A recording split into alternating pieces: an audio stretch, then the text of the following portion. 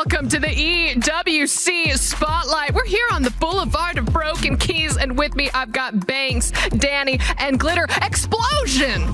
Was that a good enough explosion? Oh, that was really impressive. Right? You could go and do the stage hosting right now. I know. I should kick Ian out, right? You can replace him anytime. Do you think I could beat him in a fist fight? Oh, yeah, he's skinny. Wait, how much are the tickets? I'm in. Okay, we can sell tickets. It's going to be on stage 5. Yep. Sponsored by...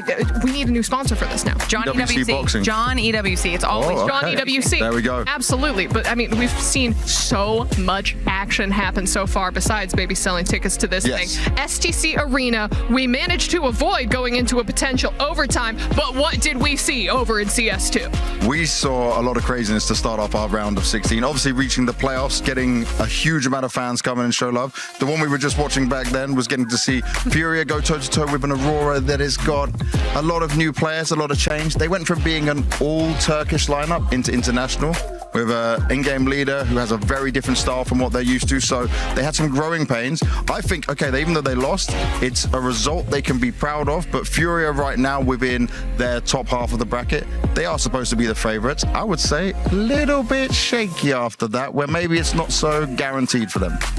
Do you think that there's any guarantees for Mr. Who's oh, right for the Vitality side over there? Maybe a little Vitality love? Vitality love. They are in the bracket of death, we were going to call that. It is not great to be a Vitality fan right now, but if any magic can happen, it is your boys that can pull it off, Danny, that's for sure. They've done it time and time again. And also, you got the French crowd, man. You're in Paris. Yes. This is exactly what you need. No one can outmatch you here, surely. 100%. And the fans by now are used to be in the bracket of death. It happens to us in every single game. So, no, I'm looking forward to all the Counter-Strike matches. And I mean, we have a team in every single game. So you're stressed beyond belief, right, in many of these situations. Yes. Yeah. Danny, just because we do have you here and you are the CIO of Teamfight, what is a CIO? That's a Chief International Officer. Oh. So you travel the world? Absolutely. Fancy. Just for esports? I love this. How can I sign up and take your job? Which game do you want to play for us? Bruh, do you guys have a Marvel Rivals team yet? Oh, not yet. He said yeah. So there's an opening. All right. Oh, wait a second. I have to ask you questions. Otherwise, I lose this job. No, but Vitality, you guys have 17 teams competing at EWC. How do you manage such a huge operation while making sure that every single team gets the support Not that sleeping. it needs? Not sleeping at all, right? Flying around the world. I can tell you it's a hell of a job for sure, but it's so rewarding. Like the players that we have, amazing human beings. I enjoy so much working with every single one of them. And then everyone coming together here is so beautiful because all of a sudden you can also do the cross-team promotion. You have the fans behind every single team as well. And then you see like the Crossfire team hanging out with the Counter-Strike guys. Pack, who has never really watched esports before, gets to learn about Counter-Strike. And it's just such a joy to work for Team Vitality. Can I glaze him a little bit Please. as well? Danny selling himself, maybe not so much here, that he was a professional player and a champion one time himself, way back when. It was the SK Gaming days, right? And you were dominant. So he's the right man for that very fancy title and job he's been doing, because I remember young Danny being a star. Yeah, my biggest prize was a BMW M6 when I was 16 years old. What? I didn't have a driving license. I was playing for SK Gaming. I made a name for myself because all the Counter-Strike players back in 2007, they were pretty jealous of the car. And that was pretty a fun time for me. But in I think like 2012, I called it a career, went to management, and now I enjoy it from the other side, which is a bit more stressful than actually playing myself. Right? It's like the more you work in esports, the less games you get to play. But we do have, guess what? A question for the chat and everyone watching. Chat, this is a question for you. Who wins the Vitality versus Falcons showdown in Counter-Strike 2? What do you think chat is going to say right now, Danny? I mean, my question would be, are they even getting that far? Oh! I'm ready for this. I like this. Who knows? I do like this. I enjoy this a lot, but we are going to let Chad answer those questions while I get to ask you another one, Danny. With Vitality competing across so many games, are there any crossovers between... I mean, wait, you already talked about this. You covered question 2 with the answer to question number 1. Next question. Ziwu and Apex have both extended their contracts with Vitality until 2028. How important was it for the organization to secure 2 of its biggest pillars for the long term? Yeah, not important at all, right? Like, Yeah, no.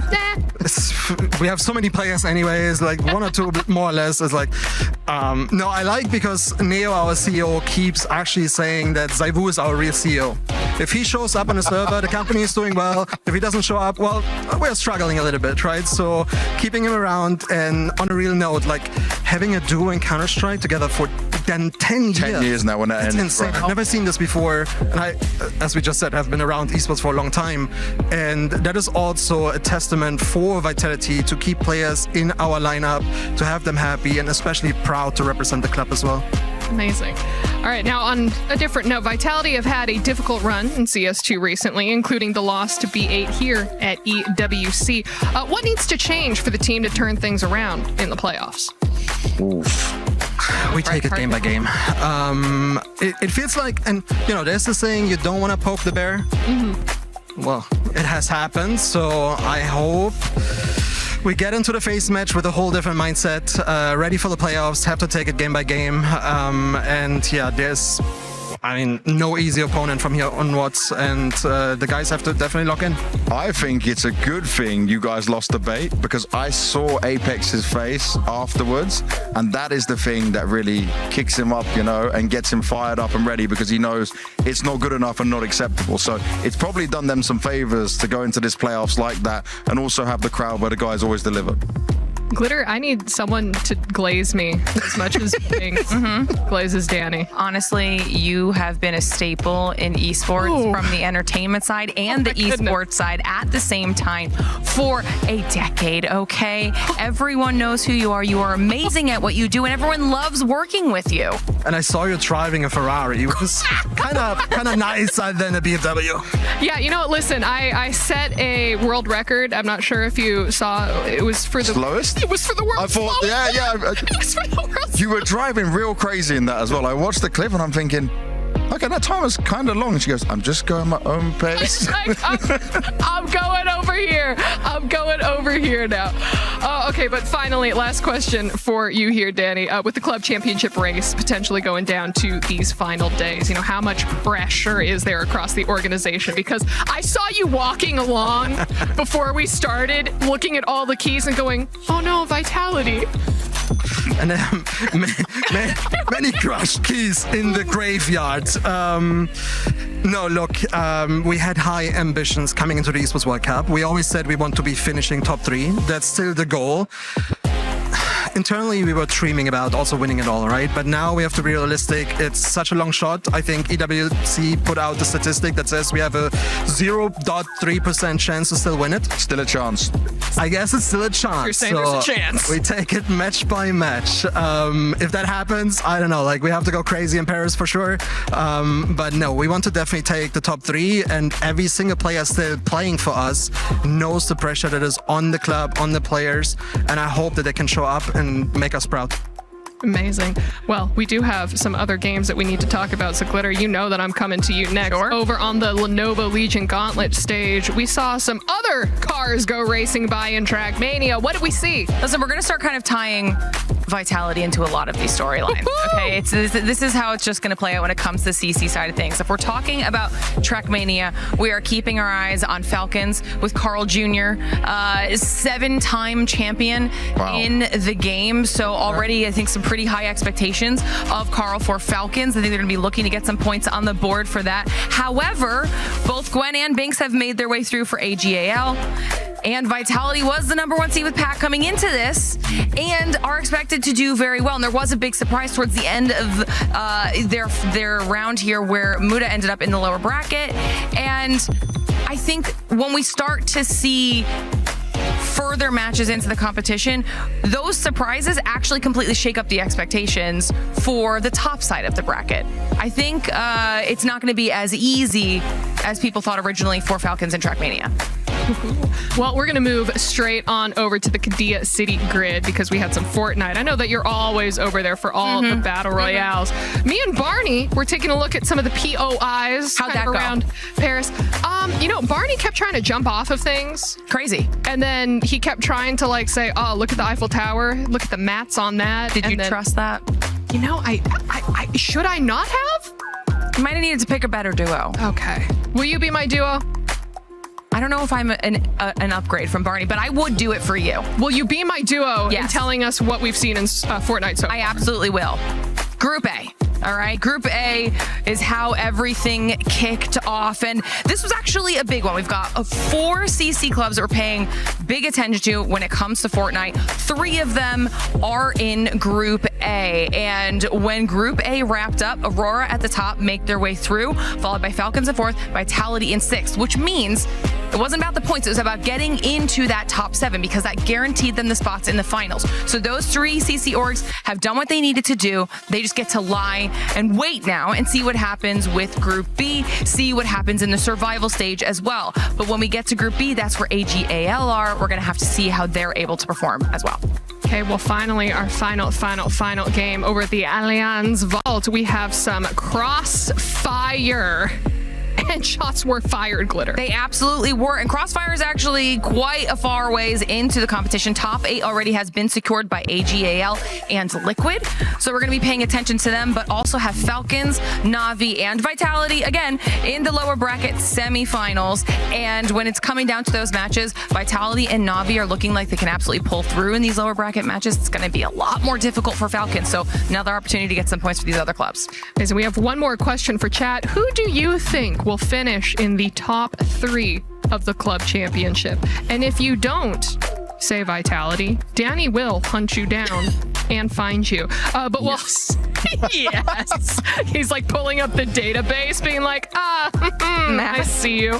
But Glitter, as we let chat get their potentially wrong opinions in, we do have to talk about the club championship rankings as they are right now. And who's at that tippity top? Well, I mentioned AGAL had made it into top 8 in Crossfire. That means that they have closed the gap a little bit at the top between them and Falcons. It's now only 100-point difference, which is pretty much nothing. However, we have to see how everything is going to play out across the rest of the titles because Vitality can shake that up, AGAL can do well and shake that up, and Falcons have to really fight to survive here if they want to get the 3-peat.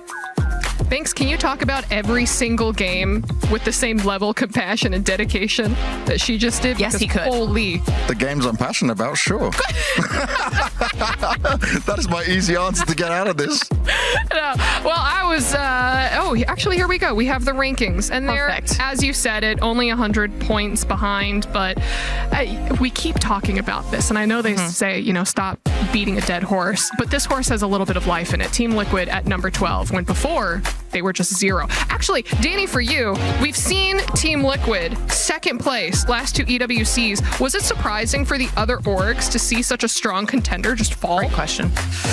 Yes, I was shocked. I saw them as a favorite in MLB. I saw them as a favorite in EFC as well. I kind of expected a Falcons Liquid final in EFC. And then everything changes. But it generally feels like this year's EWC is unpredictable. So many upsets, so many rookies also winning and becoming champions. I think it's a beautiful story. Yeah. But it also showcases top 3, which we want to be, is not easy either. But that 0.3% of a chance. I'm German after all. I want to be realistic. All right, well, we could just have our fingers crossed. But listen, as we wrap up this Spotlight show, Banks, is there anything that you want to say before we get into those next couple of CS2 matches? I want to say that the CS2 is only going to get more crazy, maybe more difficult for a lot of the teams here. We've obviously got some of the very best teams in the world facing off in this round of 16, and especially in that group of death, I'm expecting at least 1 or 2 more upsets. Hopefully it doesn't go the way of Vitality in that one. We have some potential for some banger matchups. I'm a little bit worried about team spirit. for them. It's a team that everyone had at the beginning of this year, beginning of the season. They can be so dominant, they're supposed to deliver. But in last tournament, they were supposed to win it. They lost to a team that, in many's opinion, is beneath them. And now this opening matchup is against Bait, who already upset Vitality, and they've got nothing to lose in this. So I'm looking at that one as like maybe that could be the big upset and change things massively. Ooh, we do love upsets. Glitter for you. I just want to see some shakeups. I'm ready to see some insane performances out of Vitality, out of AGAL, even out of Navi up there. I want to, because we know that this is going to be a tough fight at the end of it all. Danny, finally, for you, anything that you want to say to all the Vitality fans who believe in that 0.3%, who want to see the squads come out on top in all of these different games? I finally, after 3 years, want to win this lovely silver plate at EWC. Because so far we have only won MLBB Women, which has a lovely trophy, but it's not the EWC trophy. So this week, it has to be the week. I love that. Oh, I love that. And yes, everyone wants to bring home that beautiful dinner plate. But everyone, thank you so much for joining me. For everyone else, this was the EWC Spotlight. We're a little crazy, but we will see you next time. Bye.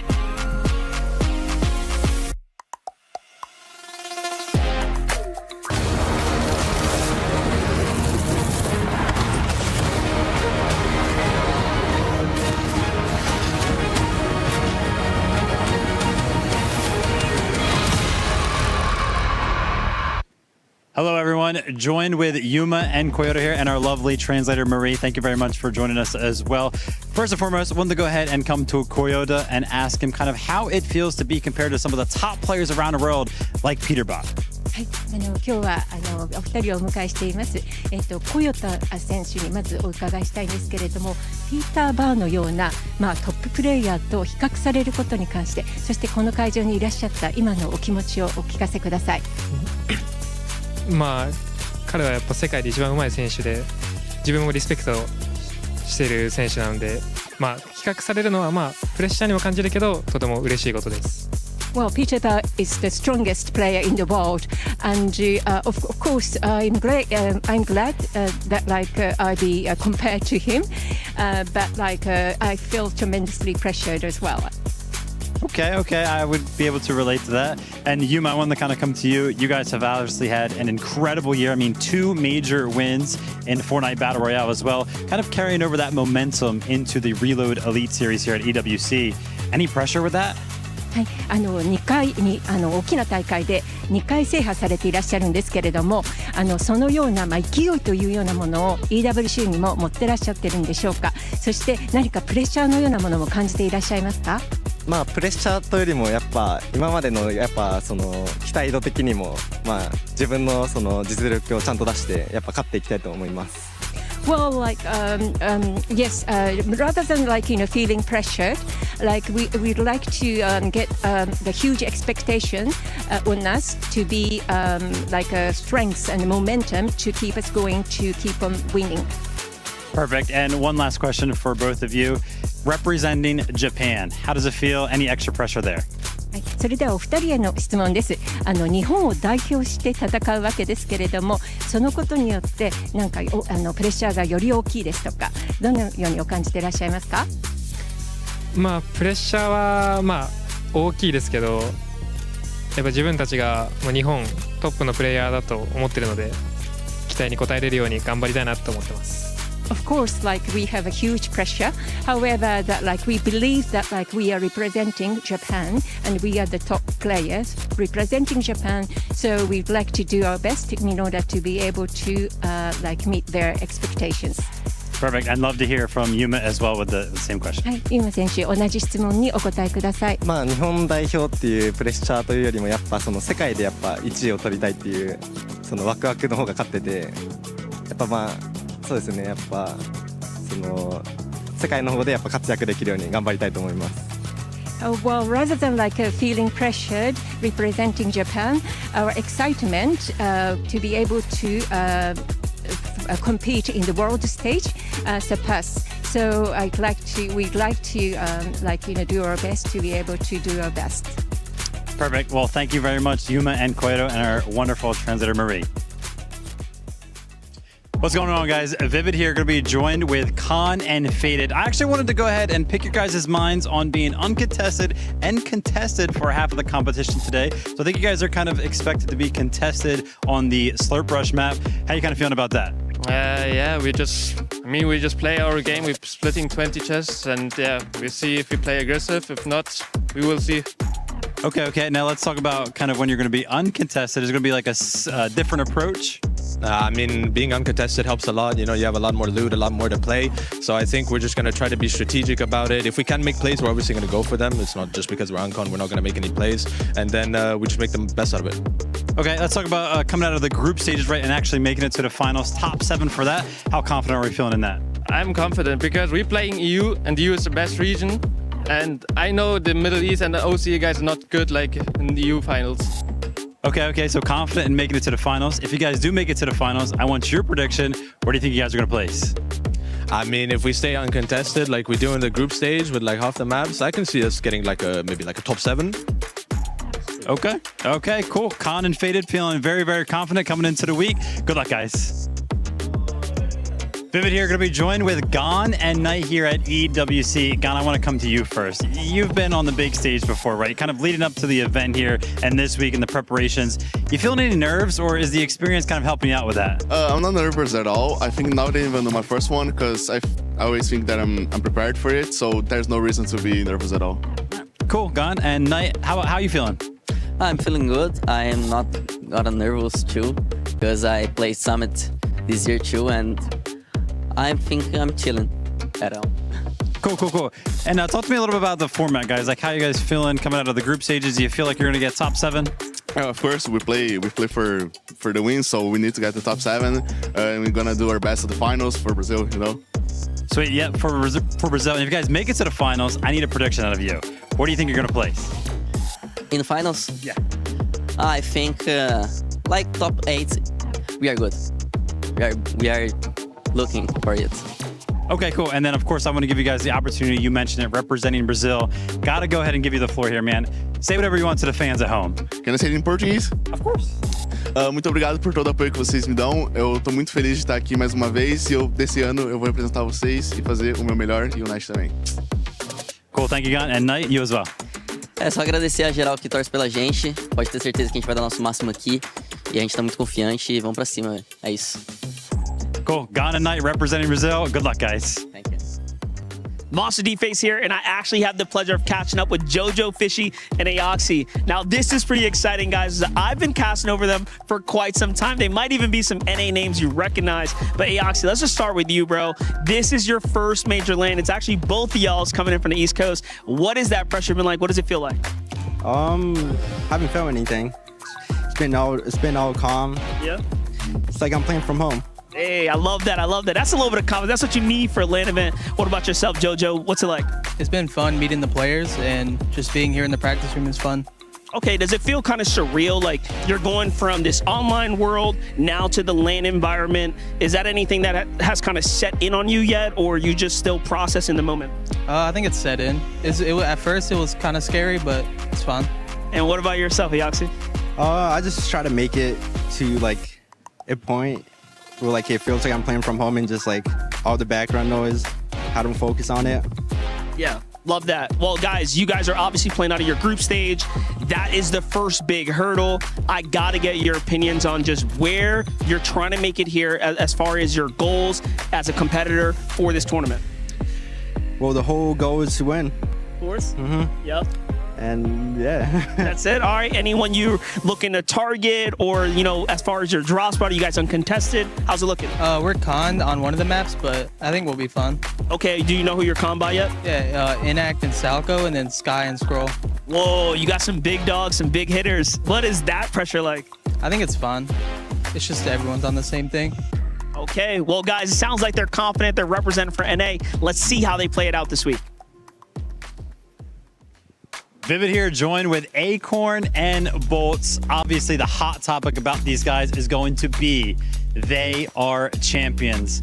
That momentum, Acorn, do you kind of feel it coming into an event like EWC? I mean, you got to feel it. Like, you can't not feel it, of course. Like, coming off a win, we're feeling primed, we're feeling ready. Feels good. Sweet. And Bolts, how are you feeling, man? That win's got to be feeling good to get that under your belt as well. Yeah, of course. I'm feeling great. You know, 2 times FNCS champion, so I'm ready to win EWC as well. All right, nice. Now, Acorn, it's been a conversation for a long time now, but I feel like this win in particular a couple of weeks ago, it's even kind of exaggerated that conversation. Best IGL in Fortnite history. What do you have to say about that topic? I mean, it's going to come eventually. If it's not here already, it's coming soon. So that's all I got to say. All right, Bolton, playing with a guy like Acorn, he's so good. Obviously, that conversation as well. How does that feel? It feels really great. I always feel like I'm in safe hands, and there's never a gamble to the game when I'm with Acorn. All right, now turn the conversation over to Reload. Predictions for this week, you know, coming out of your group or particularly into finals. How you guys feeling for that? Feeling good. Obviously, we got some more work to do, but I'm liking how it's kind of like a heat system. So you kind of warm up into the tournament, get a feel for it, and then it'll make us more confident going into finals. Obviously, it's a different game mode, so some little practice will definitely help. Cool, and obviously, you know, Acorn's very, very experienced. He's used to kind of playing in these finals. You yourself, you have the experience as well, but a little bit newer. Are you starting to kind of feel some of the nerves, or are you feeling pretty confident? No, I'm definitely feeling very confident. It's nowhere I've never been before. And of course, I'm playing with the best IGL in the world, and we've been refining our end games a lot. So that's basically what Reload's all about. So you guys will see. Acorn or Bolts, feeling confident? Good luck, guys. What's up, guys? Monster D-Face here, and we're catching up in the media lounge right now. This is really exciting. We got the Major 2 champions of Sky and Scroll. What's exciting about this is you guys get to bring in the momentum, being champions now, to this LAN event. Sky, I'm going to start with you. What does that feel like? Do you feel like you have the pressure lifted off your shoulders now that you're winning everything? I think it's very good with confidence, but I also feel like it's gonna keep the pressure, and I think it's gonna make us even more like focused. And what about yourself, Scroll? Competition obviously continue to get fierce, but you guys are dominating on Europe. Yeah, I mean, we just do hard work all the time. We do it as a team the whole time, and yeah, I just feel confident in the team. Love that. Well, again, we're setting up for a LAN event. You guys obviously got to dip your toes in the water. What are you taking from your last LAN event experiences now into this one? I think we learned a lot from like backstage and stuff like that, so I think taking that from Summit to this is really gonna help. Yeah, and what about yourself? You know, coming in from Summit, obviously you guys probably had some tough lessons learned there. What's that gonna do for you here at this LAN? I think we learned a lot of good things, but the most important thing was to communicate as a team, and I feel like we've mastered that now. Love it. Well, I also have a little bit of baseball now, a little bit of background knowledge. I got to catch up with Peterbot and Boyo. You know, I had asked him, I said, hey, give me your honest opinion. What's a duo that you're actually afraid of? Peterbot had one opinion, Boyo had another. It was Shark and Teeny, Sky and Scroll. You guys are clearly at the top of some of the, you know, world's best. Does that make you feel different about yourself? Does that make you feel better? Or do you feel like, man, maybe I got a target on my back now? I mean, I could say the same thing about them, but I feel like that's what all the game's about, and I think it's like exciting and fun. Yeah, what about yourself? You find excitement in that? Yeah, I feel like it's fun to like compete against the best I've watched since I was not that good. So I feel like it's fun to be up with them now. Well, you guys have had an incredible journey. Congratulations on how far you've gone, and of course, best of luck. Everyone is playing, you're not yet. EWC Play is your all-in-one platform to compete in fantasy, pick'em, and quests for a grand total of $300,000 in prize pool. Build your dream fantasy team in 5 different games and track your score with live results tables. Predict the winner of every game, every group stage, and every tournament. Complete daily and weekly challenges to earn boosters that help you climb the global leaderboard. Got what it takes? Join EWC Play now.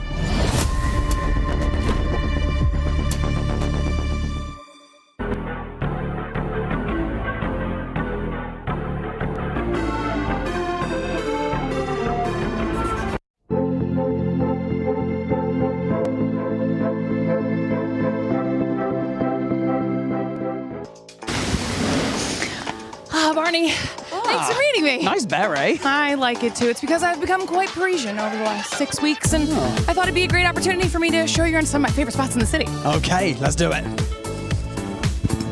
All right, Barney, this is my favorite restaurant. Ah, yes. Glitter, it's closed.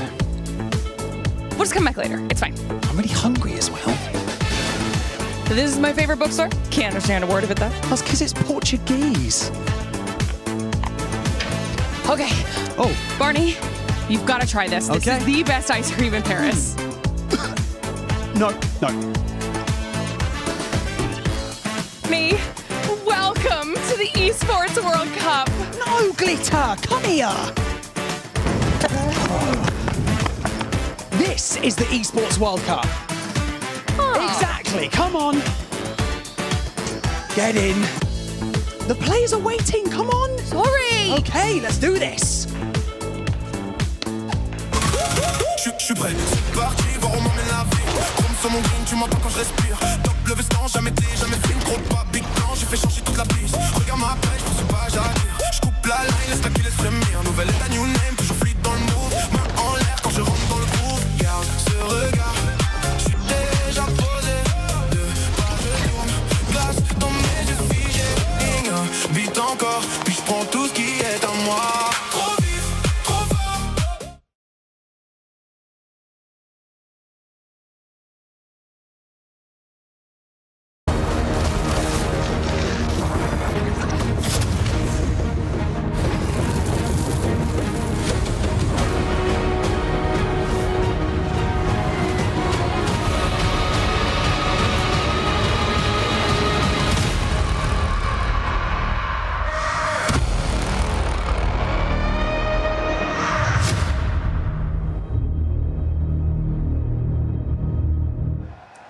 Welcome to day 2, EWC 26 in Paris. This is the STC Rewind. We're catching up with all the action from day number 1. It's Monster D-Face Mini Minor. We called a bunch of stuff yesterday. Yeah, we did. Group A was absolutely electric. It was fantastic to see so many of our top teams performing. Shark and Teeny in particular, 4 victory royales for them. I think they need to turn down those celebrations a bit there. They're getting too mad. And then, of course, Peterbot Boyo, what it meant for Falcons, the club championship points on the line. Talk about a slow start, but then you leave it to them. They turned up towards the end. They always do, and that's just what this team are all about. Booga Braids, well, not quite making it into that top 7. Remember, that's a team now that are going to be playing in that survival stage, and we did have 3 teams that actually didn't make it through as well. Hey, we got to talk about them there because at the end it was Tomas, Mofu who wanted it the most. They end up popping off, taking that dub, pushing another team down and into the Key Crush ceremony. Do we even call it a ceremony at this point? Like, who wants to celebrate getting kicked out? Nobody wants to celebrate. And then a couple of teams as well. Alex and Reckless got kicked out. Epic, Well and Pump got kicked out. Rainy and Nalu, those were the 3 teams.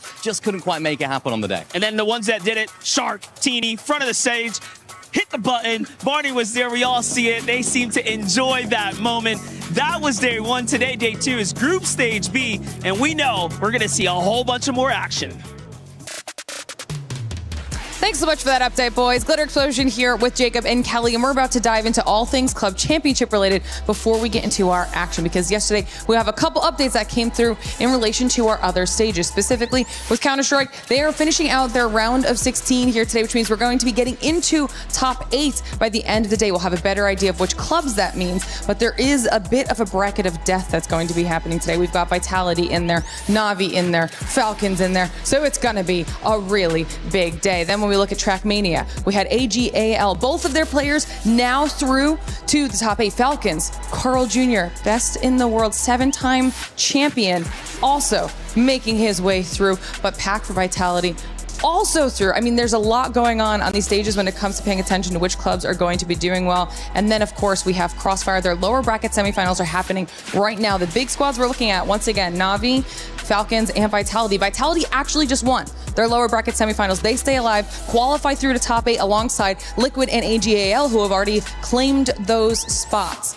But now that we have that recapped, what does that mean for us here in Fortnite? Let's talk about these CC squads. Specifically, we'll start with yesterday because we had Falcons and Vitality in our Group A. Talk to me a little bit about them, Jacob. I mean, honestly, if you guys were watching those games and you guys are a fan of the Falcons, it looked scary at first. Peterbot and Poyo playing like a shadow of themselves. Only 3 points throughout the first 2 games, but they were able to pick it up, kind of alleviate some of that pressure. The same thing with Vitality, Chino, and Pablo Wingu. These guys played phenomenally online. Maybe a little bit of a slow start, but they ended up punching punching their ticket anyway. No, I think Levin put it best. The reason that we were kind of not looking at Team Vitality is that they were just kind of playing boring Fortnite, which honestly is the best way to play Fortnite when you want to make it into the finals. It's a little bit conservative, right? You have to make sure that you at least get the first step of the competition out of the way, because it wasn't about the points. It was about qualifying for finals and not having to be in survival stage. Yeah, and that was the biggest thing. Honestly, I had a chance to talk to Pollo after the day was done, and he looked like he lost the tournament. And I had to tell him, bro, you did your job. You qualified through to the next stage, and honestly, it kind of made it scratch my head. It's like, he wants it that bad. He wants it so bad. That reminds me of the Summit 1 LAN. It was the same thing. He literally gets back-to-back solos, almost gets a third solo clutch as well, and then you see him in Faxi stream at the end, and he just looks distraught. He got second place. He just won hundreds of thousands of dollars, and he does not care. You know, a third team that's also in the CC was Aurora Gaming. They had a really strong performance yesterday as well, Jacob. No, they definitely did. Shark and Teeny. I think everybody coming into this event, we're looking at Peterbot and Pollo, Shark and Teeny. Well, I know it's only group stages, but I think that debate has kind of been squashed. Shark and Teeny. Shark specifically, the only player with above 2.0 damage ratio, most in eliminations, most in overall damage. He tore up the field. Listen, there was definitely some blood in the water yesterday, and he went on a tear. And I know that we're going to be seeing a lot of that in the finals, but of course, Peterbot and Pollo, what they like to do, and I know I'm talking about Peterbot and Pollo, I'm from NA, I'm sorry. Yeah, that's fine. But listen, I think that they're going to make a comeback. I think that they're going to be studying what Shark and Teeny did. And of course, we also have some big teams to talk about that we're going to be watching today. And for me, that's got to be, of course, some of the big names that we have in Aurora Gaming. And no, I'm sorry, ALAG. Yeah, AGAL. I'm glad you brought them up because we're talking about Group B, and they are currently fighting at the top of our club championship leaderboard with Falcons for that top spot. They have been jockeying back and forth across the last 6 weeks, and this could actually be a pivotal game for them. Talk to me a little bit about their chances for AGAL. Could they be one of our top squads? I definitely think they could be one of the top squads. They just came off FNCS Major 2 victory. They almost won the FNCS Major 1 Summit LAN, and they got in their own heads. And I think if you're one of those teams to where if you make a huge crucial mistake like that, it eats at you, but it eats at you enough to where you're just able to remember it and never make that mistake again. I fortunately got to interview Sky and Scroll just before and during media days, and honestly, I know that they had that little bit of disconnect during the Summit 1 LAN. Although they were performing so well, you could tell at the very end that that wasn't the performance that they wanted. But just listening to the confidence that they have, the synergy that they had, I was actually told by some of the other talent being like, listen, they're a little quiet, they're a little shy, they might not be that, but they did not seem quiet or shy to me whatsoever. They seemed locked in and ready, and they're here to prove themselves. Which would be amazing because we did just see clips there of M. Zubair winning in Tekken 8. That was a huge boon for AGAL when it comes to the points on the CC leaderboard. And they're going to need something big like that across any of the titles we have in this final week if they want to continue to fight with Falcons and leapfrog them. But the same could be said for Vitality, for any of these teams that are in the top 4, really, because a win is 1,000 points, and that is a lot. So predictions, just whether or not they make it through to the top 8 for AGAL here today, straight into finals or top 7? Well, I don't want to give a prediction. I'm going to give you a promise. Oh, okay. I think Sky Okay, and Scroll make it into the top 7. They're going to the finals, and they will be a threat. I'm giving them first place. Really? From what we've seen out of them. Listen, I know Cold and Rapid are here. I know we got some big names from all around the world, but they have been looking so good, so strong, and they don't have the big contenders going up against them. And that might throw them for a little bit of a loop, but they seem like smart players, and so I think if anyone's going to come out in first place, Sky and Scroll. I love that. No pressure for the boys, and we're going to get into all that action in just a little bit. Before that, do we do that though? We're going to send it over to Zeke for some player interviews. What's going on, Fortnite fam? Here we are, EWC. It's Group B. You know we had to talk to him. It's Acorn, it's Bulls. Guys, what's going on? Front of the line. Here we are, EWC, day number 2. How are you feeling? I'm feeling great. That's it, just great. Just locked in like that, huh? Locked in. I'm locked in. That's good, that's good. Let me get over here in between you guys. How are you feeling? I mean, is it the same? Are you just locked in, doing more of what you do? No, I'm feeling good. You know, it's always like a good feeling to come to these LANs, play in front of everyone, see the lobby for yourself. Like, feels nice. Yeah. Feeling confident. I love that. I love that. Obviously, big day. You guys got to watch yesterday. Do you feel like intimidated at all by the stage, by the crowd? Or, I mean, you guys are so experienced at this time, at this point, Bull. It's like, is this going to be another day in the life? It's definitely just another day, you know. We've been at many global championships before. I wouldn't say this changes anything. If anything, I would say we're more prepared than ever, and we're ready to put on a show for everyone. Ooh, ice cold, ice cold. Okay, Acorn, we got just a moment here. Anything you want to say to the fans as you start kind of getting in the mindset of today? I hope you guys enjoy watching. We're going to try to put on a show for you guys, so thank you guys for the support. Love that, guys. Best of luck. We're getting ready right now. We're making our way into the stage. So we're going to head through here. We're going to cut you guys loose. Good luck out there. We're going to be making some noise for you guys. It's right through here. So as we get ready to head on in, we wanted to talk to maybe another duo, maybe two if we have the opportunity. You guys go on ahead. We've got a couple other names here. We're seeing players coming in. Kind of the similar situation, right? They're all so locked in. Oh my gosh. God. Sky and Scroll, listen, can I pull you guys over here for just a second? Come here. Oh my gosh. So listen, this here, some high profile players here. We got Sky, we got Scroll. Guys, here we are. Day number 2 of EWC. How are you guys feeling? Is there any nerves at play right now? Or are you guys pretty locked in? I think we're just locked in, ready to play today. I love that. How are you feeling? The same thing? Are you locked in and maybe a little bit of nerves? No, I'm just locked in. A little bit sick, but yeah, hopefully it won't be too bad. That's okay. That's okay. Look, I believe in you. Obviously, we guys saw you at the summit, and you had that kind of heartbreak. So we had that moment where you guys kind of fell off spawn, and it kind of cost you guys a little bit. You've had time to bounce back. Here you are again on land. Is that moment in the back of your mind anywhere, or have you guys used that moment to kind of like really fuel you for this moment? Yeah, say we learned more from it than we lost. But yeah, I think we're gonna take what we learned, and yeah, hopefully we won't happen again. How do you feel about that? Yeah, I think the same. I think we just learned a lot from it. I think we locked in and we talked more about things like this, and we got stuff ready for this time. Yeah. Would you guys like to say anything to the fans out there who are clearly cheering you guys on and want you guys to win? Because I feel like at this point you deserve it. I mean, I just want to say, I appreciate y'all, love y'all, and we'll try our best. For you? Yeah, I'm just happy that people follow us and they keep rooting for us. So yeah, thank you. Thank you all. Yeah, appreciate you guys. Best of luck out there. I'll let you guys head on over. Get yourselves ready because it's EWC time.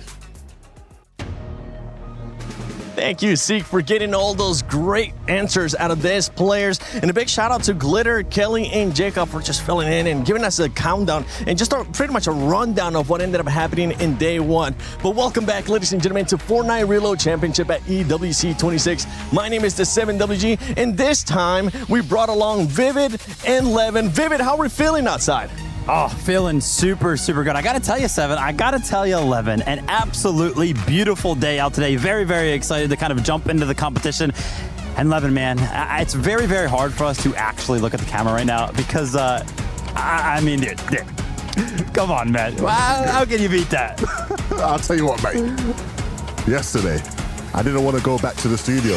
7 had to drag me back there. Today, 7, you might have to just carry me back because I ain't leaving this beautiful scene here. Of course, we have a beautiful day. Can I actually? I don't think you can. Yeah, I don't think I can, brother. I was thinking about it. I don't think I can. It's the immovable object, brother. It's the immovable object. I think the unstoppable force we're going to see today is these Group B teams who, after watching that first day, I mean, you're going to look at the rest of the competition thinking, we got to step the game up. We got to bring a new level today. Yeah, because of that Sony story of the day. Welcome to Group B. And those teams, I mean, especially one that's currently contending for the club championship, AGAL.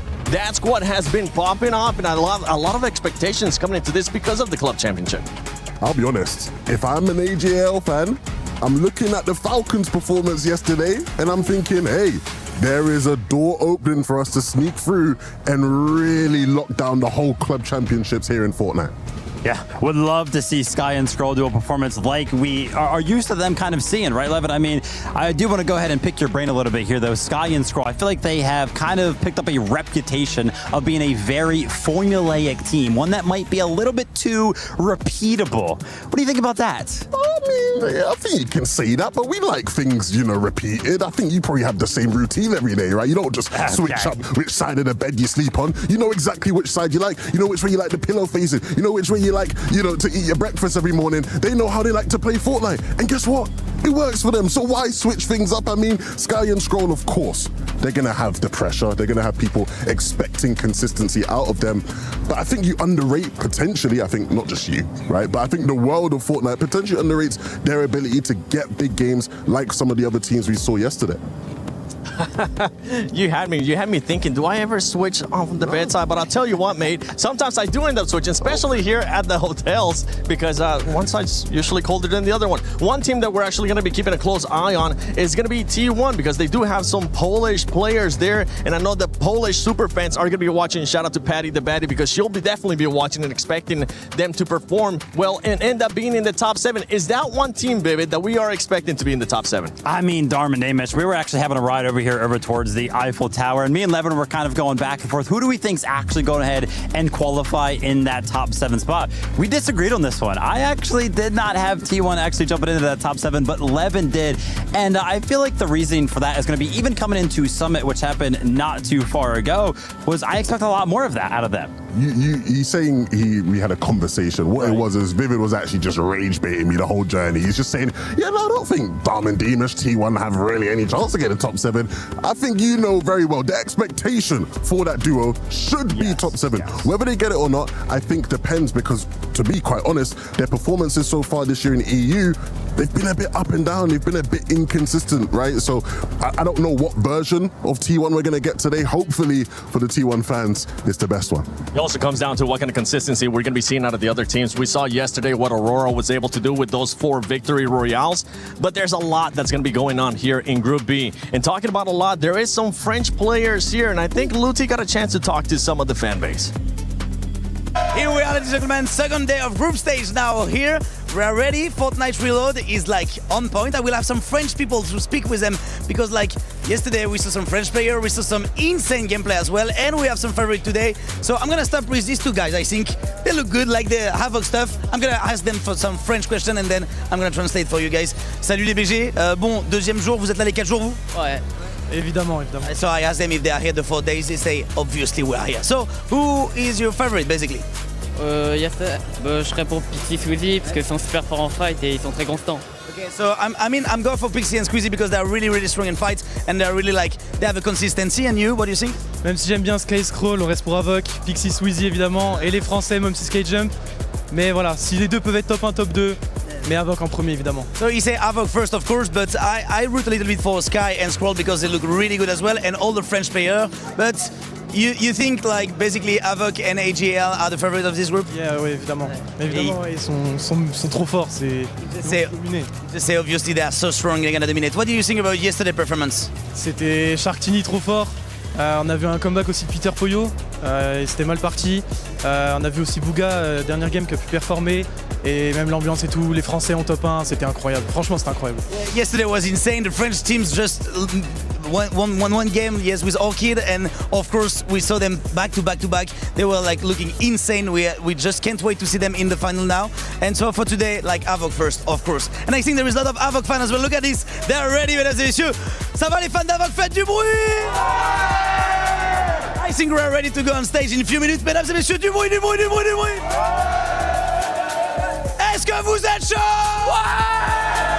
We're ready to go, guys. French crowd is crazy. Here we are for the second day of group stage.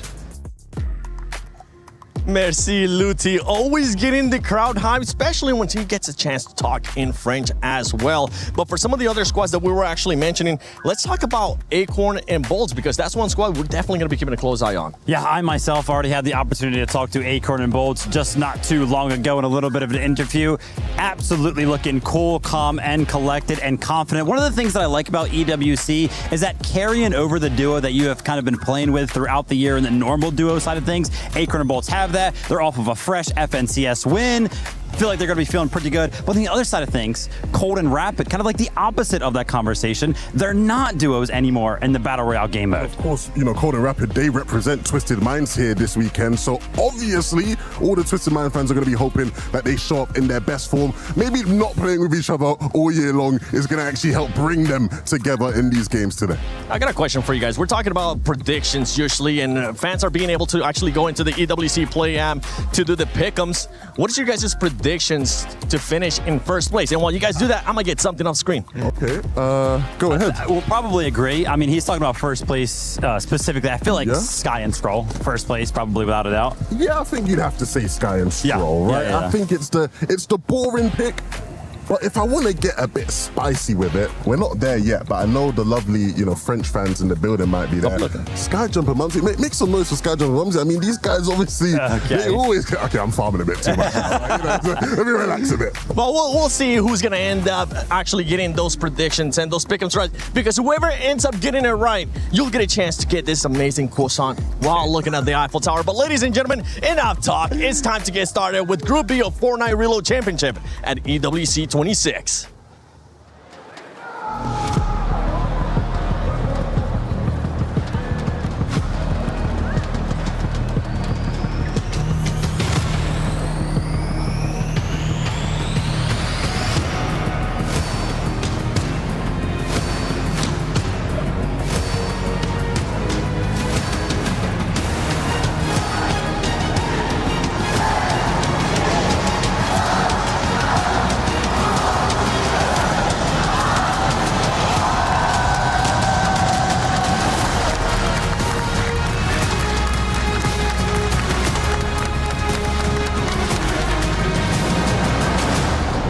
Mesdames et messieurs, bienvenue à toutes et à tous pour notre deuxième jour de group stage ici à Paris sur la compétition Fortnite Reload Championship à l'EWC. Ça va tout le monde? Today, 20 teams will have their chance to shine on the Gdynia City Grid. Teams who are hungry to make a statement and dominate the leaderboard. Aujourd'hui, même scénario qu'hier. C'est le groupe B qui vient cette fois-ci, pas le droit à une deuxième chance. Les 7 meilleurs seront qualifiés en finale et les 3 derniers seront éliminés après seulement 10 games, Barney. Like we witnessed yesterday, 3 teams will have their keys crushed along with their hopes and dreams of glory at the Esports World Cup. It's brutal, but we love it. And so, coming to you live from the Porte de Versailles in the heart of Paris, make some noise for your teams as they enter the stage, starting with Gone and Night. They are Furia.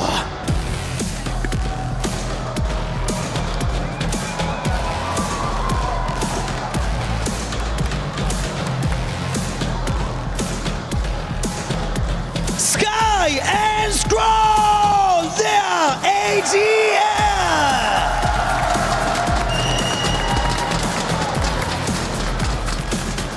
Yuma and Koyota, they are Zeta Division.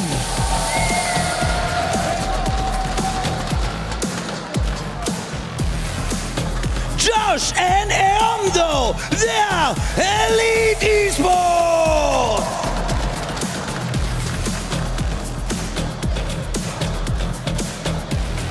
Khan and Faded, they are S8UL Esports.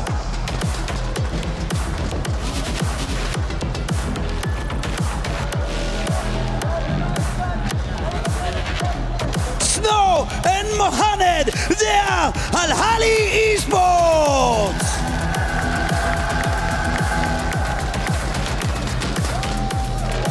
Vazen and Anon.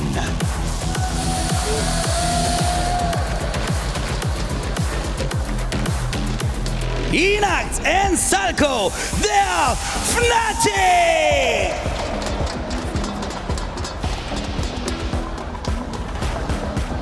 Cold and Rapid, they are Twisted Minds.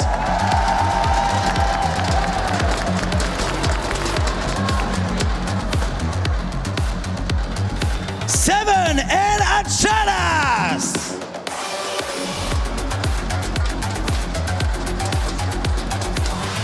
Mini Pio and Fukun.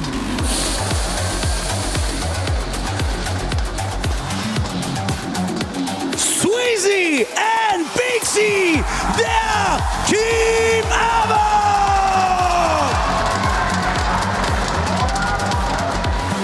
Acorn and Bolts.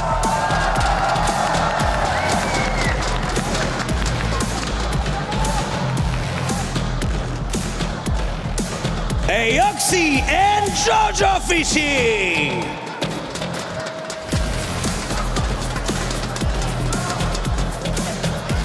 Oatly!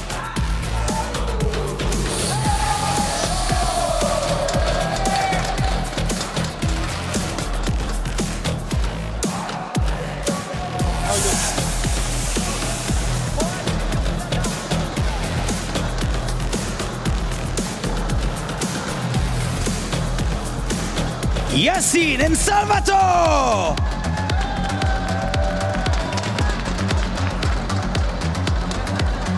Victor V and Canada, they are Ignitas.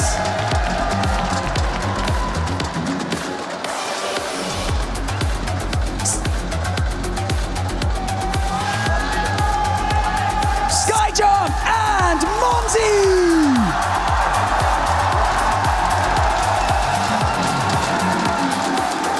Dom and Dibush! They are T1!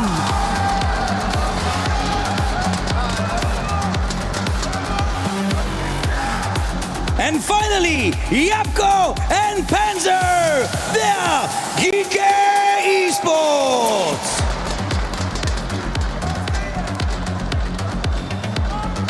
Ils sont parmi les meilleurs joueurs du monde. Aujourd'hui, il n'y a pas de deuxième chance. C'est l'heure du deuxième jour de group stage de Fortnite Reload Championship. Ask yourself, are you here to be eliminated? Are you here to simply survive? Or are you here to dominate? Let's find out! They need to remind everyone who they are, and they do. I don't know how they managed to win that one, but they are still in this tournament. But the shot still lands. Vico somehow, some way wins that game.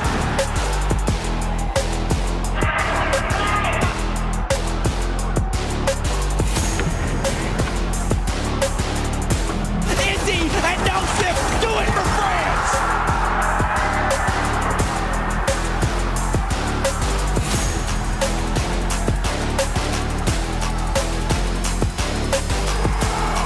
Only hope go to the backside of zone, and it's NA West that takes him down.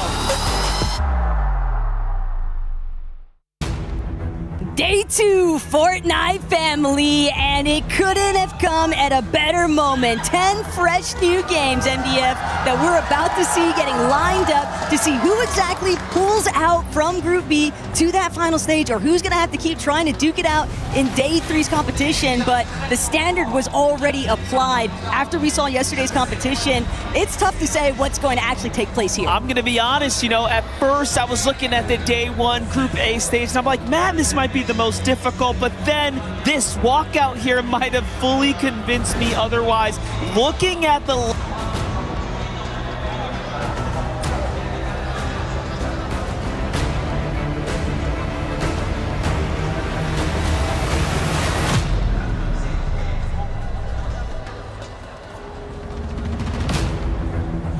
difficult scenario that so many of these players and duos are naturally going to try and contend with, but it's 10 games.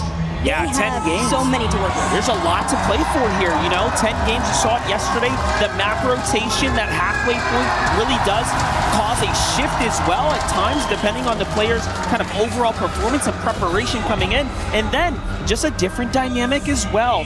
Different draw spots being played, different strategies at play, and that can shift your tournament.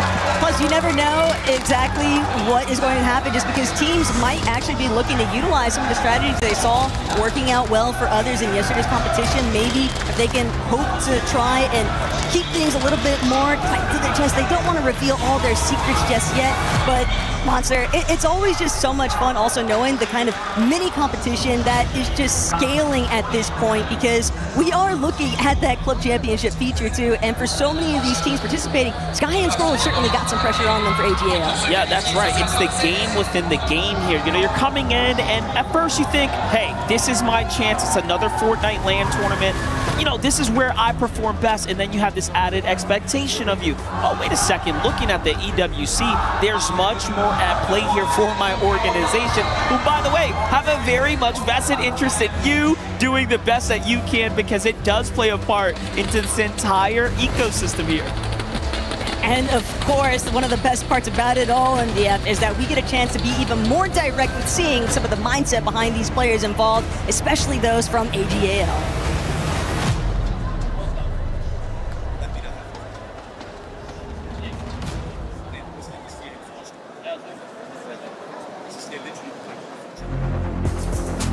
We're almost at the end of the Esports World Cup, and the Club Championship is heating up. Things couldn't be closer. There's two teams currently ahead of the rest. Team Falcons and AGAL are both standing with over 4,000 points. Looking towards Fortnite, two teams with a strong chance to come out on top are Sky and Scroll on AGAL and none other than Peterbot and Pollo from Team Falcons. Both teams qualified to the event in their first qualifier of their respective regions, and both have had strong results across this year. I think we have like an incredible year. We have won the 2 majors, and yeah, I just think we have accomplished a lot of things that I wanted to do since I started playing. So yeah, I'm happy. It can go any way, but if it's Peterbot, you can't count him out, and he takes it all home there. The Danes trying to pull through here yet again, and Sky Scroll in very familiar fashion with another. With first place here at the Reload Championship, granting the winners 1,000 Club Championship points, Fortnite could be the difference maker, leading a club to the Esports World Cup 2026 trophy. I'm here to secure the Club Championship for Falcons.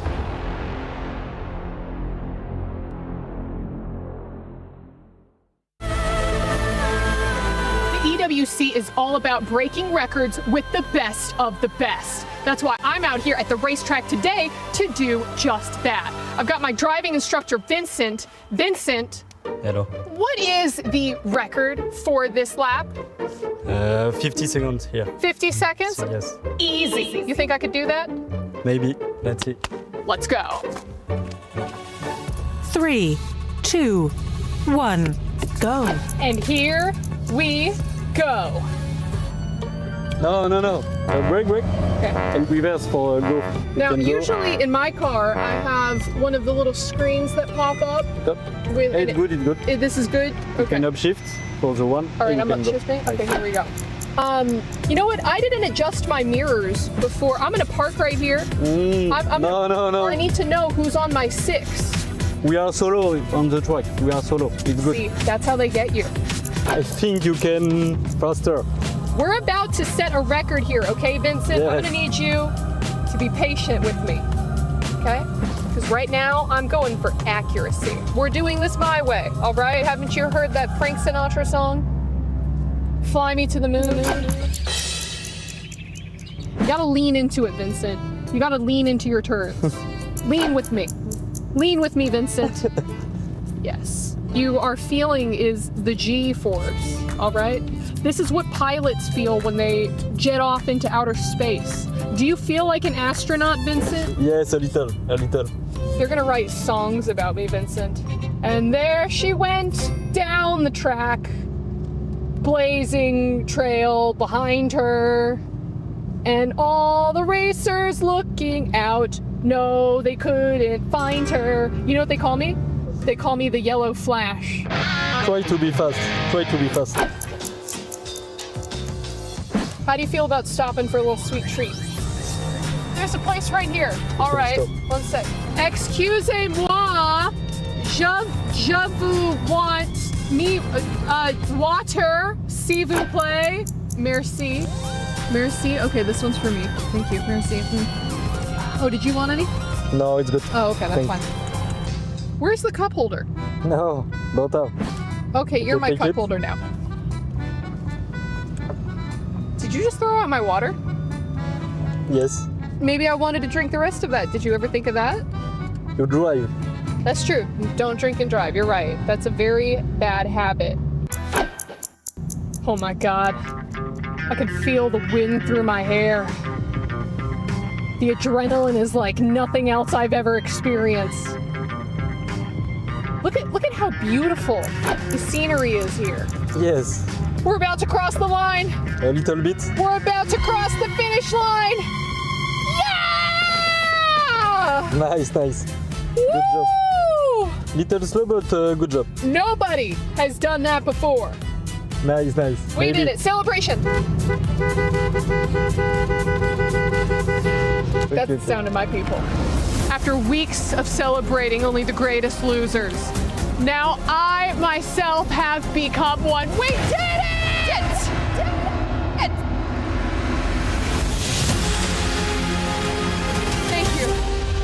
Thank you. This is a fantastic honor. I'd like to thank my driving instructor, Vincent. Shout out to Team Liquid, who also doesn't have any points on the board. Maybe they can aspire to be me. I'm going home a winner. Who's a winner? Someone will be proud of me, right? I don't know how they managed to win that one, but they are Just as Nolan intended. You cannot count them out. They have to fight their way back for that high ground, and we might be seeing a Peterbot and Pollo win again here, and then they find Muzz with a nasty flick there. Well played. Sphinx is all that's left standing. There's not much you can do when you're going against Peterbot and Pollo. We love you, but it's not going to be enough. Peterbot, Pollo, secure another one. Give us a second. I'd pull up to the Golden Reel to watch that cast any day of the week, but lucky for us, we got front stage today. Yeah, this might be the best seats in the house. We can obviously be participants to witnessing what the crowd's reactions are going to be towards some of this gameplay that's about to take over in today's competition, MDF, but more importantly still, the players getting their rounds of warm-ups in, everyone just really ready to try and shine, because getting off to a hot start could be a very good way to kind of set a new standard on the day. Yeah, definitely. You see the face, the determination, the look on Sky and Scroll as they're in the lobby right now, just starting to prepare and warm up. The competition surely is fierce here for the group stage B. You've seen a lot so far, and this EWC 26 has not disappointed at all. And then tomorrow we get down to that survival stage as well, so there's a lot on the line here. And you have to remember, in a sense, it's kind of already a survival stage for the bulk of these teams, because we saw yesterday 3 duos that unfortunately were unable to make the cut, unable to break through into that next phase of competition, and ultimately resulted in them going home. And obviously that is not the intention, but it is going to have to be the results for 3 more duos after today's 10 lobbies. Yeah, definitely. Acorn and Bolts coming on into this tournament as champions. That newfound kind of resurgence for Bolts here. You'll love to see it, and then the confidence is starting to come out of him as well in all the interviews. He really is starting to come into his own. I expect him to do very well.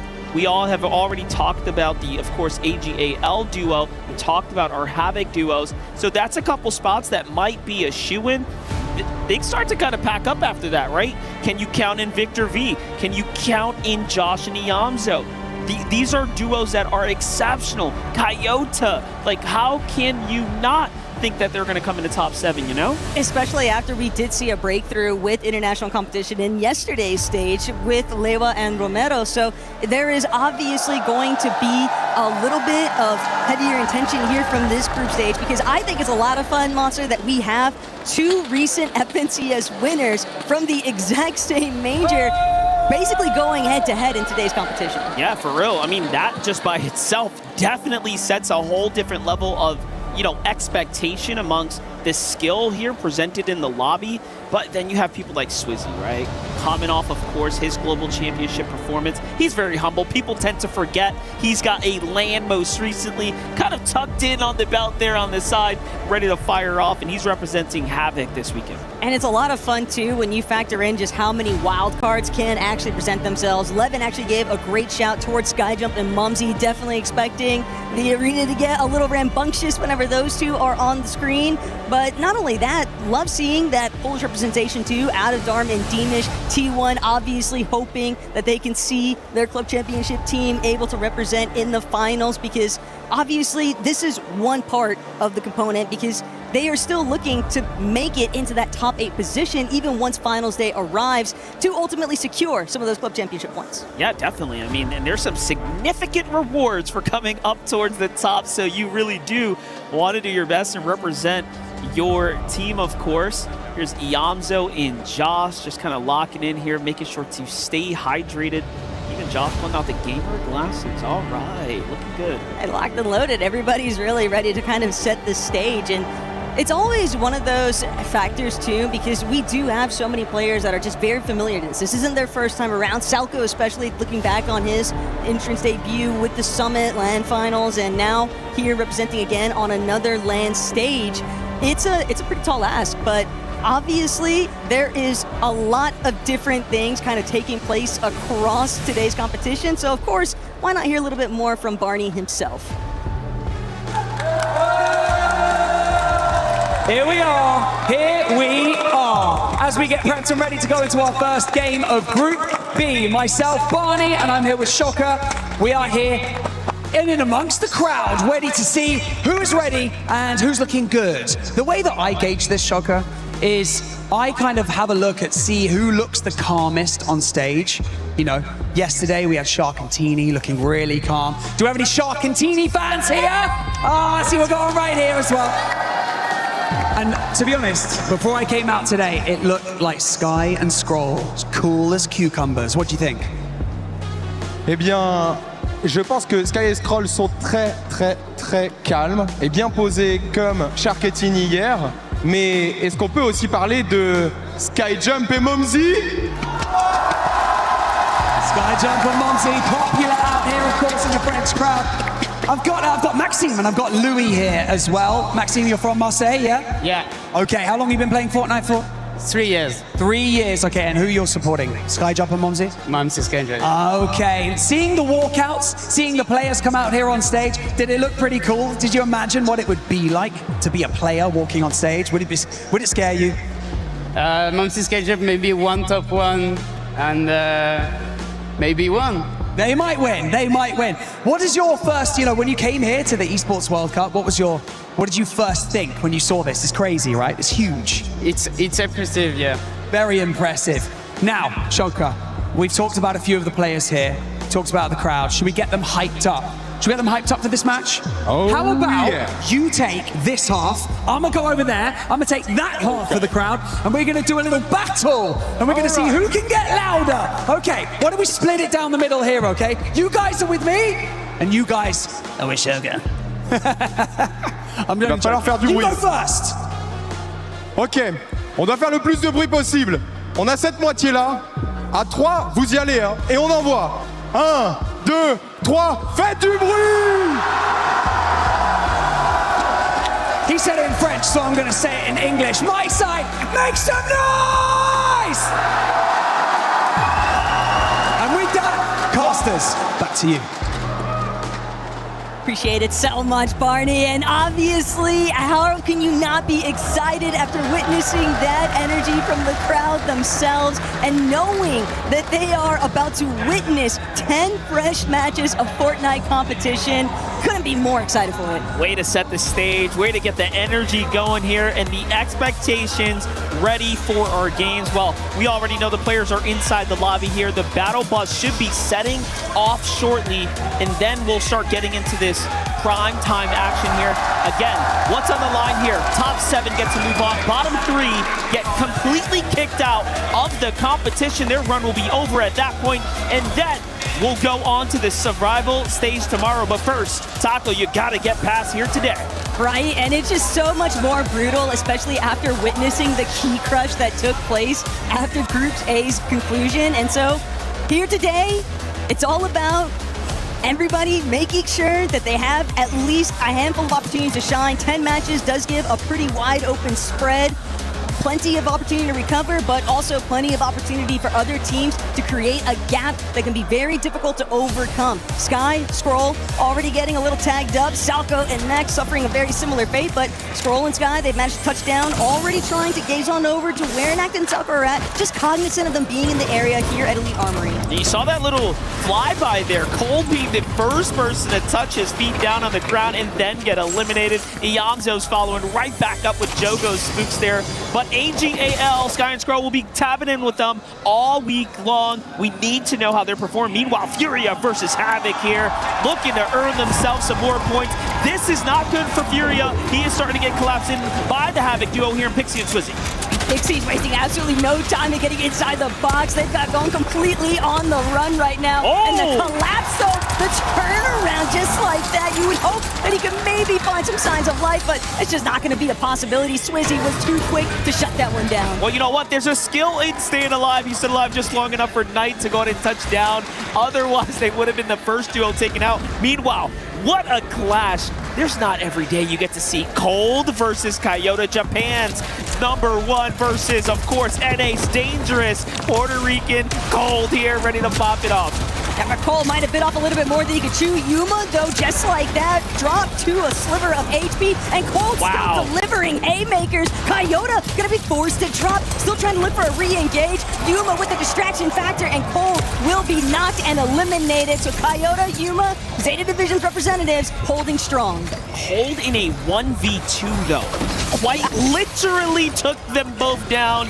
Both of them were in inches of being sent back to the lobby, but hey, in the end, we only sing songs about those that come out ahead. Coyote and Yuma are doing just that. You could be a little bit shaken. As long as you don't let yourself get outright rattled, you're typically going to still be in a relatively safe position, but it's a nice little confidence metric too for Coyote and Yuma. They're not getting their confidence crushed, losing that 1v2 against Cole, right? So Sky, Scroll, shifting the direction back over towards Elite Armory. Still haven't managed to find any outright conclusions to some of the other teams in the area, just prioritizing getting a lot of their materials online first. A lot of respect here being put on the lobby. You know, when you compare games 1 onwards, really from Group A, the action was much more staggering.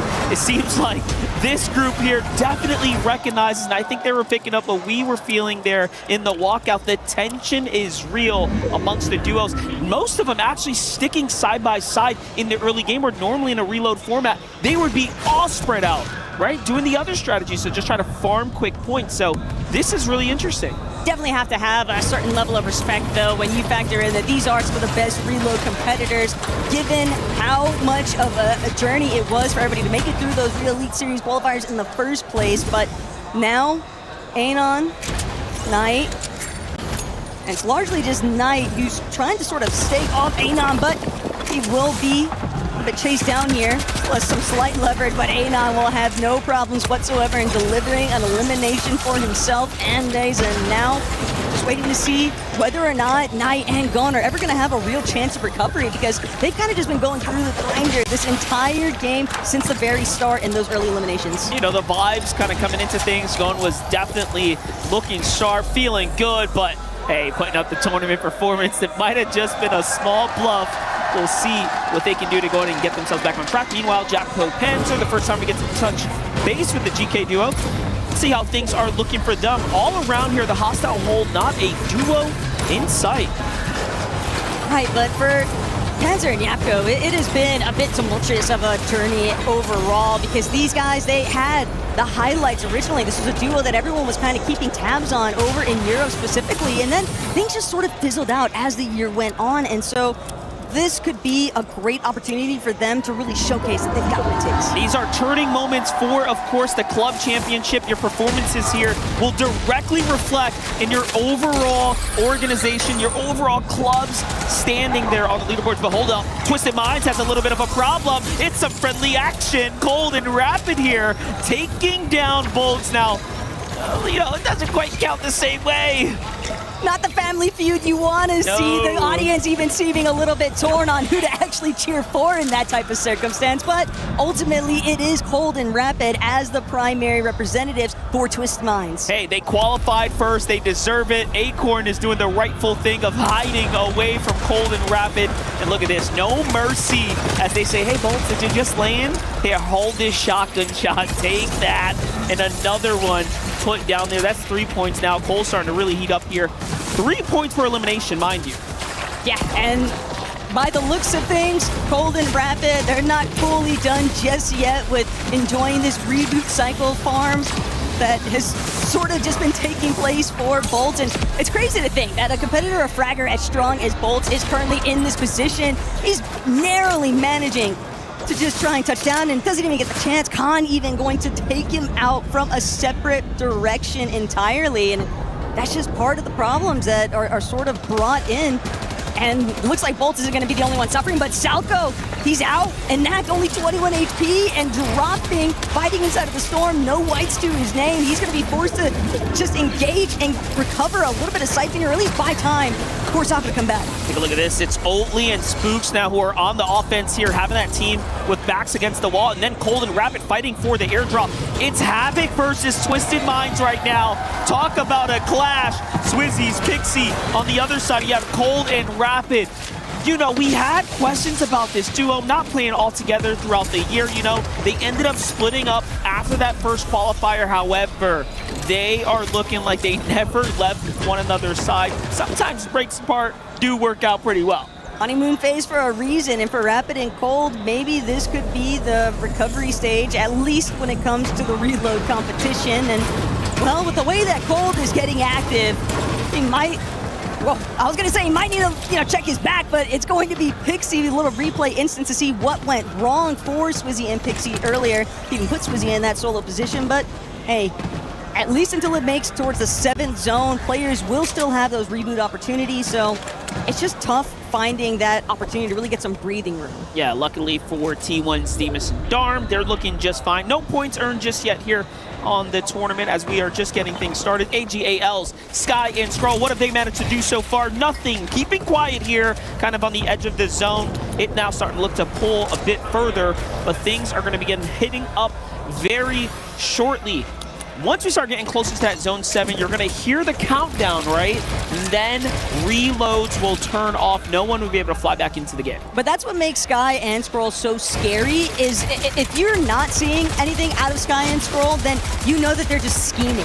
They love to create so many openings for themselves. They're so smart about how they handle their rotations, and they're always just putting themselves in top-tier positions to secure really strong endgame placements. And not only that, but even as individuals, how many times have you seen Sky or Skrull just clutch up so many consistent points? And when you have a duo that is just kind of lethal on all fronts, it is very difficult to contend with, especially when you're dealing with the likes of other aggressive fronts in the lobby, like Cold and Rapid, who have certainly been making their names known with 4 eliminations already. Live from Paris, take a look at that camera right there. I recognize those two faces, but it's all good. We still got Twisted Minds, Cold, and Rapid here. 4 eliminations are Elim leaders at the moment here in match number 1. They're off to a very hot start for the Twisted Minds team, of course.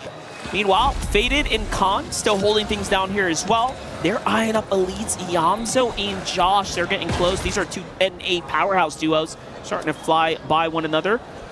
Might have a Brazil versus Europe showdown here with Havocs, Pixie, and Swizzy.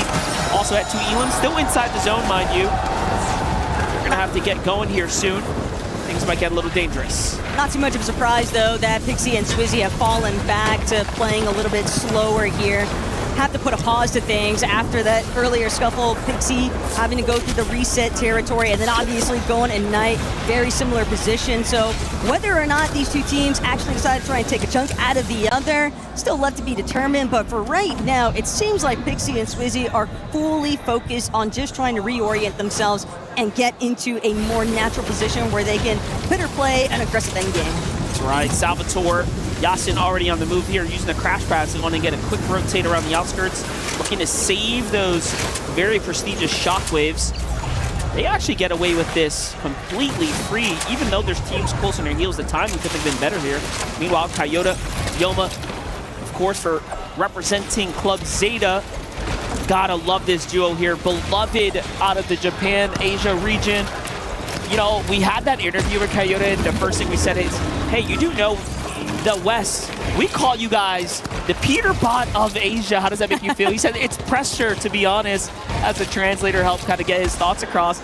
And that was really awesome. He said it's a lot of pressure just being looked at as that well. So I feel like I have to perform well for my region. But he also commands a lot of respect, even on an international scale. He deserves it. There are so many players here that are recognizing his capabilities and just what they're going to be able to potentially put up numbers as a team. But this is what I'm really excited for at Monster, is seeing who's actually going to try and prioritize controlling height. Deemish Darm getting a little tagged up on their entrance. A bit of a, call it a deposit from the rest of the lobby, but Deemish Darm, man, they've drawn way more attention than what they had bargained for, and they're gonna have to drop all the way down this hill face, trying to get a little bit of natural coverage, trying to really just escape being the focal point of the lobby right now. You know what? And the idea was to actually hide behind those trees. They thought they were being smart, but the team said, no, no, no. We see what you're trying to do there. You're not gonna break line of sight onto us. And the focus comes in from everyone in the lobby. That timer there, though, bang, no more reloads. So you cannot afford to go down now. Otherwise, you will be stuck in the lobby until the next round. I do think it's hilarious, though, that it was Sky and Scroll that were shooting at Darman Demish, because remember how Sky and Scroll were setting up earlier on. They were shooting out those trees, trying to provide themselves those kind of opportunities, and other duos just might not be suspecting it. Clearly, it wasn't in Darman Demish's game plan, but hey, things can change on a dime here. There's now an Axe Salco trying to get a little bit of pressure against other teams that are looking to try and break in towards where they're at. But rotations can be very risky. Swizzy and Pixie sort of avoiding the bulk of the focus right now, but still keeping tabs on a duo that they know is behind them. Yeah, definitely. 3 eliminations right now. Looking pretty good. Here comes the end game. Full moving zones are in effect. Pixie, Swizzy opting to play that mid-ground, looking up towards the top. Jojo and Aoxy here looking to do the same. Meanwhile, a little scrappy fight on the outer edge with Bolts there. We'll get caught up as the rotate goes through. Coyote finds 1-2. Sky already down for AGAL. Scroll here. And they haven't earned a single point. All that effort, all that work. And look, his hands are in the air. Yes, something went definitely wrong. That's the problem. Sometimes it can be so unforgiving which way the lobby tends to pool, and well, or at least right now, Scroll's gonna have to put on a bit of a masterclass if they want to build up any sort of placement points, because this endgame is just so stacked. We have so oftentimes seen placement points not really get to factor in until right around that 10th movie zone, and it's just so problematic too when you've got a duo like Elites holding down the high ground. How have we not had a full duo get eliminated just yet? We are so due at this point. Iamzo and Josh playing for the high ground, the first team to just get a little glimpse, a little taste of what it's like. Swizzy, Pixie on the other side, still fighting their way through, trying to dominate, but no one's earned any big endgame eliminations just yet. But that's going to change here shortly. Crash Pads is starting to come out. Big rotates here. Where are they going to land? Pixie going for high ground, so the call has been made. And it's the right direction ahead. Now they're going to have some leverage over the rest of this lobby. Take some shots over towards Yasuo. Won't get anything just yet for it, but Salvatore also a little bit pieced up. So they're all just trying to skirt by, preserving as much HP as they can find, but Swizzy and Pixie are just not letting up, and it's just so difficult to evade their line of sight when they are just so high up in comparison to everybody else. Most of these duos opting to drop a little bit lower, committing towards this ultimate low ground too. Could be the end of things, but for Acorn and Bolt to actually have that launch pad to work with, it's all about timing now. And they do the right thing. They go to the ultimate low ground, recognize that they just got to stay alive. Kanata gets knocked and finished in the feed by Cold and Rapid there. Their 5th elimination coming through. That means Victor V is by himself now. Cold and Rapid front side of zone. They actually get the favorable pull. Meanwhile, Swizzy and Pixie controlling things from up top. Finally, eliminations are starting to connect for them, and the pressure is coming through as well. They're holding it the right way here. Still, Pixie down to his last overdrive grenade, so unless Swizzy's rocking with a little bit more mobility, things could start to get a little bit tough here. For those two on the high ground, Scroll still making it happen as a solo, doing his best to try and preserve a little bit of his section, but caught for a moment, probably gonna sorely miss that overdrive. Every single resource is just so much more crucial when you are playing as an individual here, and especially trying to avoid the team on height. Swizzy immediately taking out Faded. Don't even think about coming near this high ground. And don't come to the low ground either, Oatly. It's now time for Cold and Rapid to put on the show. Scroll is having the most impressive performance for AGAL. The amount of championship points, the club points he is earning right here is impressive, as he is solo surviving here. And also, no Elans just yet here, Taco. Down but not out. That's kind of Scroll's calling card. He's going up as a solo. He's ready to challenge it. Swizzy may be fortunate that that shot didn't get to connect just yet, but Scroll still doing a great job at concealing his position out of sight, out of mind from the rest of the lobby. A little bit of fears to work with too, but Acorn now also left to contend as a solo, but it's going to be Rapid and Cold who ultimately commit to height and take it over. The old man's mountain will get his toe. Here it is, that indestructible vertical climb is too difficult for many duels. They're getting put in the blender. Another team ends up shocking wave up. It's Vazen and Anon, but he falls right back down. The Cypher team keep him in the game for now. Meanwhile, Scroll still alive. A top 10, a top 9, and still going here. This is disgusting out of Scroll as a solo. Pixie on the same foot though, taking out Demish, holding hanging on by a sliver here for Havoc, just barely making it into the zone. How does he manage to stay standing? The same question could be asked for Skrull, but now both of these players hoping somebody else looks elsewhere. It won't be the case though for Pixie. Skrull now dropping, forced to try and contend with anybody on low. Might even be a body for him to steal a little bit of loot off of, but now Cold and Rapid, this one is looking all twisted minds. He's still down there. He's still fighting. Anon's in the game here, trying to look for anything possible, but I haven't seen Skrull fall just yet. Give it a little second though. Anon here, moving, mixing through the builds here. Iamzo's down. Skrull fighting for his life, but down. He finally goes to the hands of Khan. That's going to be 4 eliminations for this duo here. Now, just trying to get a little reset. Still has plenty to work with in his own after he bounces back. Cold and Rapid have to come down. They are starting to slowly run out of material, but it depends where this is all going to go. Sky jumps. Momsy gets a pop from the crowd. France is still in this one. Absolutely nobody realized what Skyjump and Momsy were sneaking their way up towards the high ground, but it's BotCon, a little bit more time to work with. Cold and Rapid, a little bit more fixated on trying to contend with these other teams, but at the same time, they recognize we've got to at least take care of the solo directly with this. We need the material that Khan can provide, but Khan is just doing so much damage as a solo, and the double whammy pressure is too much to handle. Rapid is down, Khan has fallen, Momsy and Skyjump are ready to collect. France wants to strike big on this first game and really make themselves known, and Cold, even with they, won't be able to stand tall. Skyjump and Momsy with the victory royale. Skyjump and Momsy represent for their home here on land. What a performance for the duo. And then they get to just soak it all in. It doesn't get better than that from them. Even Cold and Rapid seem to be in healthy spirits there. What a fun game one, and a competitive one at that. Yeah, and nothing for Cold to really be too pressed over. 8 eliminations by himself, another 2 from Rapid. So you know that they were able to definitely build up a very hefty lead over the rest of this lobby. But it is only game 1 of 10, and obviously Skyjump and Momsy, they're just going to be looking to try and replicate the success that they were able to capture in game 1. I just feel like the French community, they've already won. They've already won here on the day. They've done enough. I'm happy. I think the crowd's happy. Clearly the celebrations there were felt, and that was such a fun first match. You're looking at the emotion on some of these players. Some people feel like maybe they didn't do enough, and then others obviously are celebrating, kicking back like Skyjump and Momsy there. Let's take a look at the highlights though. From Momsy's perspective, boom, gets the elimination. There's the siphon points. Skyjump, of course, comes through. He's gonna get that final shot, and then we get to the en 5. En retard, mais ils vont récupérer, je pense. Non.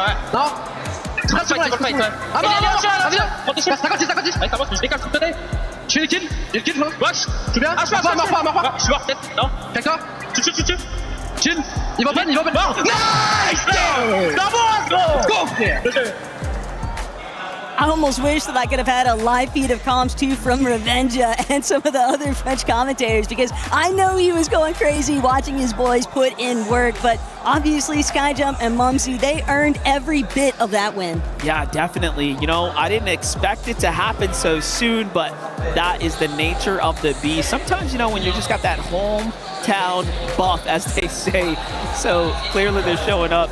The crowd seem to love it as well. I love the way they're facing their audience as well, too, so you get to see kind of the reaction from that side of the audience. It's really awesome. It can for sure make a pretty big mental impact, of course, but I'm also thinking about it from just the overall landscape of what we just watched take place. But obviously, we'll get into working our way through some of that and a little bit more action here to come. So go ahead, grab a drink, come right back, because we'll see you guys shortly.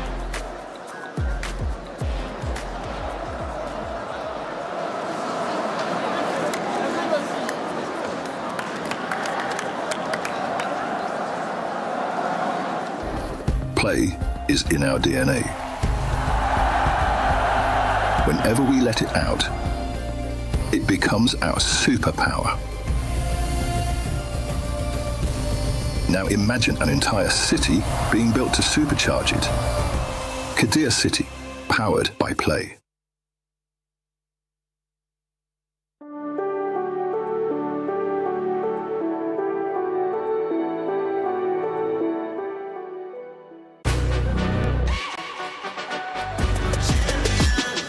This ain't no regular thing. Came for the ring, you know my name in the lights. Better get right, champion.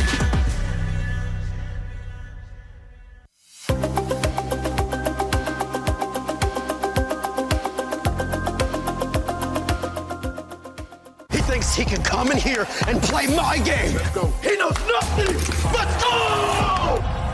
Tyler Wine, you're done. Raw energy. Blow the house down. I have 0 shocks, by the way. You have to go back. Yeah, I will. I have 3 builds. How many do you have? 3.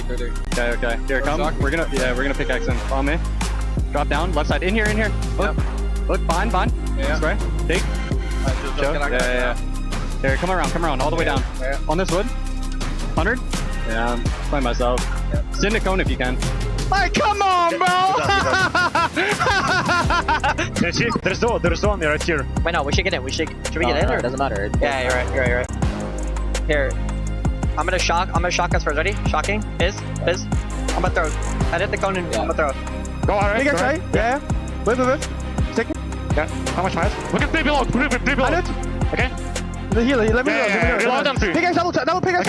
Okay. Holding. 100. Nice, dead. Go for it. Yeah. Get it. Getting with you. Yeah. Cap. Get it with you. Yeah, with. Nice. Go. Typing. Yeah. I'm on. 100. That. Nice. Look for build. 0 build. 20. Yeah, I have 5 builds. Take. You're healthy. Wait. 1P.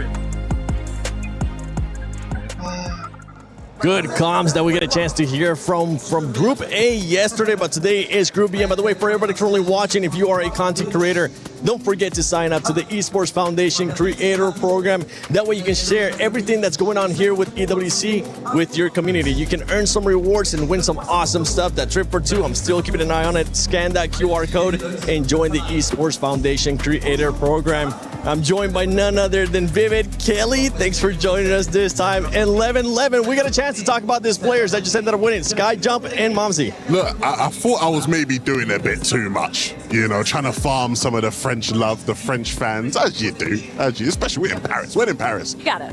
But they did what I said that they can do. They have that ability to come through in these games and just have these big pop-off games. Shout out to Skyjump, right, in particular. Skyjump now has qualified for all the major lands this year in Fortnite without playing with the same teammate. He's playing with someone different every single time. What? It doesn't matter. He's rocked up with Mumsy here in Paris, and they look like a team that's been playing all year long. They played that end game so well. There was a lot of contention on that high ground, and not just the high ground that was the issue, but the elevation of the map that caused so many issues. Yesterday, when we saw high ground, there really wasn't too much trading, unlike what we saw from game number 1 today. So I think that kind of gave some of these teams that didn't necessarily have as strong of a high ground plan, like Skyjump and Momsy, to be able to kind of take advantage of all the chaos that was going on. Yeah, obviously when you kind of talk about the terrain that we were looking at in this end game, I thought Cold and Rapid had this one kind of locked down without a doubt, but you blink and all of a sudden they actually went ahead and lost the high ground. So great little nod over to Skyjump and Momsy for finding the timing there. And as we do see Scroll go down there toward the later stages of the end game as well, it would be absolutely criminal for us, Seven, to not mention his solo clutch there. I mean, Sky went down, unfortunately, a very long while ago. I think it was actually like almost the first player eliminated from the lobby. It was Zone 7. Yeah, it was so long ago. Still alive, kind of picked up some points for the team there. They got to be feeling pretty good about that one. They're definitely going to be feeling good, especially because of what you were mentioning, that duel getting eliminated within the first 2 players. I don't remember if it was the first player or not. It was definitely within the first 2 players. Another squad that I want to bring up because they ended up getting a top 3 favorite was SAUL. This is a squad that's also in contention for the club championship. They might not be in contention for that title, but they're definitely in contention for that money. That squad was able to secure a 3rd place. Yeah, absolutely. And I mean, it was super, super cool to see the positioning that was actually being able to picked up by Khan himself, because we were kind of talking about the natural terrain that we were kind of seeing. He just had this box set up towards the top of that cliff that all of these players actually had to go ahead and traverse. And because they had that little box that was kind of opened up into the storm where he kind of expected all of these players to be rotating in from to kind of help with that natural terrain, he found so many elims on the back foot of that. Honestly, Khan and Faded really impressed me. And I know as far as EU teams go, they're kind of more of a newer team. Fred coming out of Germany Germany right now, and they're really starting to impress everyone. So, Levin, I'd love to hear from you. Is this something that you kind of expected out of this duo? I think that the talent is there, the ability is there, but if I'm going to be real with you guys, I just like these guys because when SAUL did their announcement video, it was just the best announcement video for any team in Fortnite I've ever seen ever. So go check that out if you haven't. They did like a full movie, like it was insane, like genuinely one of the most insane things. And it's good to see that their actual duo is bringing some entertainment to the lobby as well. Earlier too, we were talking about T1, the Polish duo, Kelly. This squad was able to actually secure themselves a good amount of points for them. And the conversation earlier that we were having for this duo, it was none other than Demas and Darm. For them being able to actually make it to the top 7. It was actually not a bad start from this squad, Vivid. Yeah, I mean, they are sitting in 8th place right now, right? 33 points. So probably not the game that they specifically wanted to happen. But I think this is going to be kind of the territory that we typically are going to see from the T1 team, kind of sitting around this little bit of a bubble, right? Maybe hugging around that 7th to 10th place. Just going to be all about staying consistent and having one of those good games to actually push them into that top 7, in my opinion. No, I think that's fair. I think that's been the level we've seen from them for the most part. I think what might give people a bit more hope is when it comes to just ceilings for teams. Like, if everybody's playing at their absolute best, what could you expect to see from that team?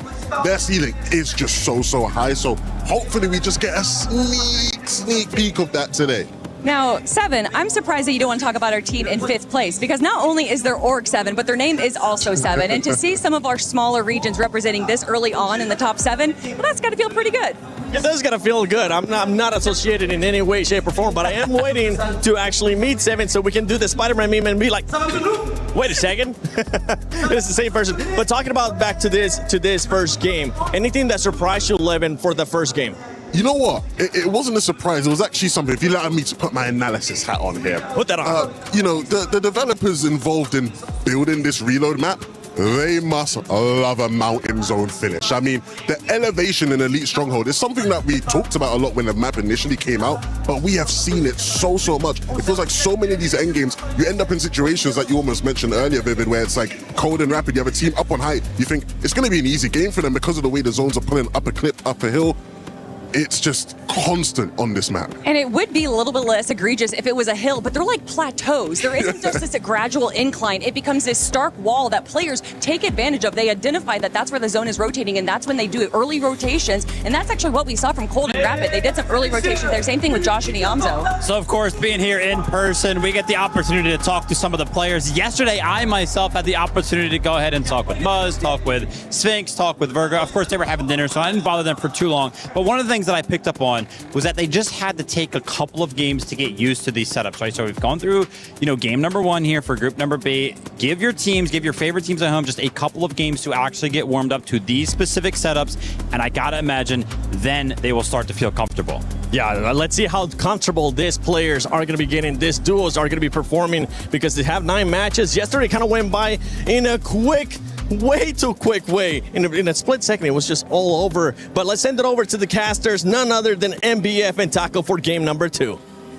Thank you so very much. That's right. We have had a little time now to digest things coming out of game number 1. Clearly, when you start looking at how that overall performance went, it looks like it's going to be taken by Cold and Rapid for Twisted Minds, as they had the most eliminations. And they've got to be feeling really good about it. I mean, it's a big part of the reason why we saw Cold cheesing so hard in that player cam. Even after the match had concluded, they'd come second. And it's just knowing that they can deliver such huge elimination points, that is really going to be a difficult point of contention for other teams, because sure, you always want to look for consistency in terms of placement points. I mean, think about what Skrull was able to accomplish as an individual, the amount of solo placement points he was able to accrue from so early on. You would think that things would have gone completely south for a duo like AGAL, and with so much on the line here for the club championship points, it puts so much more pressure, and yet he's still able to deliver. Yeah, you wouldn't have thought they'd push that far. They end in 9th with a 7th place performance, all on the backs of one player, is so impressive. We actually can't emphasize that enough. There were duos that were alive that were taken out before Skrull could be found. So rotations were clearly exceptional, and he definitely made it very, very far. Victor V, Kanata, as we didn't see their early journey, but clearly they made it kind of towards that end game there, dropping in 14th place, so not too bad. We'll have to see a lot more from them if they want to be higher on the standings, but you know, coming into this game, let's set some early expectations. So now you have like this clear breakaway starting to take form. So Seven, Axa, Vazen, Anon, Swizzy, and Pixie are currently holding that line for the bottom folks of the 7. And when you look who's directly behind Swizzy and Pixie, that's going to be T1's Demish and Darm. Yeah. And obviously, you know, I think there is ample opportunity still for these duos to really play catch-up, especially when you have 9 other matches to sort of break through. So especially for some of our veteran players who are a little bit more familiarized to kind of the longevity that's involved in tournament series, that's where I think these first 5 matches, you can be a bit more experimental. I mean, just think about what happened in Group A. The first 5 games didn't go that great for a lot of teams, and yet they were still able to make a recovery stage and really bounce back in that second tier. That's right, even for our reigning champions, you know, Acorn, Bolts, our North American champions, they had a pretty tough time. You know, that map is notorious for being very difficult to traverse. You heard Levin say it there best. There's a reason the pros kind of look at it and have evaluated that. This one is a little bit tougher, but for game 2, let's see what players have figured out, what they can do to kind of optimize their end games. But one thing was for certain, it was a passive game 1. Now things are changing. Victor V, the first to fall. Jojo Fishy is right behind him as it all goes down here. Salvatore as well. So Victor got knocked, but Jojo gets finished first actually there. And you see that the strategies are changing. Teams are playing a little bit faster as they try to secure points. Looks like a little bit of trouble on the horizon too for Rapid. He's going to be brought down, trying to be a little bit of an agent of chaos here. And Iyamzo, very similar fashion, already has 1 elimination too, but Elite Armory, no real surprise to see so many teams kind of collecting in that vicinity. Yesterday's competition, Muzz and Sphinx, that was something they were contending with pretty regularly. And so now, here today, everybody in Group B really trying to figure out what is going to work out best for them. And you get those game 1 jitters out of the way, but when everyone else is also trying to make very similar kind of adaptations on the fly, it does get a little bit more unpredictable. Well, looks like we already got our first duo eliminated. On the other side, Panzer is putting up quite the fight. This is a really bad scenario for Iyamzo and Josh to be in. Iyamzo knows that he got to reboot himself so he can start the timer. Panzer's got basically 10 seconds to finish this elimination here. It's all going to come down to Josh, and he clutches up for Elite Esports to stay in the game, and GK falls. Can't really think of a better time to hold your nerves than what Josh was able to deliver on a performance. That was man. it. That is a tough break though for Panzer, because it would have been such a great opportunity to just get a quick top tier competitor duo out of the lobby, but not going to be able to snipe them out that easily, as now Havocs, Pixie, and Swizzy on the move. Pixie even rocking that RPG. Swizzy also looking to give a little bit of hot pursuit towards Knight, and Porygon and Knight, man, they seem like they've really been getting isolated from start to finish so far. Darman Demish look like they just took down Sky Jump there.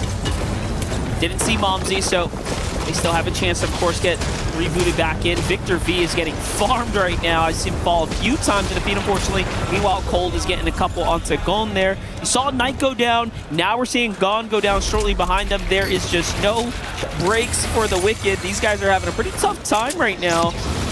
Cold and Rapid are just dominating their side of the field. Knight falls again. Oof. They are just barely surviving. Like, the second that the reboot timer concludes and the other one is coming back into the lobby, it seems like the other is immediately being eliminated. They're just not having any sort of wiggle room, but that's just how merciless the lobby can be. Swizzy, Pixie, obviously going to be looking to try and take advantage of that, but Mumsy, Skyjump, there are no rollovers. This was their recovery. They're going to get a nice little collapse onto Anon, and that is going to buy them some more time. Yeah, definitely, and now they have those exotic upgrades, legendary burst rifle here as well. So loadout starting to come together. Things are shaping up well for Momsy and Skyjump. They needed that Elim because remember, Skyjump just loaded back in. And that is definitely the difference maker. You know, being able to get with your duo, kind of play defensively, bounce back into the tournament. Here's how it looked. It was Momsy who put up the huge shot there, coming to the rescue, if you will, of his teammate, and then the follow-up. So that's a full duo eliminated, mind you. Back on over to Havoc with Swizzy and Pixie here. Look at this. They're doing such a good job for their club here, earning points consistently, game after game. They get another one there, too. That's another set of eliminations. They're trying to full finish this SAUL team here. Bad. A little bit of a tough break there for Swizzy, but it's one that Con and Faded aren't going to be too upset over. In fact, they've got to be so relieved right now that Swizzy wasn't able to get over that railing, be forced to kind of give up that pursuit. Really like the way that they were splitting the focus there, though. It had Con and Faded incapable of reuniting to try and support the other, so getting into those isolated positions, that's just something that Swizzy and Pixie sort of excelled to do as a duo because they are such strong individual fighters too. Take a look at this. Kanata is way off by himself. That's why we're seeing Victor have such a tough time get settled in this game. But it's up to Kanata to kind of stay alive here at this point so they can actually see the end game. Meanwhile, take a look at this shot here. We have Bolts and Acorn right now, setting things up. Sky and Scroll as well. Little update for them. Again, surprisingly slow game. 0 eliminations.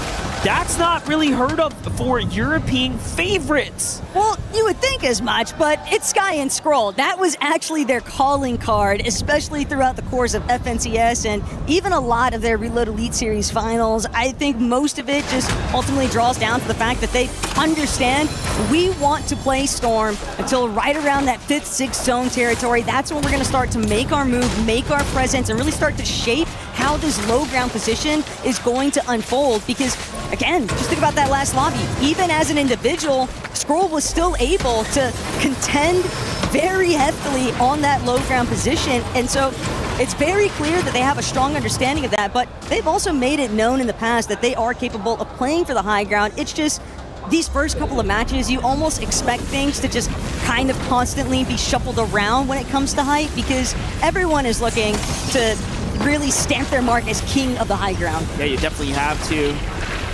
Getting a touch base here with GK's Panzer and Jacko right now. Nice little start for them, a single elimination here. It's not too bad. They're still at the hostile hold though. Duos kind of floating in the area. You have Salco and Act on the other side here. Trying to see what's going on.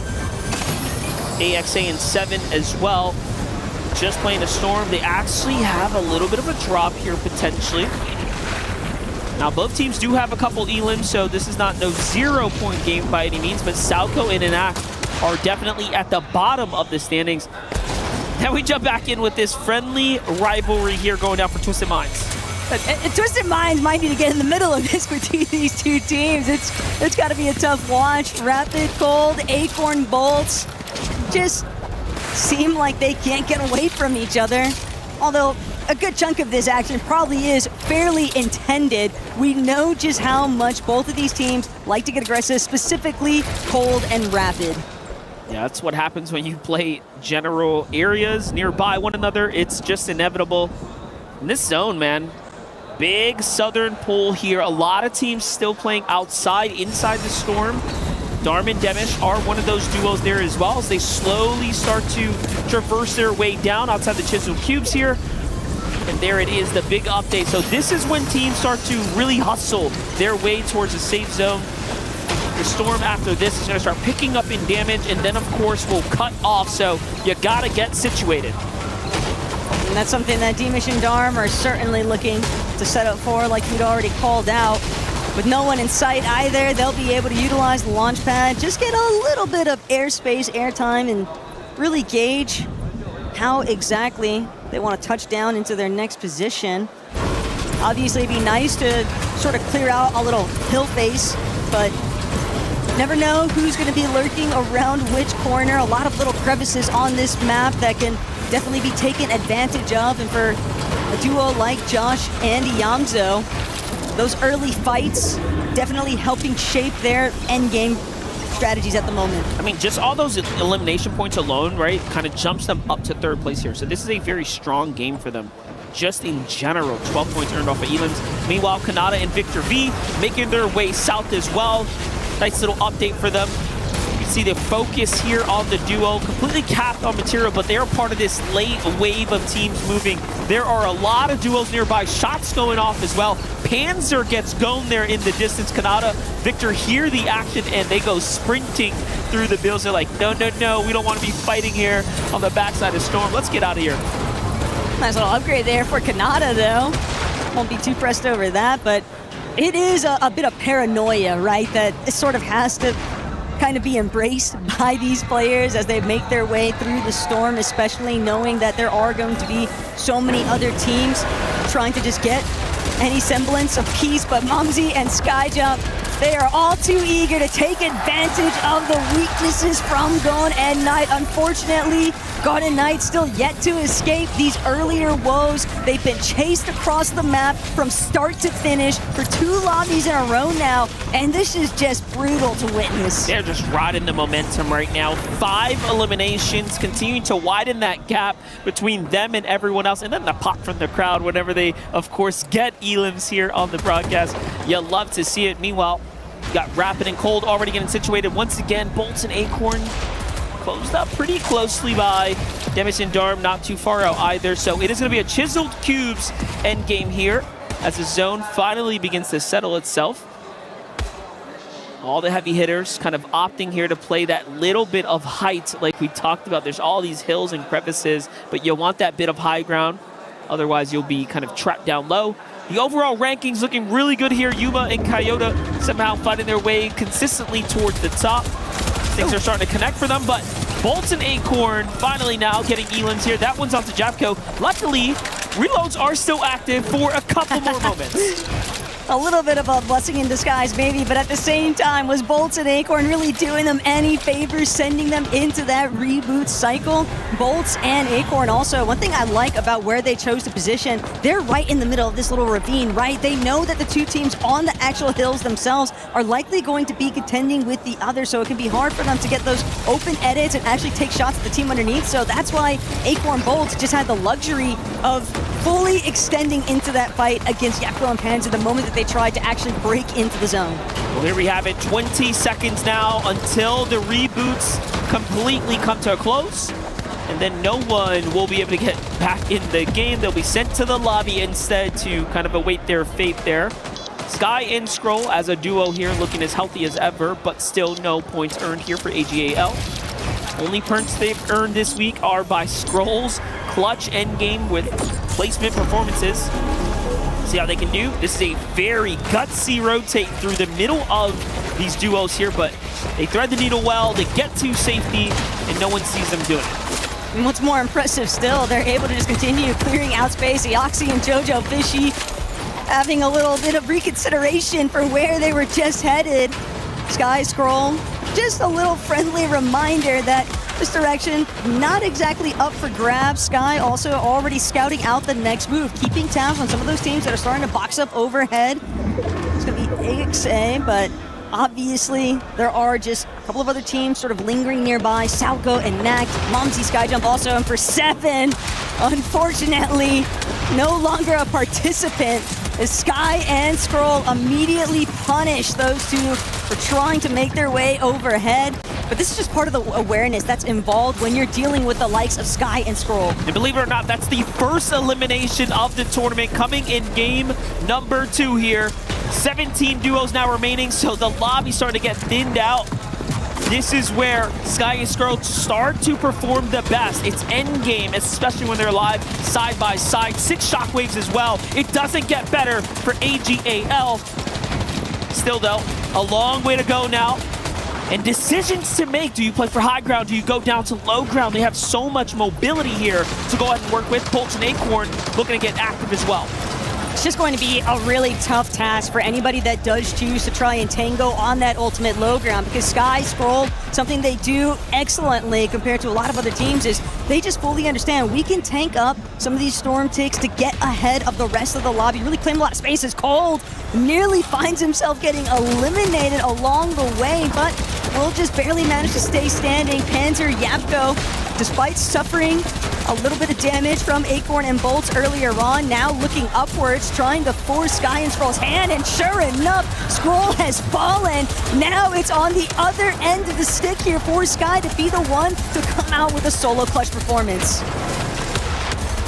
Man, they just can't catch a break. This is a tough spot to be in.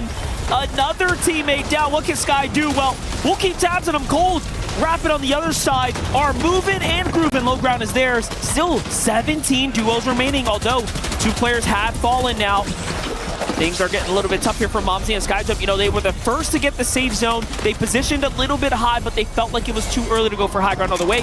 Sky seems to have been fully eliminated, and now it's Havoc, Swizzy, and Pixie up top once again. Back-to-back games here, going for the early high ground. Like a really tough break there for Sky and Scroll, but they'll just have to sit and wait to see who's actually going to continue trying to capitalize on their elimination here. Who's going to start creating some distance is Deemish, Darm, just trying to make their way towards this front side of zone, but with Swizzy and Pixie just bearing down from overhead, it is going to be rather scary because everyone else, you have to worry about blocking off your overhead space, but then you also have to worry about what's directly in front of you, and part of that might just involve Kanata and Victor V. Well, my, look at this. The boys are up and running here for Team Dignitas. Meanwhile, Demis is under fire here. T1 might be in trouble. 2 HP just left here. Only a single point earned. Playing with that zone so close. Almost gets taken out there by itself. He is just looking to hold on by a thread right now. Every team that falls, though, he's earning a little bit more points. 14th place now, a little bit more earned. This is the difference. This is what it takes if you want to be at the top. Golden Rapid also struggling here, and they make their way to the vending machine there. What a little bit of a robbery there from Golden Rapid, while the rest of the lobby is just suffering. Gold Rapid managed to find a little bit of breathing space, but of course, Gold Rapid still running extremely low on material. They've got a little bit of a safety net inside the building, but they're going to have to break out of it eventually and then start to get involved with the rest of this lobby. Swizzy and Pixie all the while just racking up eliminations, but so is Panzer with 5 already, but immediately falls the moment that he tries to make his way forward, and teams are just dropping like flies here. The way that the zone is pulled, all the shifting elevation has done some damage, and Coyote and Yuma have somehow managed to just steal hideaway from Swizzy and Pixie. It's a fight up top. Asia versus Europe's best here, and it's going back and forth, but it doesn't come without its own troubles. Coyote finds one onto Pixie. Swizzy's all that standing way up top, and it's Zeta's Coyote who's down low. Swizzy, though, it cost him a lot of extra builds there. He's only down to wood here. This is not the strongest structure, of course, to play with. Cold and Rapid fully sent back to the lobby. I believe it's just Gone and Knight here, one of the few duos remaining. Kanata's a solo, down he goes. Bolt is still in this. Cold takes a significant amount of fall damage, but somehow still standing in here. This could be the difference. Here comes the pressure, down he goes. More points heading towards Gonen. Knight representing for Brazil. But Swizzy, fact of the matter is, he's still managing to stay on the high ground. Somebody's got to chop him eventually. Instead, he'll even opt to reconnect, but now he'll be forced to drop Knight and Gone. They took care of Coyote. They're looking to take down Swizzy next, but it's not going to be easy. Knight and Gone are just refusing to budge. Where did Bolts come from? How is he still in this game? We have seen him do it before. Can he do it again here on land? Of course, it's going to be a tough one, but in the end, Knight will take that win with honestly a dominant performance there. And what's even more ridiculous about Knight and Gone winning this secondary match, think about how the game started for them. These guys were being chased non-stop. We saw their names, one after the other, lighting up that elimination feed, and yet still, they managed to keep their bearings and make a strong endgame run to net themselves the victory royale. It is actually incredible that they were able to recover in this fashion. Very difficult endgame there. That elevation just started chopping away at the build. You saw that verticality as Swizzy was just trying to hold on desperately. I didn't even know Bolts was hiding in the mid layers alongside Swizzy, right? Like, there's just so much going on there. But in the end, Gone, what a way to do it. He's happy. Of course, his club's happy. And just like that, we get these highlights here. Cold and Rapid pop off. Gone and Knight win the game. The last shots go through. And just like that, we have our Game 2 winners. You know, Furia is definitely going to be celebrating, though. Gotta appreciate the love that going tonight. We're clearly showing the org with the jersey flex, and obviously that's going to come with a pretty big mix-up for the leaderboard standings, too. You knew that there was going to be a little bit of shakeups, especially since we saw some of our leading duos from that last lobby kind of struggling, but the big takeaway for me, MDF, was seeing what happened to Sky and Scroll dropping all the way down in leaderboard standing. It is a tough blow. They were originally in that 9th place position when the match had started off, and now they find themselves sitting right around 13th with only 30 points. AGAL, you know, pressure's definitely rising. Yeah, I mean, hey, they still have a foot in the door with the competition, but tough spot to be in. Only earning 3 points over single elimination. You kind of go the distance as well. They have this placement-based play style, and unfortunately, they just couldn't quite do it. For sure, but obviously a lot more Fortnite to still work through, so make yourselves comfy because we'll be right back.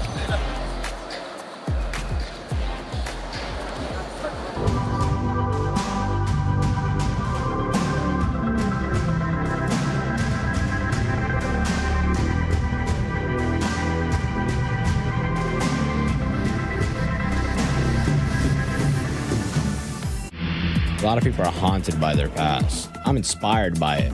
They're not just playing for themselves, they're really playing for their entire family. They have defeated their demons. They have crushed the curse. I'm here with the legends themselves, Mr. Savage and Clicks once again. Boys, you watched day number 1, Group A. How are you feeling about it? Did you enjoy the day yesterday? I think yesterday was sick, you know, watching EU absolutely dominate, just like I expected with Shark and Tini. No, it was amazing, yeah. Yeah, now Clicks, if I remember rightly, yesterday you said Booga would be the team to look out for. What happened with that? To be honest, so he's a vet. He's really smart. He's been playing this game for 9-8 years. You have to understand, he thinks with IQ. He wants to play last chance qualifier to have more practice than the other players. So going into final Saturday, that's when he's gonna get the win. Is that a strat that you tend to use when you play as well, or you just try and get the job done? So I use that strategy a lot. I usually wait till the last game to qualify so I can get more games than everybody else. And then the second, I get in finals, I usually win because I have that extra practice. It's just what you do. Savage, you're no stranger to sort of a last chance call as well. What's that like? Have we got any tips for those players that are in the survival stage now? Yeah, probably just go back in my VODs, see what I usually do. I'm really familiar with, scraping the qualifiers like my boy over here. So, yeah, if they want to talk to us, then, we're right here, so. You said you don't scrape, Clicks. When have you ever scraped? I never scrape qual. That's the thing. I don't leave it to last chance qualifier. It's a qual for globals. I don't have to win a last chance qualifier or grand finals game to get into grands. I usually get it right away, and then I usually watch Mr. Savage on EU. I watch like other NA noobs. Okay, you don't watch me play? I watch you play. You're pretty good too. I'm not gonna lie. Appreciate that. Now we got Group B. You guys were mentioning some names from yesterday. What are some names that you guys are looking out for today in Group B? Well, I think my top 3 for today would probably be Sky and Scroll, yeah, Oli and his teammate, and I mean Cold and Rapid did really good day 1, so maybe Rapid can pull something off when he's playing with a tier 1. So a lot of people call Goatly or Oatly Goatly. Yeah. You agree with that? Yeah, he's the go for sure, and he just did his face reveal, and yeah, I think he looks great. So. He's got that Ferrari too as well, right? So he's got that aura about him. Clicks, any NA teams to look out for today as well? NA teams to look out for, I'm gonna have to say my duo Rapid and Cold. I do feel a little bit bad. Rapid is unfortunately playing with someone a little bit worse than me as like a fragger, but as you can see, they're still first. So knowing how it would feel like if we were to be there together, we would be first by more than 8 points.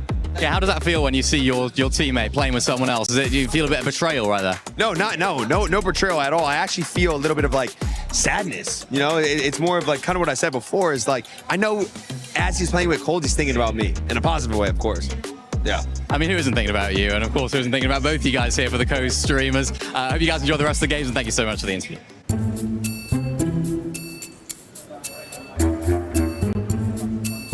What are you doing? I'm practicing my floss. We don't do this anymore. You're already 6-7 now. 20, mais 20, mais 20, mais 7. Aí é muito fácil, professor. É 6-7.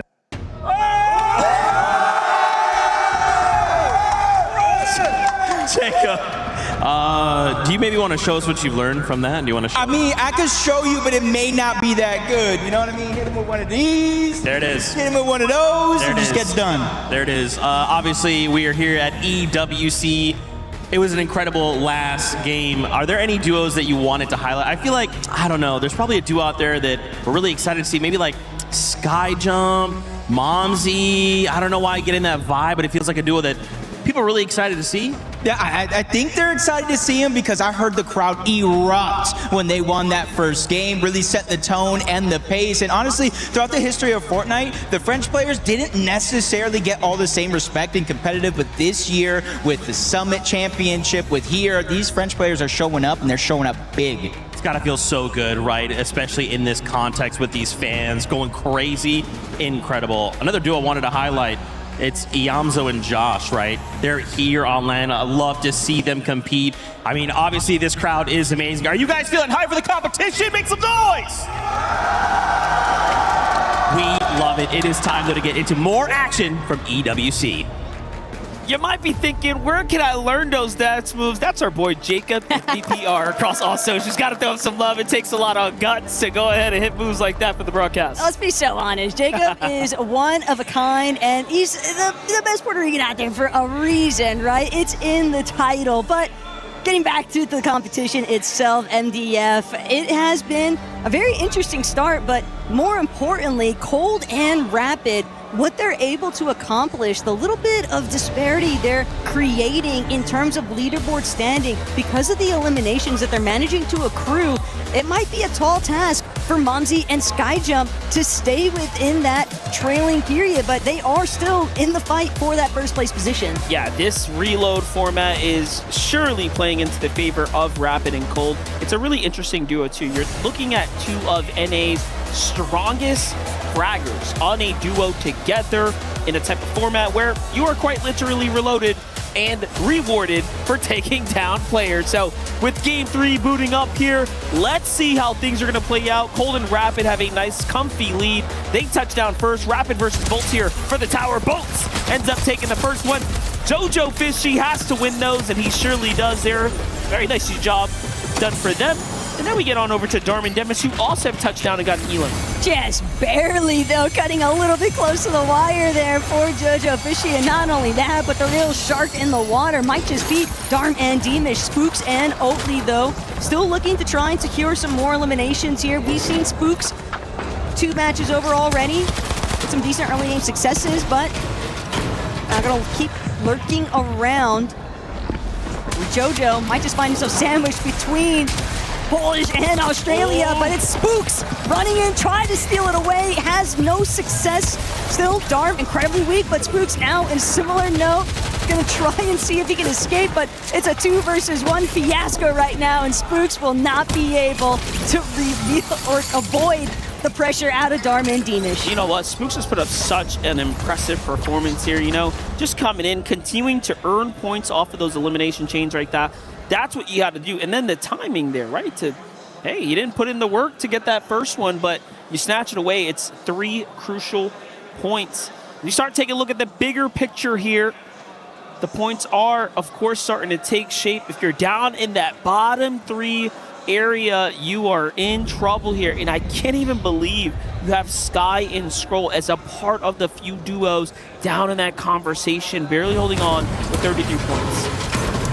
And of course, there is always the Club Championship standings too that are factoring in for Group B's competition. Cold and Rapid, of course, steadily leading the charge here. I'm trying to represent 4 Twisted Minds, but T1's not done just yet. Anon going to be eliminated by Darm. A little bit of a review into some of these early successes here. Got to see the other pieces of the puzzle from before Darm was able to take out Jojo Fishy and Spooks. Yeah, well, don't hold your breath. We got some serious action coming up here. It's Swizzy and Pixie on the fight right now. He ends up disengaging. This is a sign of respect for Cold and Rapid as they get back to their duos there. That could have gone either way as both teams were kind of involved in that fight, and I don't think they liked the way that pressure felt, even though they were going blow for blow, exchange for exchange there. can be a tough spot to be in, though, but regardless, teams like Cold and Rapid certainly like to open up the doorway of making those aggressive kind of instances. And, well, with the way that the competition is starting to unfold, some of these teams might not have any other options to resort to. They're going to have to start making up for some of those misplacement points by factoring in with elimination points instead, but it's always easier said than done. Definitely see Acorn making the best of cutting that glider to really thread the needle there, get on under the bridge here, trying to secure a little bit of time and space from himself and his duo here. As Bolts is the one who's on the hunt right now. He's got control of the outskirts, so this is the reuniting of the two. Meanwhile, we get those leaderboard updates all the way down to the bottom there. AHL Snow and MHND just struggling to really put points on the board for their club, but anything is possible. A 10-game format, there's a lot to play for here, as this is only match 3. Yeah, just think about what happened yesterday. How the team was able to bail themselves out. Mofu and Tomat, it looked like it was going to be the end of their run yesterday. Then they managed to find the Game 10 Victory Royale, so can never completely rule anybody out just yet. Sky and Scroll, though, definitely trying to get a move on, but they are under some early pressure from Kayota and Yuma. And Sky just getting picked apart, having to use a lot of those resources that he just gathered up just to stay standing. And Scroll even looking to create a little bit more space. Unfortunately, he might just have to leave Sky to the Wolves here.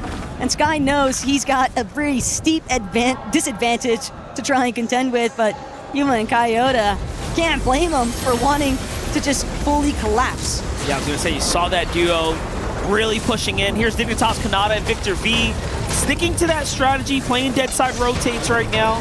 So we get that little update. The V continue to light up. Rapid seems to have backed up his teammate. Meanwhile, Southco from downtown hits a monster shot there, going to initiate. That Mammoth pistol is so exciting. I'm glad we don't have that in BR at the moment. It is definitely a game changer. Golden Rapid are still staying so active. Here's your Game 2 winner, still alive here, settling in well. Meanwhile, Zeta's got some serious pressure coming in. Rapid Cold get another elimination. This is it. It just keeps on going the way they wanted to. This is their format. Rapid and Cold have definitely been leading the charge in terms of kind of establishing a standard for Group B's competition. And sadly, Anyfield hoping that he can escape. He's just got next to nothing to work with. It is rags versus riches, essentially. And Rapid actually forfeiting the chase is a bit shocking, but at the same time, it's because he knows he's right in the tunnel. I've got him locked away, and even if he tries to surface, we can stake this one out. Yeah. There's other duels down there too, so just try to be careful. Here's a look from Zeta Yuma's perspective as he takes down Sky. I didn't want to really highlight that when I first saw it, but I was hoping that Sky and Scroll can kind of get their footing going. They're trying something differently, playing a little bit more aggressively now since they didn't before. And I think they're starting to sense a little bit of desperation, right? 30 points is really not where you want to be kind of in the first quarter of the games. But hey, I can respect that they're trying something different now. The earlier matches would be the best time to experiment, and even if it all goes south, one silver lining for Sky and Scroll is just knowing that they are a team that can deliver a whopping performance. Would not be surprised to see them even perform in like a similar nature to what we saw at Peterborough and Pollo yesterday, where it kind of took them slower starting half, and then they really just started to come alive in the secondary portion of it. So only time will tell whether or not some of those new ideas actually come to fruition for them, or if they're going to have to go back to the drawing board. But for Josh and Zoe, they're really just taking their sweet time. Ample medkits, just tossing them across the map, doing a great job at just wrapping around some of the natural terrain, avoiding line of sight, and obviously they might even have an opportunity if they find any duos that are incredibly injured to try and establish some elimination points. You can run, but you can't hide, Acorn. Where's your teammate? Where's your backup? Panzer and Japco are on the hunt right now. I already saw Acorn's bolts go down, so that was almost Acorn and Bolts being fully eliminated from the tournament there. Should be enough time by now. So Acorn has done his job, and look, it's cost him everything. Metal builds everywhere. That's the sign of a desperate player on the run. And the worst part is knowing that Japco and Panzer, they are not going to give up the chase anytime soon. They're just hunting this man down. Panzer goes directly over his cone. Neither of them are checking this position. There's no way Japco and Panzer don't have a Scooby about what's going on right now. But Acorn just saw in his mouse, not going to reveal himself. And now Panzer and Japco, they might get distracted by another team entirely. Sounds like they lost signal in the tunnel there, you know? No reception, no signal. Can't hear you, can't see you. That's for sure. Panzer and Japco just allowed Acorn to get away with that. Acorn now even has time to heal. He's out of the visual effect for the heal queue there too. That was a close one. Nah, Japco and Panzer are gonna watch that one back and be kicking themselves for it. That's a bit of a doozy, but hey, goes to show, can happen to some of the best. Darm Deemish though, scoping back in. A big part of their strategy so far today has definitely revolved around utilizing these launchpad features, and of course, plenty of teams that are going to be looking to kind of glide in a little bit after the fact. Everyone trying to preserve as much of the material count as they can, because already in the 2 lobbies in a row, we've seen so many teams just struggling to have any build presence by the end of it. It's actually a really good time for especially Darm and Deemish to play the zone. 66 points in the tournament. They're on the cuff of basically being or continuing to be in the qualifier conversation. So with the super launch pad there, the extra heals late into the tournament run, and they already earned a couple points, that is a very smart play for them. Victor V, Kanata finally get their heals here kind of set in and dug in, and they're inside the safety of the new zone. You see the focus there also on Victor's pops as he's watching the competition here intently, seeing what Victor can do. And see, it's a really interesting dynamic too between Victor V and Kanata, because they found their success. They got their qualification locked in so early on in the competitive year. So after all these adaptations that they've had to make for the competitive meta in Reload, we've still really yet to see them find their rhythm. Yeah, look, they've only gotten a single elim as well, right? Victor V is one of the best fighters on NA right now. He is definitely putting up the performances. You look at the analytics and the stats after every tournament, his damage ratios are crazy. But this land performance is setting in, I think, for the young buck. So, you know, he's just really got to figure it out, maybe kick the nerves aside, and nothing else. Get ready to stay above the bottom 3. You just don't want to be down there. So we'll continue to keep you guys updated. Sky and Scroll need to do it as well. What is going on with their strategy? They're not performing up to par. Definitely not, but again, it's just one of those circumstances where sometimes zone pools are just a little bit more vicious than what you originally anticipated, and the rest of this lobby, they are going to be hawking down any signs of weakness, and especially when you've got a duo like Swizzy and Pixie doing such an excellent job at just making those initial grabs for height and maintaining it relatively well. They've been challenged a couple of different times, and we've seen that be the demise of some other teams, but for the most part, Swizzy Pixie have certainly made their mark on the high ground already. Yeah, definitely earning a couple points there. Again, those club championship points are critical for the EWC. This is going to mean so much. You have to fight your way up and out of this qualifier to make it to the grand finals, and then everything will culminate into a one final finale. Victor V, Kanata getting ready for the rotate here, crash pads in hand.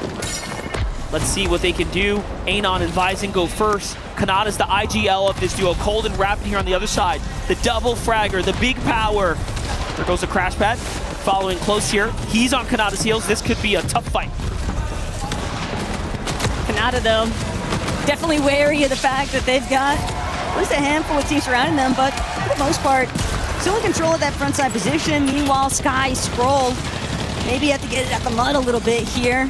In a bit of a tough spot. You can tell that they want to start making a little bit of an opening sequence, but just not really being provided to them. A little bit too much action, and They just don't want to find themselves on the receiving end of it as Swizzy, Pixie, attempting loot pile, but that was the intention all along. The trap's going to net a little bit of damage, but no knock just yet. Still, you have to be very cautious about seeing those little loot piles roaming about. Yeah, this is a big time right now for Panzer and Jacko, the GK duo.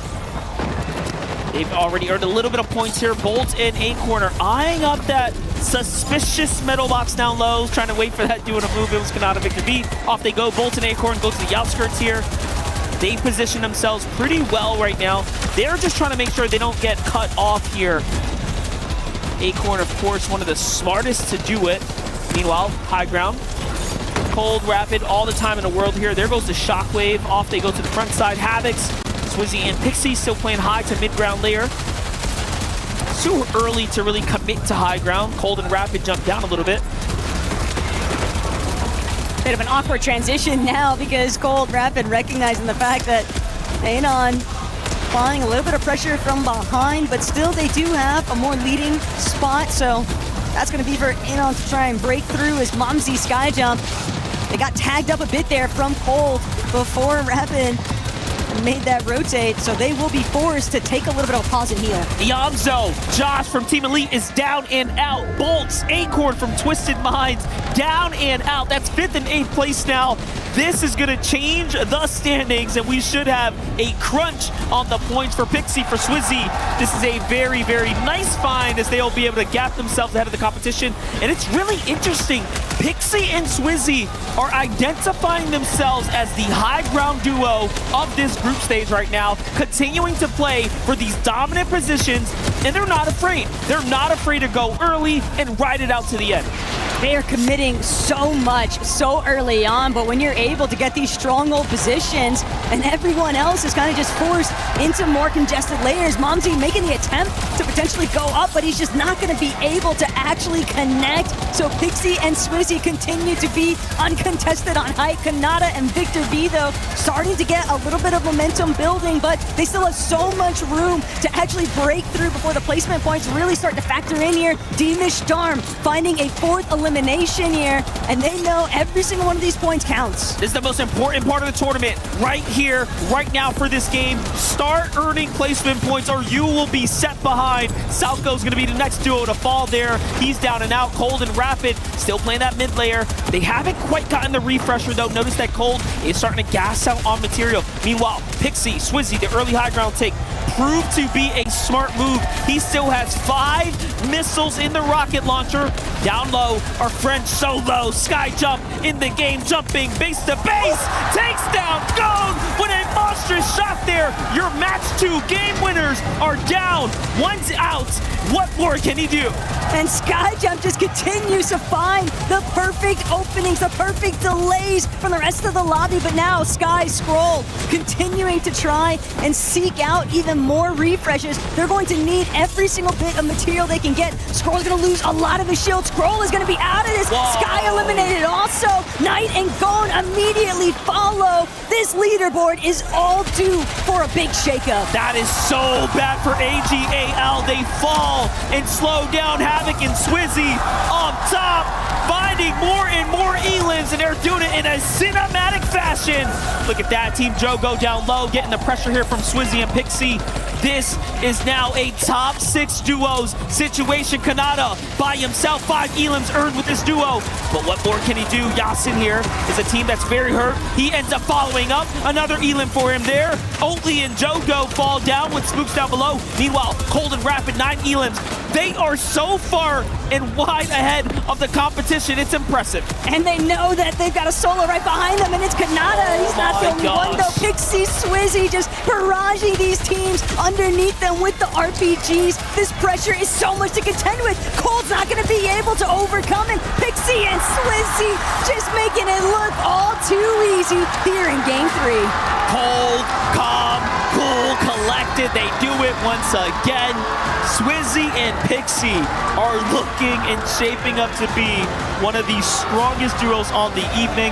And you know what? It's because they're not afraid to play for high ground and really put it all on the line there. But at the same time, Cold Rapid, when you look at how many eliminations they were able to secure, it's for good reason that they're not interested in height. They are just absolutely tearing through every single team that they run into. They're doing such a great job at tarping ahead, claiming space, and having the luxury of looking back and just eliminating anyone misfortunate enough to cross their paths. But love seeing that little bit of sigh of relief, it seemed like, from Minipio and Fukun. They were definitely in the hot seat as this game started, sitting inside of that bottom 3 of the leaderboard, but this placement bound to help elevate the position on the leaderboard. Most definitely. The crowd here cheering for Swizzy and Pixie. You see the signs being held up and the chants come through.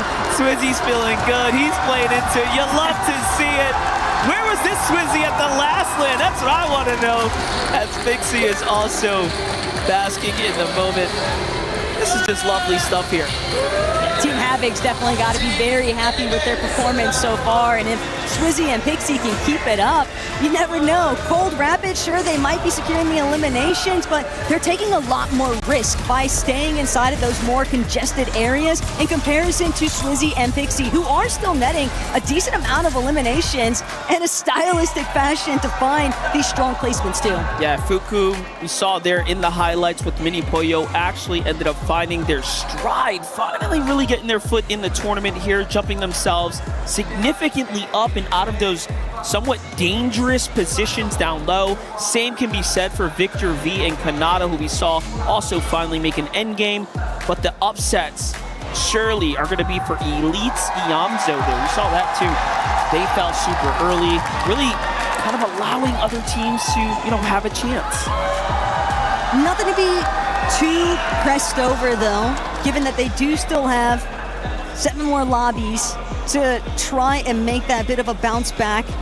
But yeah, you just don't want to find yourself sinking during these earlier phases, because it does become all that more complicated to actually cement yourself inside of that top 7. I mean, think about Kayota and Yuma, a duo that was just at the cutting line, I believe, before that lobby had started, and now finding themselves just slightly pushed out from the threshold. Yeah, also Acorn and Bolts, you saw they're kind of slipping down, falling very early, just allowing other teams to go ahead and shuffle around. Well, that allows teams to, of course, start to get crunched in with the points, giving us a much more competitive competition. But I think that's what we expect at the Elite Stronghold map, right? Let's be honest, it's pretty volatile. Going into this Slurp Rush, the next map, that is going to really shift things up. I'm pretty much done with Cold and Rapid at this point. They're doing this on Elite Stronghold. I don't want to see what they're capable of when things are a little bit more streamlined in the other map. And it's crazy to think about too, because there is that mini competition that's been building between Cold, Rapid, Swizzy, Pixie, and yet we're still seeing a very comfortable lead from Cold and Rapid because of how many more eliminations they've been able to rack up. Momsy and Skyjump though, obviously huge shout outs to them, still managing to keep their footing, but SAUL, Faded and Khan doing an excellent job at representing for that club championship metric. And hey, the points can really start to factor in, and these two have clearly managed to capture a ton of success inside of the reload format. There's Skyjump, there's Momsy sitting back here, just kind of taking in the moment, reevaluating the strategy coming in. The crowd happy to see them, of course, on the big stage here. Third place, not too shabby as we start gearing up here for match number 4. They're doing pretty well, averaging over 3 eliminations a game, roughly 6th place. That's a pretty impressive performance. I think right about now, though, is where teams might really start to feel a little bit more of a crunch, because while a lot of players would definitely argue that Slurp Rush is the more preferred map, it's hard to say. But we know one thing's for sure, Swizzy and Pixie have been finding a ton of success here on Elite Stronghold, so let's hear it more from them directly. That's right. They are indeed finding success. Here they are, your winners after this last game. Swizzy, Pixie, oh my gosh. You heard it here the moment you guys got that massive victory. Even now, Let that sink in for a moment, boys. They are cheering you guys on. How does it feel to have this crowd immediately behind you guys, giving you all the support? It feels amazing. Thank you all guys for supporting us. We actually appreciate it a lot. Of course. How does it feel for you? Does it feel the same? Are you kind of like overwhelmed by it? Or you're like, oh, dude, I'm used to hearing this. It feels good. It feels very good.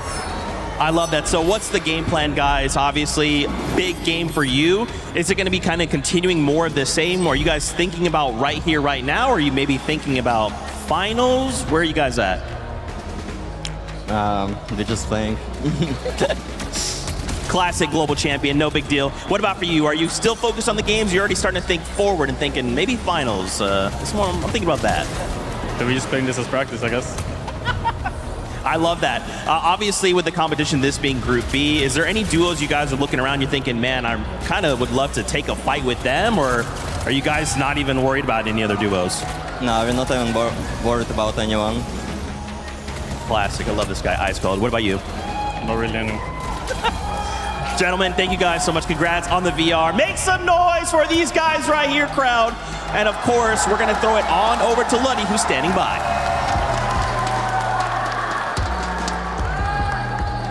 And I'm here with Skyjump and Mumsy. Guys, congratulations. I'm gonna ask them some French question, of course, because we're in front of a French audience, but don't worry, I'm gonna translate for you.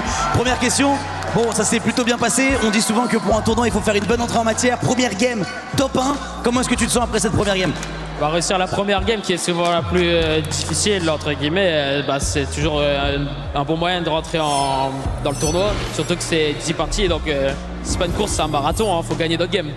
So of course, winning the first map, I asked him how he feel about winning the first map, because of course in a tournament like that you have to be big at the beginning. He say it is the hardest game to win, so we're really happy to do it, but it's a marathon. We know we have other game to win, but it was a good way to start the tournament. Was a question for you, Mamsi. So how are you doing now, like in front of the French crowd? What is the feeling like you heard them when you make this Victoire Royale in the first games? How it is to play in front of the crowd? Do you like it, or you are a little bit under pressure? Donc la question que je te pose, c'est, vous avez gagné, t'as entendu le public exploser, je pense en même temps que vous quand vous avez pop-off. C'est plutôt stressant, plutôt ça te fait plaisir. C'est quoi le ressenti de jouer devant un public français? Franchement, au début, c'était un peu stressant quand je venais de rentrer. Après, passer les 5 premières minutes, directement, t'es dedans. Et dès qu'on a top 1, je chantais que voilà, c'était pour nous, quoi. Of course, at the beginning it was a little bit intimidating when we entered the stage because there was so much noise. But after 5 minutes on the game, and I just get to hit a lot of people, and I was like, I can feel when we have this first win, it is for us, and basically we own this. So, guys, last question maybe, like, do you want to say something to the French crowd? Do you have like a message for them? Est-ce que tu as un petit message à passer à tous les fans français, que ce soit sur les streams ou aussi sur place, qui sont venus pour vous encourager? En vrai, continuez, le support, ça aide beaucoup, en vrai, les joueurs, les messages, etc. Continuez à faire du bruit et on va essayer de win pour vous. He say, guys, continue. The message and the support you have for us is kind of insane, and every message you send on social media is helping a lot. So thank you. We're gonna do it for us, but we're gonna do it for you as well. Merci beaucoup, les gars. Bonne chance pour vos games. Good luck for your games, guys. Have a good run, and hopefully you will make it to the top 7 for qualify. Back to you, guys.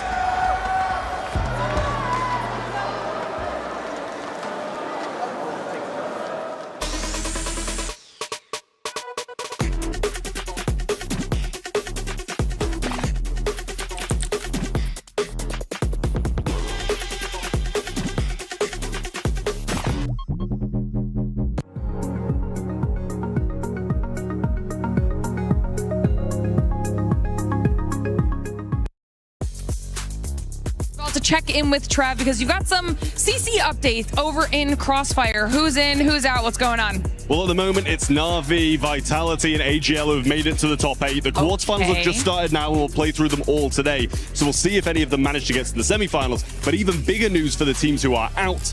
Team Falcons is one of them, which is absolutely huge for the Club Championship. Obviously, they've now managed to put themselves 300 points ahead again, thanks to getting the top 8 in CS2. But here in Crossfire, they're out of the competition, and AGL are powering on.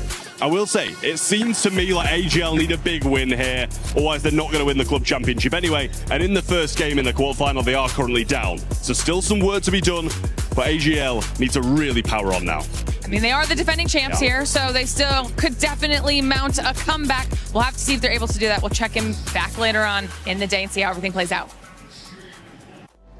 Thank you, Glitter and Trap, for that club championship update. Trap was talking about AGL. Don't worry, we'll get a chance to talk about AGL here as we're back with none other than Levin, Kelly, Vivid, the 7WG. Well, let's talk about that last match because it was Suisi and Pixie being able to get the win. Yeah, I really like that we had an opportunity to actually get an interview with those guys because me and Levin were kind of watching Swizzy up on the higher ground, right? Using those dualies, those pistols to kind of allow you to kind of float in the air. And me and Levin looked at each other like, you know, he's been really loving those pistols lately. And kind of the sentiment that me and Levin kind of came to the conclusion, Swizzy's just up there having fun, man. He's having fun playing this Fortnite. I mean, you know, when you look at how they played in Battle Royale of late, it's been not height focused at all. We've seen a lot of them just trying to focus on mid ground, low ground. I think they understand here in these Elite Stronghold lobbies, especially even in Reload in general, they want to be aggressive for height. It's how they ended up qualifying in the first place earlier on in the year. They were very aggressive up on height. And I don't know necessarily if this is a prioritized weapon, but using that rocket launcher as well just allowed them to apply more pressure onto the low ground. I actually was one of the games where I didn't see too many players trying to steal height. And I think that's just from how dominant they were holding that high ground. And speaking of dominance, of course, Cold and Rapid with their eliminations have been at the top of the leaderboard in the first two games. But Swizzy and Pixie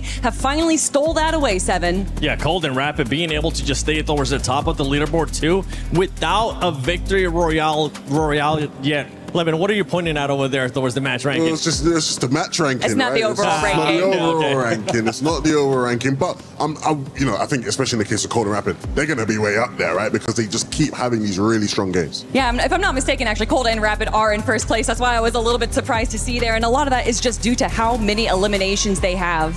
I mean, Cold and Rapid are playing incredibly well. We obviously had a conversation after game number one. The natural terrain was very, very tough for all of our teams specifically, but for Cold and Rapid, they'd like to play a very, very intense low ground strategy, right? Where they're all the way on the bottom of the map. Similar situation here in game number 3 where natural terrain kind of pulled on top of a hill, but every single time they are managing to get themselves up ahead of all of their teams. Like, how are you the team that is playing at the absolute bottom, but you're still making it? You're still the first team to actually make it on top of these natural terrains to actually go ahead and clutch up these incredible placements. I think the beauty is when you're Rapid and you are playing with quite literally the best mid and low ground fragger of all time, yeah, it's pretty straightforward. Just sit on mid ground, let him get a bunch of elims for you. You're always just going to be able to tarp ahead and make sure you're in a good position to stay in the priority position. They're being so successful at it that actually in game number 1, we saw that Cold and Rapid tried to go for height just a little bit, but they're like, no, this isn't for us. But even that opportunity, they didn't falter. They were able to kind of go for it, and they're like, no, we're going to stick to the mid and low ground there. So they just can obviously win from any angle. Levin, yesterday we got a chance to see you being a coach. All right. Now it's time to have another coach talk with Levin 2K because there is one team that's truly underperforming, and that is none other than AGL. And we just heard it from Travis. Well, AGL is putting on the heat over there because Falcons got eliminated. AGL here needs to do exactly what Falcons was able to do yesterday, which was bounce back.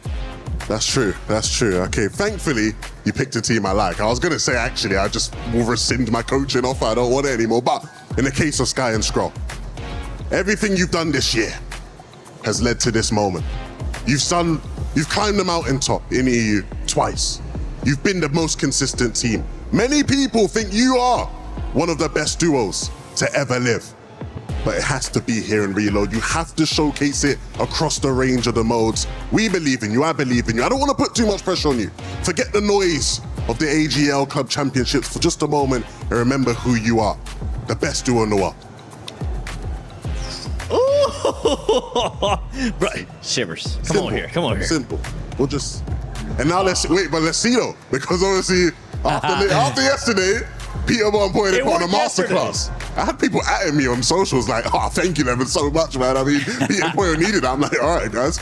Let's see if Sky and Scroll can step it up now. Well, luckily for us and luckily for you too, after that coach talk, we still have 7 more games to go. But let's take a look at the overall as Twisted Cold and Twisted Rapid are currently in that first place because of what you were saying, Kelly, earlier. Those eliminations are coming out. I mean, we've seen them from the start. As soon as they're going off spawn, they're getting at least 2-3 eliminations every single time. And I think game 2 was a little bit more passive, but still able to grab a handful of eliminations. And then in that last game, 10 eliminations for them. And they didn't even get second place. I think they ended off that game in third. But for me, Vivid, what really is shocking me about this leaderboard right now is how many smaller regions we have represented in our top 10 right now. We got Oatly, we got Yuma, we got Gone, we got so many players. I just was not expecting to see this so early.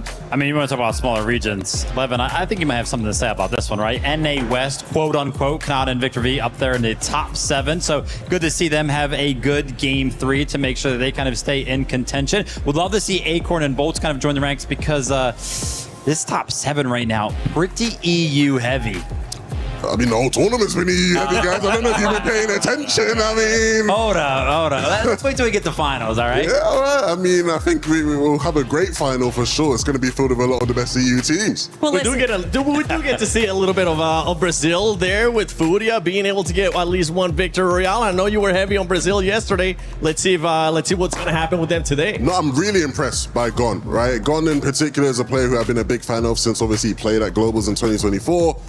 Kelly, we were talking a lot coming into this competition. I said my team from the Brazil region was Leo and Romero. You said you had, Gon, and I feel like both of them are impressing so far. And this is something that's honestly often talked about of how Brazil is, we call these all like smaller regions that aren't EU or NAC, but Brazil has to be the best region out of the smaller regions. And time again, they try to prove themselves as one of the big ones. That being said, though, taking a look at this second page, right? You're like, oh my gosh, like Josh and Yamzo, a team that is so good. How are they in 14th place? To be fair, right, if you take a look at 5th place has 97 points. So the difference right now between 5th and that 14th spot location is actually just 23 points. So we are still very, very close. Of course, we haven't played that much Fortnite yet today, but do not be worried if you see some of your favorite teams kind of on that second page or further down the leaderboard than you might think. Still a lot of Fortnite to be played. Yeah, we just saw Fu and Mini Pio actually being able to bounce back too after those first awful 2 games, because we gotta call it how it is. Those first 2 games were awful, but they were able to secure at least the 4th place here in this last one. It is better late than never. I don't care if it was off on the first 2 games. The fact that they were able to get 2nd place against the likes of Cold and Rapid that got 3rd place in that game, that to me means so much more than having our first 2 good games. Yeah, and I'm glad they actually just celebrated, right? We got all these EU players who are just like, yeah, nah, winning's just like, well, man, I ain't gonna celebrate a win. These guys come forth and they're like, yeah, bro, like, let's do it. Again, a team who their vibes are immaculate. Mini P, I feel like every time he's at these lands, he's always just so grateful to be a part of it, right? He always exudes that type of energy, and you really feel it here. Like, even in that game, Levin, we were watching the reactions after the game, and it's like Swizzy and Pixie won, and they were just like, oh, yeah, whatever, you know what I mean? Just Stone Cold, yeah, just do some free builds or whatever. And then Mini Poyo and Fu, they were the ones that are excited. They were the ones that were kind of getting emotional there because they picked up that 2nd place. So just incredible stuff to kind of see them on the stage doing well. All right, we got a chance to get a coach talk earlier, but now it's time to do our pick'ems, and you can do your pick'ems at home too. Don't forget that you can go to the EWC Play app and put in your pick'ems, put in your predictions, and I'm gonna put y'all on the spot.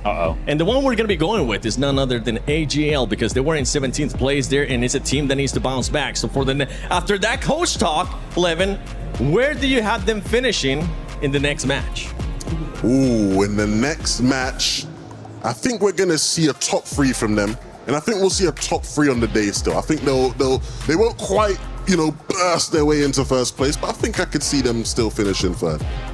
Kelly?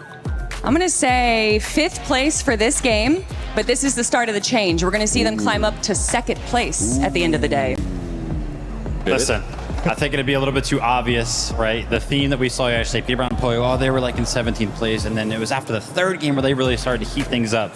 I think Sky and Scroll, I think they're going to need a couple of more games, man. I think in this next game, I think they're going to get like 11. Oh, a stinker. A stinker. You don't believe in the coach talk from Levin? You know what, Levin? I have full belief in your talk. And I think more people are going to be adding you on social media and using that hashtag EWC and hashtag EWC26, because that team, I have them winning the next game. But that's just my thoughts. That's just my pick'ems. Let's see what MBF and Taco got. You want to put y'all on this spot. What is AGL going to finish on in this next match? Look, Seven, I can appreciate your ambitious thoughts for wanting to see Sky and Skrull bring home a win, but with the way that we've been seeing Swizzy, Pixie, Cold, and Rapid sort of duke it out already, it's going to be a very tall ask. But more importantly still, we got that motivational speech out of Coach Levin, right, Monster? And I'm also thinking about the fact that there are just so many friends and family here in support of Sky and Skrull. ADAL obviously going to be rocking behind their duo too, but I think it's really cool just seeing the likes of, you know, personal coaches and friends like Eggy that are also on site. And with that kind of motivational factor behind them, it can certainly go a long way in turning the competition around. I do think it's hilarious to keep tagging Levin as a coach, though. Might have to rebrand after that one. Get us all your thoughts down in the bottom. But with that being said, we do have a lot more Fortnite ahead of us. The next battle bus is here and ready. Let's see what Sky and Skrull can do. Let's see if the conversation was enough to help them get their head back on their shoulders, their feet back on that track, and off to the races. Demis Storm for T1 on the other side. He'll be one of the first to take a little bit of damage here, but not the first down and out. That is not going to be reserved to anyone just yet, even with the hot drop here. Okay, the fact that he survived there, ridiculous. Looking a bit wiggly, solid movement, but it wasn't enough. Faison gonna cut that one short. The AXA and 7, and AXA will be the victors currently. Salvatore, though, looking to close in, maybe get a little bit of revenge here, but 2 versus 1 can be a little bit difficult to, and not exactly the most enticing fight to take. Yeah, definitely a tough fight there. Pixie, Swizzy, little update from them. Slow start to the early game. Chisel Cubes, for the first time, actually being somewhat contested in Pixie and Swizzy, not looking to do a split drop at all. Meanwhile, Zeta's Coyote finds Rapid there, so already an exchange of blows going on around the map here. Yuma and Coyote putting it all on the line. This is super risky, but what a play from Coyote. The RPG into the shotgun follow-up. That's a monstrous moment there for Coyote. That's it, to keep him in the game as well. 2 elims now, and they will live to see another day. Literal hero shots there by Coyote, and Yuma just able to place that full trust into his duo, that he would be able to connect on the most important shots there, because sure, it wouldn't have been the end of the world for Yuma to be fully eliminated, but it would have been a bit more annoying, that's for sure, because so many other players suffering that reboot circumstance around the map. Cold already finding his first elimination also here at Elite Experiments, and Cold, when left to his own devices, we've been seeing him toss up time and time again so many high elimination games. It's really interesting, like for whatever reason, the way this battle bus played out, he did not go as aggressively in the early game, and it's looking more like a game 1 kind of slow burn approach here to the lobby. Take a look at that bigger picture. You see how the zone's starting to play out, that nice comfortable spread happening here. This looks more like some standard Fortnite action, but with that being said, don't worry. Let's just watch it again. Let's just see how Coyote find that first elimination. That's how he, of course, took down Rapid. And then this one right here. What a shot. There it is. Impressive stuff, that's for sure. And Salvatore, yes, and they have managed to pick up 1 elimination. So a little bit of a pause in the action now for these two, but Salvatore might still be on the hunt. Keep in mind that part of the reason why some of these teams are starting to take a little bit of that slower approach, yes, the bus path can definitely reflect in that, but I also think it's because teams are trying to not take too many risks, because from this point forward, they are just going to have to be focusing entirely on securing solid points. They want the club championship boost as well to factor in here. And it looks like we do have some updated points there. See Team Falcons still barely holding on, but AGAL is now starting to sneak their way up as the club championship points are beginning to get updated. This really is an important moment now for Sky and Skrull to, one, make sure they qualify out of this bracket. It's been a competitive Group B, that's one thing for certain. And then everyone else, I mean, we were just looking at the points. It's a 1-game spread right now between roughly 14th or 15th, all the way up to top 7. So no one is safe, even if you had a couple good rounds so far. Sky Scroll, fully aware of the fact that they are trying to deliver on a top 7 performance. They know exactly what's at stake. And the fact that they're kind of flirting with disaster, potentially staring down the barrel of being in that bottom 3 position, this could be a crucial day for them.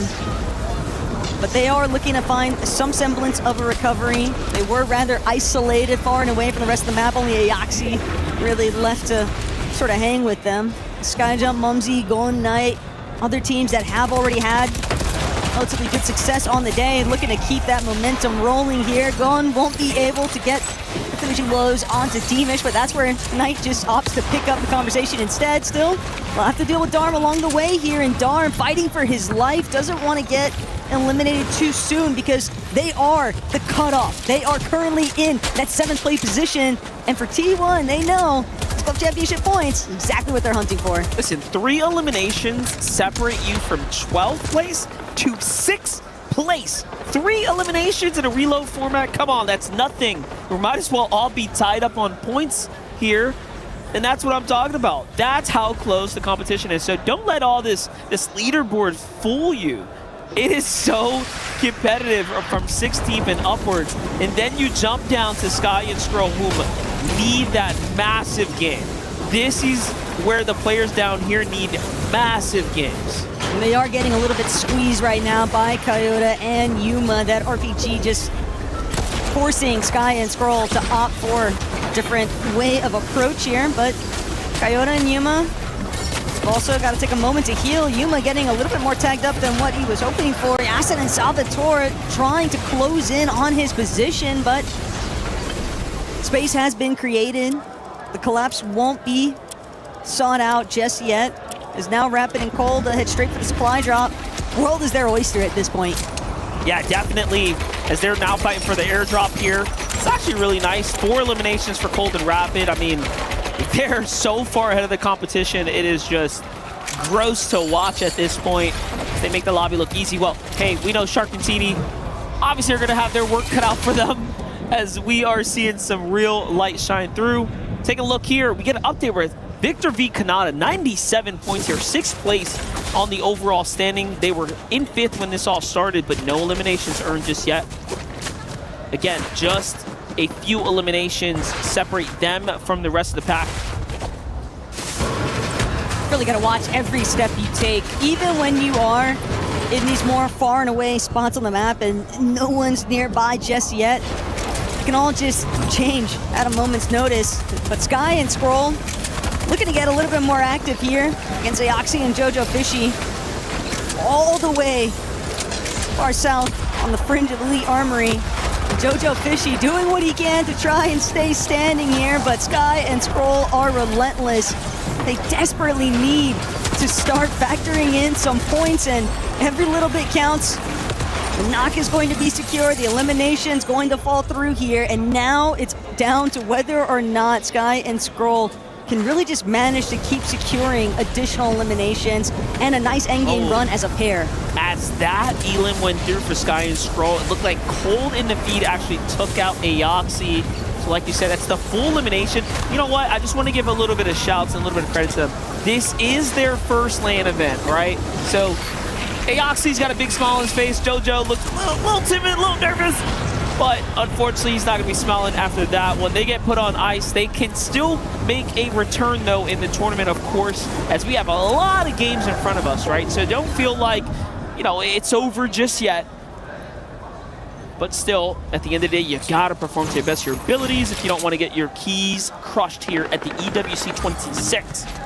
Furia, 916 is gone. Furia's Knight looking to earn more points for their team. At the Peerless Pier, I actually like this. They pulled a zone over this way. They're going to get situated early, and that's a good spot to be in. And what's also impressive is that when you think about how that very first lobby for going to Knight, and they were just kind of going through the blender, getting chased down nonstop, and ever since they found that Victory Royale recovery point, and in a very similar fashion to having a very unsuccessful early game, it just seems to give them all new kind of confidence, and they're just not suffering from the same sort of aggressive factors that they initially struggled with. And maybe that could be the turnaround for Sky and Scroll also. If they could just make it through towards at least 10th, 11th zone as a pair, that might just be the catalyst to really remind them of who they are and their true potential. I think the real problem is teams were not falling. I mean, we had a moment where there were so many teams alive, even if they were just fractured down to solos, and that just means you're not going to earn those placement points. I think it's around like 16th or 14th where it really starts to, you know, add up, but even then, things are really difficult. Well, taking a look at the bigger picture here. Again, there are already 2 duos fully finished there. You can see from the overall wide picture there. Jumping to the new zone, though. Congestion starting to take place here. Team Furia looking to get into a fight. They are 5th place in the overall leaderboard at the moment. Truly representing for Furia. But still, they are, I'd say, gapped away, right? They need that big game to kind of get in the more cushion kind of room. They can kind of ease up a little bit, but that's what happens when you can win a round. And to be fair, only a few more teams need to actually go down before those placement points start factoring in. Sure, it might be slim at only 3, 4, 15th and onwards, but it starts to accrue. It really starts to mount up here, and Sky, Scroll, fully aware of the fact that all eyes are on them in today's competition. But obviously, with the club championship picture overall, it is a team effort. So they know that if they're able to just kind of deliver it on the Fortnite front, it could go a long ways overall for Week 7 EWC. Well, we heard the speech from Levin. We're getting towards that end game. This is where we'll see if the words of encouragement, the words of support from the fans and the coaches alike are gonna come through. Yuma, Coyote have the most interesting position here in this end game. That countdown is starting to happen here. Reboots are no longer active here, and now Switzy and Pixie get the most primed opportunity to open fire onto Darm. Darm's out. Demis is right behind him, and there it is. Reboots are disabled. Scroll is the one who gets the elimination credit with Sky. That's going to be a full teammate taken out. Wow, that was a big delivery, though, for Sky and Scroll. Anything that they might have been missing or hurting for, Team Vision Darm just handed right over, and it's partially due to some of that pressure coming out of Swizzy and Pixie, but hey, sometimes you're just in the middle, sandwiched between teams that are ready to just find those opening shots here. And for Sky and Scroll, 4 eliminations. They're starting to pick up the pace here. Signs of life towards the front side of zone. And look, I don't want to get ahead of myself, MDF, but this is the Sky and Scroll. It's looking good. You can say it. You can say it. It's looking good. It's actually looking too good at this point in time. I don't know if I like it too much, as AGAL have so much pressure on them. But Mobsy on the other side looking pretty well here. Sky Scroll continuing to keep the pressure up, this time onto the French duo Mobsy. And of course, Sky jumped there, end up pushing them down. See in the distance, again, still all of the notable names still up and running. Zone number 7 now is going to start officially closing here shortly. And this is where things get really difficult. This is where they haven't been able to put the pieces together, but so far, it's been the strongest game that we've seen from them. I like the way, though, that Sky and Scroll were just so adamantly scanning the teams on the higher layers.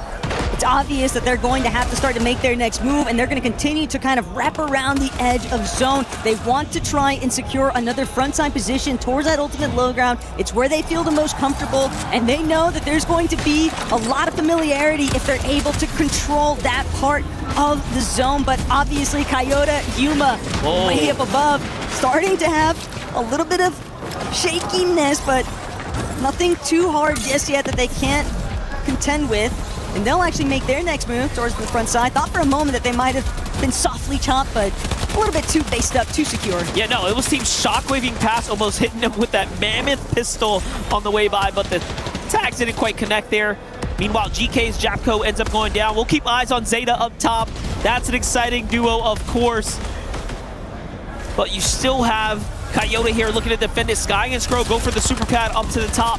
This could be their moment to siege height or just buy themselves some time and earn a little more points. Swizzy, though, from that last game victory, now having to play this one out by himself.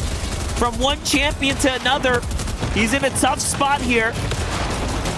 200 mats left, 100 mats left. Things are starting to thin out. Things are starting to look bad for them.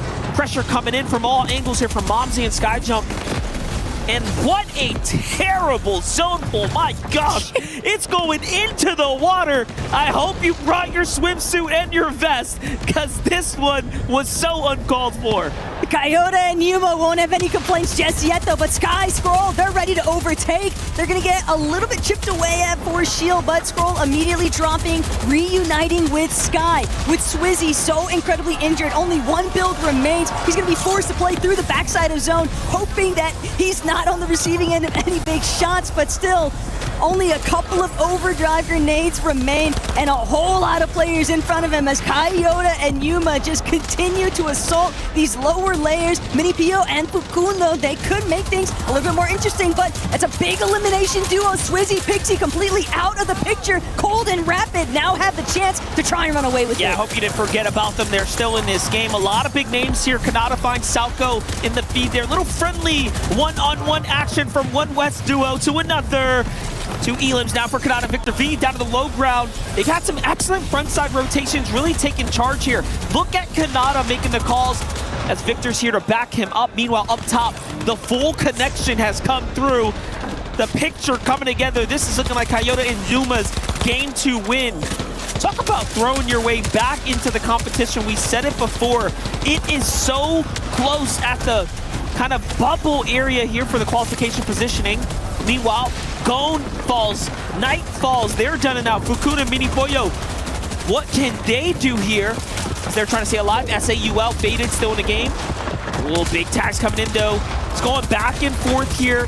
They're all out of gas, though. Faded goes down. Khan now is left by himself. Yeah, you can tell these players are just running on fumes right now. And Khan, what more has he got left in the tank? Trying to see if he can keep it pushing, but with Momsy Skyjump racking up elimination, but Momsy taken out, loses track of what's taking place right behind him, and Sky, unfortunately, will be forced to try and contend through the rest of this mess, all by his lonesome, still picking up the pieces after the fact. Elimination onto Salvatore. The Siphon gonna buy him a little bit more time, but he's running out of builds at a rapid rate, and no puns intended, because Cold and Rapid are running this lobby down. That was big, and they just took down Victor V as well. 9 duos remaining here in the game. Couple solos kind of in the mix. Iamzo is one of those solos. No points earned on the eliminations just yet, but he's got decisions to make here. You have Spooks, Oatly putting pressure from up top. Shots are coming in. He gives up the layer, and he's just trying to survive here and go the distance. You blinked, and you missed it, though. Cold catches Kanata with a monstrous shot to keep him in the game now inside the top 8.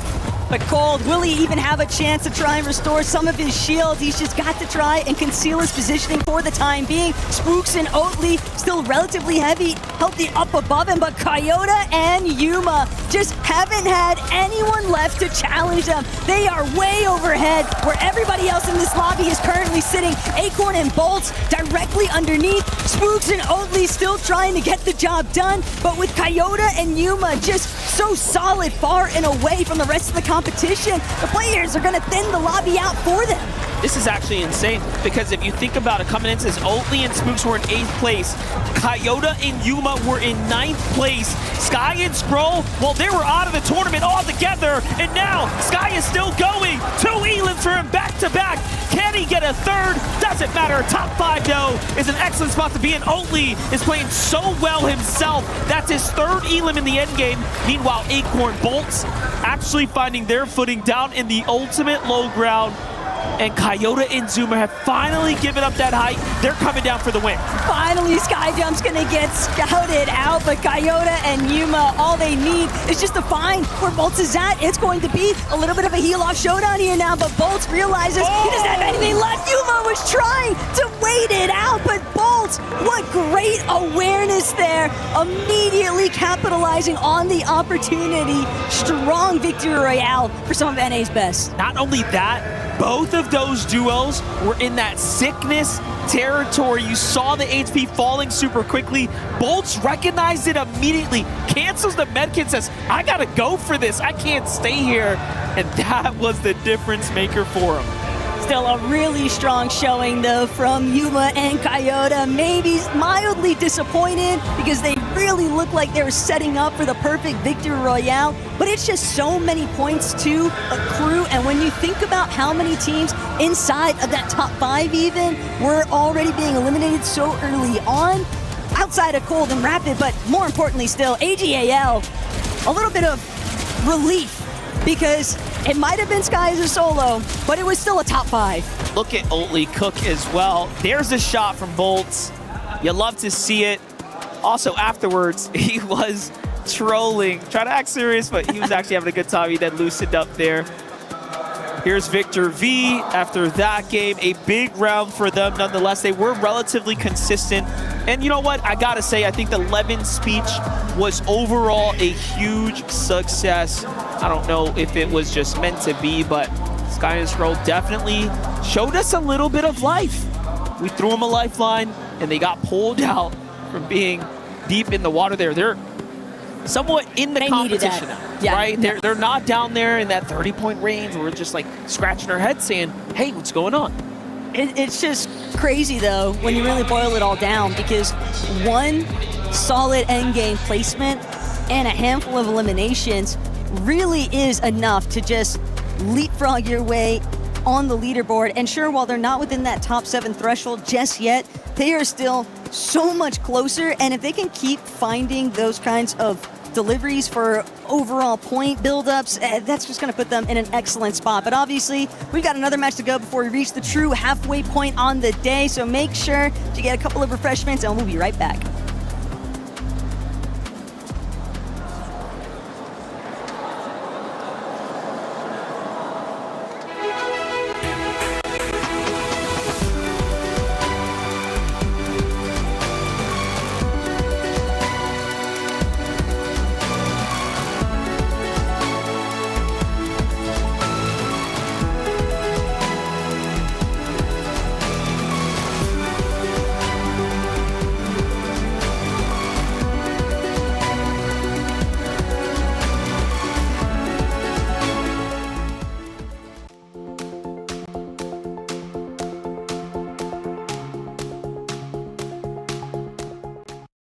Josh Riley is one of 2026's biggest new talents, and the Reload Elite Series qualifiers were his calling card.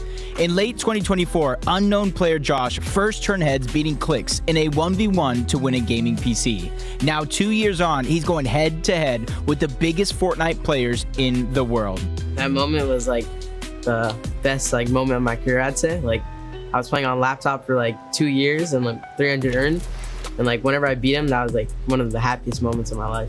I think it definitely helped me with like brand and like my story. But I think eventually I would have gotten that good, but it like definitely sped it up because I wouldn't have gotten a PC. So in less than a year as a competitive Fortnite player, Josh has qualified for 3 FNCS Grand Finals. But the Reload Elite Series qualifiers are his biggest achievement yet. Lands a big shot, but Josh is that much bigger. They take the game out of their hands. It was a trial by fire, but Josh and teammate Iamzo rose to the challenge, taking second in 2 stacked NA Central lobbies to qualify for Paris. we were playing for the qual to this. We were in the last game, we got a shockwave launcher. We were like 4th place, so in the qual.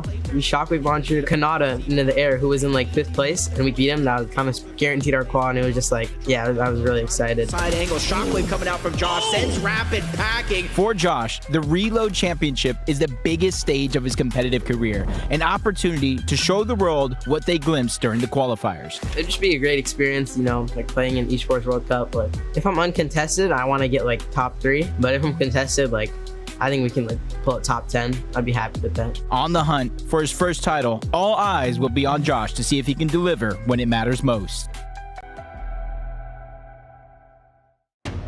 Hello, ladies ladies and gentlemen from around the world. Kelly Link here, joined by Mini Miner. We just wrapped up game number 4 for the Reload Elite Series, and this is Group 2. We gotta find 7 teams to go to the Grand Finals, and after game number 4, I feel like there's some teams that are kind of standing out right now. Yeah, we got some amazing teams popping off right now. One that I want to mention, of course, Cold and Rapid. What a performance from these guys coming into today. I think we sort of anticipated a great performance, but coming from the EU region, I wasn't expecting this level, Kelly. You've watched them a lot, so is this the expectation we should have of them? The absolute aggression that we're seeing, and we've seen some other teams popping off right now, but when we added, we're at the end of game number 3, I didn't see them in first place because I read the graphic wrong, and I was like, there's no way Cold and Rapid aren't in first, but of course they are. When they get all of those eliminations, whether it's from the low, mid, or even high ground, no one can stop them. And the synergy that they seem to have as well in these layers, they're playing so well together. They seem to bounce off each other so well in these moments as well. Another team as well, Oatly, Spooks, a team that I really didn't expect too much from because of the fact we haven't seen them on a LAN yet. It was a bit of a question mark, right? I never doubted you guys. I had you guys in first place the whole time. No, but there's a reason why they call him Goatly. He's been around the scene for so long, finally revealing his face to all of his fans and finally showing up. And no, like you said, I don't think a lot of people expected them to be as good as they are. Just so calm when they're playing these end games as well. Monster was saying on the cast right there, he's just having fun. He's enjoying himself, Oatly, which is really interesting for your first LAN. It's a sort of a really great thing to see on this stage. Yeah, I think it was after game 2 or game 3 where they went down in either 3rd or 4th place, and he like was high-fiving and shaking his hands, where everyone else, even when they win, are just unbothered by it. He was so excited to be able to make it into the end game, and then he does it again. Yeah, a little subtle diss onto Sharkantini right there. We didn't see a reaction from them all weekend yet, but we should see that, of course, coming soon. Of course, we cannot come up here on this stage and not talk about Skyjump and Momsy. What a performance. Any fans of Skyjump and Momsy in here? Just a few, just a few. Yeah, 1 or 2. I mean, these guys, they always show up when the pressure is on. If that's something we've learned from EU, they're showing it here again today. Picking up that first game victory, it's like almost the perfect story. And then even Swizzy and Pixie, a team from the French team as well. This is exactly what we want to see here on the stage. And we want to see exactly more of this in the next 6 games, Skyjump, Momsy, everyone that we have, and we have more action coming your way, so don't go anywhere. Hope you guys enjoyed that little bit of downtime. Definitely some hype in the crowd here as we got a nice pop for, of course, Skyjump and Momsy. Man, what a pleasure the tournament has been so far. And this is the last match now of this map, though, Taco. So, hey, if you've been having a hard time here, well, guess what? The pain's almost over. But look, it's been such a ping-pong effect on the leaderboard in terms of where the top 7 cutoff is actually going to be held. Yeah. Right now, we currently see it for Khan and Faded. Victor V, Kanata, just slightly pushed out from being inside of that top 7 threshold, but already so much of the club championship points, as well as just these leaderboard standings overall, shifting between every single lobby. There is practically no guarantees, even though we're approaching the halfway point, outside of the fact that Swizzy and Pixie for Team Havoc, and then obviously Cold and Rapid for Twisted Minds, having the performance of their lives here in Group B. Yeah, they definitely seem to be the shoe-in duos here, but hey, we know that stranger things have happened in the past, and it's gotten actually a lot closer, right? 2nd and 3rd place between Momsy and Skyjump are actually neck and neck, pretty much tied up on overall points, which is really interesting. Then you start looking down towards that bubble line, Acorn and Bolts, where they were pushed out because of one bad game. Now they're back in the conversation for the first time, though. Oatly and Spooks are inside that top 7. This is exciting here. Match number 5 of the Elite Stronghold is kicking off, and we're off to a hot start. Unfortunately, Joe goes. Spooks there couldn't quite get those points he was looking for. This has been the strength of this duo's trusting in Spook's performance in the early game, but right now it's Salvatore who's like, wait a second, we need to get back in this tournament. And this is honestly kind of a nice little resurgence out of Salvatore and Yasin, the original starting point of the day. You know, they haven't been doing horribly by any means. Their worst placement being 11th, but you're just going to need to have a lot more top 5 consistency if you really want to consider yourself a little bit more safe, but they have been making headway in terms of getting closer and closer to that top 7 position. Yeah, most definitely. All things considering, they are flying back up. Here's a little update back to the Chisel Cube. Swizzy and Pixie have no longer been dropping aggressively. Now they're just kind of easing up here. They're like, all right, we got our lead. We just got to make end games, kind of keep doing what we're doing. and the rest should be history. Meanwhile, get to look at, again, a little bit of that start of the round here, what it means for VSN Salvatore and his duo. This is allowing them to really be inside the top 10 just after those couple of eliminations being secured there. Then they get another one onto Toyota right afterwards. So teams got to be careful not to be fully eliminated at this point. MHND finally earning themselves a little bit more points given that they have had the toughest time this evening for the AHL club. Victor V, Kanata in an early fight here. Victor losing to Salvatore, but I don't blame him. Salvatore is just firing up right now as he is quite literally crashing on the lobby, playing absurdly well. Yeah, Salvatore, who are you feeling like? Because he is doing his own thing right now, but that was also kind of a rare miss out of Victor V, but Salvatore, he's not done just yet. MHND might just be next in line to be added to the count here. Salvatore hunting for his 6th, and never mind, he might even be able to secure a 7th should he get the elimination onto MHND. Snow, maybe even considering, should I even try and poke my head forward, gauge whether or not I can get a nice little shot in on Salvatore's feet, but Salvatore, just on his own kind of war path, 6 eliminations, and he's not done. It's like he's living up to the name. Just popping off right now. 6 elims, putting his team on his back here. That is the type of hero's effort we need to see from players if you want to go straight to the finals. And look, now he is in contention at 9th place, just a singular point behind Victor V and Kanata there, jumping up to 16 overall active eliminations. Look, they tried to play the concise, calculated Fortnite, but they've been seeing what Cold and Rapid have been getting up to, and they decided, why not look to just handle our own affairs here? Pretty solid showing, though, out of Khan getting good elimination onto Cold, but Sky and Squirrel can't forget about what just happened for them in that last lobby. The top 5, the signs of life. Will it actually be the catalyst, though, for these two to really carry over into a strong close for this tournament? Yep, Yuma and Toyota, not the strongest start as they were eliminated pretty early, but they jump back in, they find a few more tags, few more pickups, and now they've already cushioned a few points here. Let's take a look at how it was playing out from Yuma's perspective. He gets the teammate there of Salvatore. Salvatore not by himself. You played so well up until now, and now you have Asia's monsters on your heels. Luckily, it gets away. That is still showing to how good he has been able to perform here. And what a find. Hey, sometimes you need a little RNG, you know? Might need to transform that Flowberry Fizz into some bandages. Some whites could go a long way for this man, especially when he's being hunted out by Zeta Division. But revisiting Cold and Rapid, saw a little bit of early hiccups. Nothing to deter them just yet, though, from this aggressive playstyle that they had been manifesting all tourney long. And right here, right now, Cold seeking out a good opening shot against the likes of Josh and Iyamsa, who are desperately in need of converting this match for the halfway point exactly into a nice placement finish, because they've got to start really bouncing their way up the leaderboard. Yeah, being in 110 halfway through, you know, it's not too bad, but it is not great, that's for sure. 2 eliminations this game, though. That's a good start here for the tournament. 19 duos remaining, 7 and AXA being the first and only duo to have been eliminated so far. We've had some close calls for a few others, but nothing yet as we save that.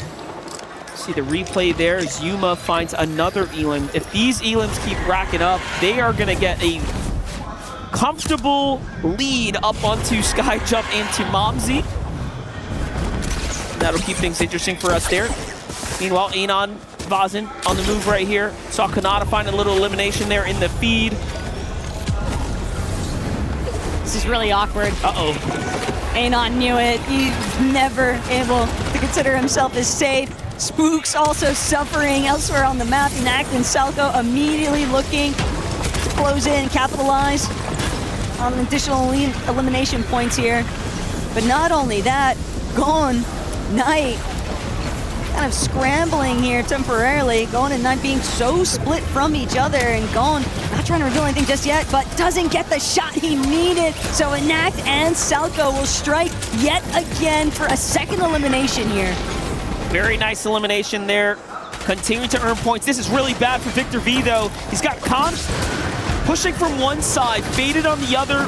Victor V is very hurt here. He's lost the wall. Kanata's here to back him up. Then all of a sudden I see Twisted Minds, Cold, and Rapid there in the distance. They put their influence on the mix. They find an Elim, and it's all out warfare here as they jump into the fight.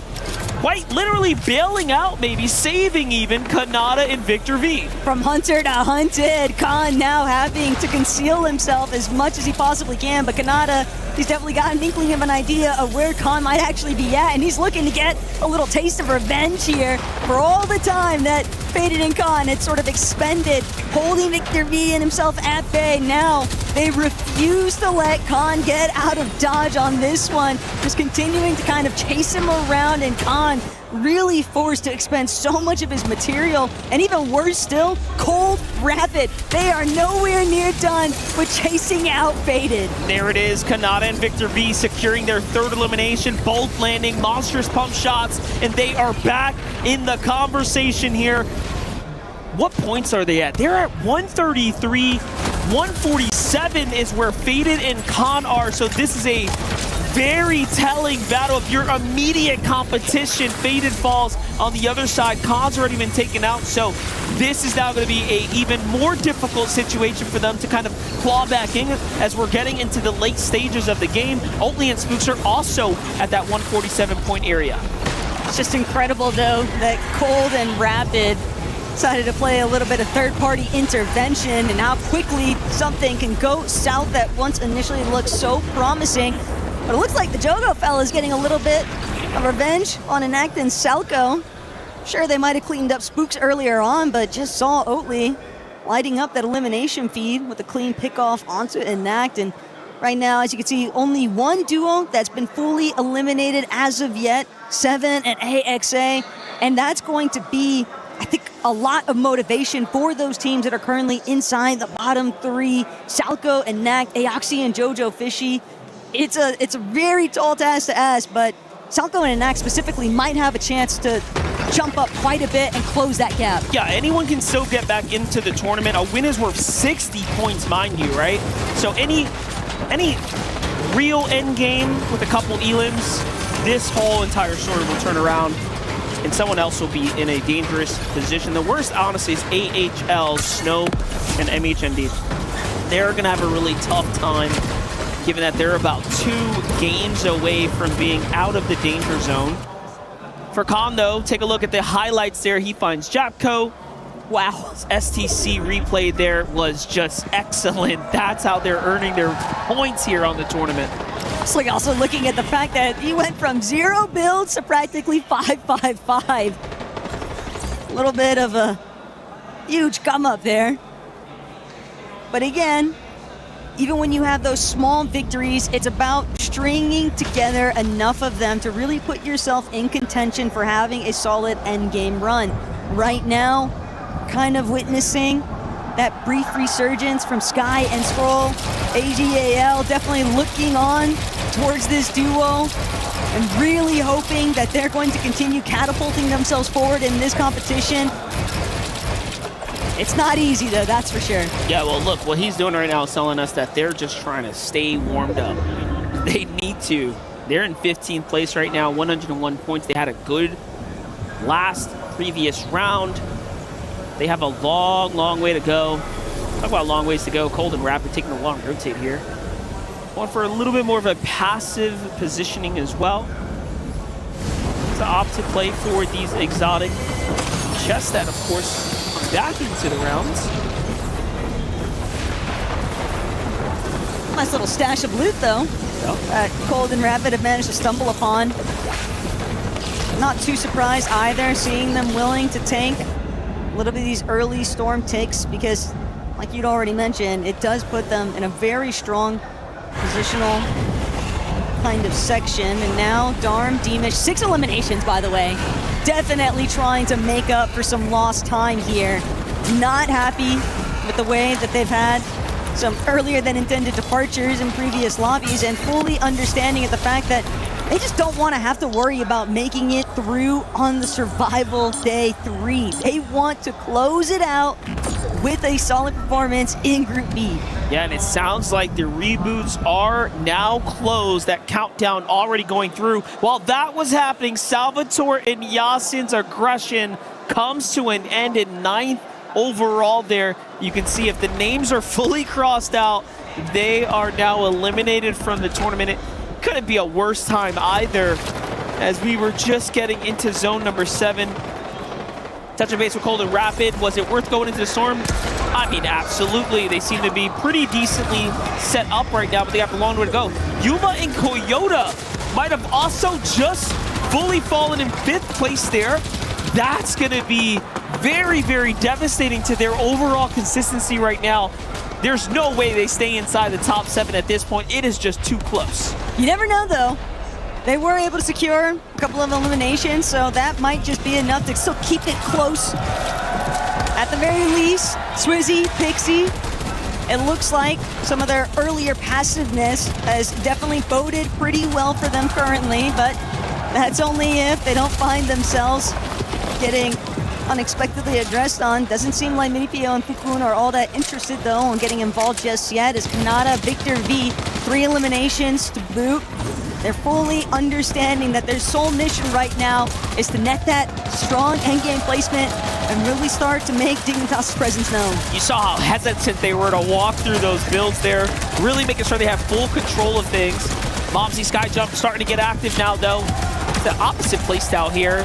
They're fighting for some loot, fighting for the refresher. Here's a team that doesn't have a lot of builds here, and even them making sure that they do not get themselves edited on or caught out of position. Was it worth it? Surely. They just picked up about 200 mats, so not too bad. Couple heals as well to go the distance here. Could be the difference maker. Meanwhile, Pixie and Swizzy for Club Havoc looking very, very good right now. Once again, defining themselves as the high ground duo. And this is also going to kind of shape the rest of this lobby too, because the one time that we haven't seen Swixy and Pixie in control of height, that's been really the only time where we saw Koyota and Yuma really have that opportunity to just net a strong endgame performance, since nobody else is really looking to challenge. It's evident that Swizzy and Pixie exclusively want to lead on the high ground, and for Rapid and Cold, disaster might have finally struck the pair, because it's only Rapid that's left standing. Cold at least managed to get 2 eliminations along the way, but this is the first time that we're really seeing these guys look so injured. And also, Kiwis and Darb down and out as well, as they were so close to top 7. They're going to start slipping down the leaderboards as well. Everything is now starting to change here as the points are looking to start taking place. I see Skyfall there as well, unfortunately. So this is going to start mixing things up. It's all going to be up to Stroll here. Give him a second. Let's see what he can do. He's by himself. He's putting pressure onto Faded and Khan. Really just trying to defend for himself now. He's got enough to work with, though. Full team below him. Jojo, Fishy, Aoxy make the edit. He's got to go as well. 5 shockwaves to work with. There's not one smarter that can play these rotates. We've already seen him do it earlier today here in game number 1.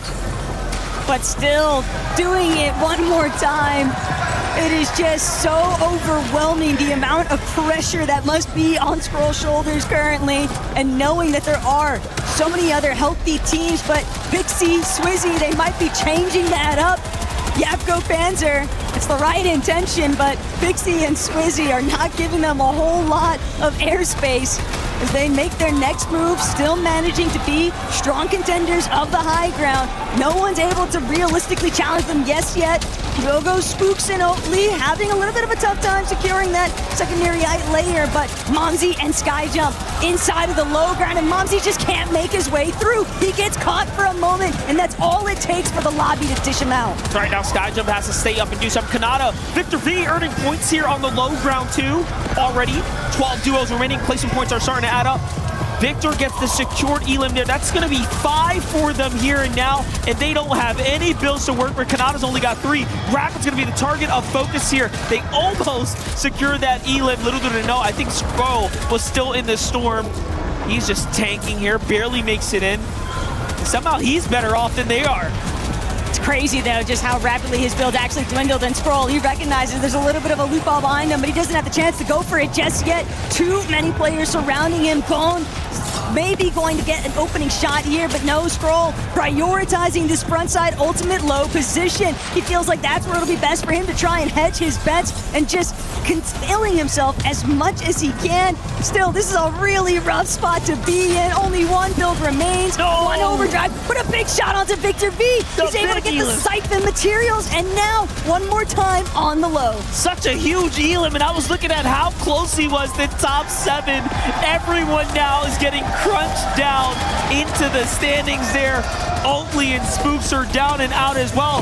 Josh and Iamzo are flying their way back up, but Scroll is the most important player here in the lobby with the most critical clutch that he needed to get out of the dangerous territory of being down at the key crushing ceremony.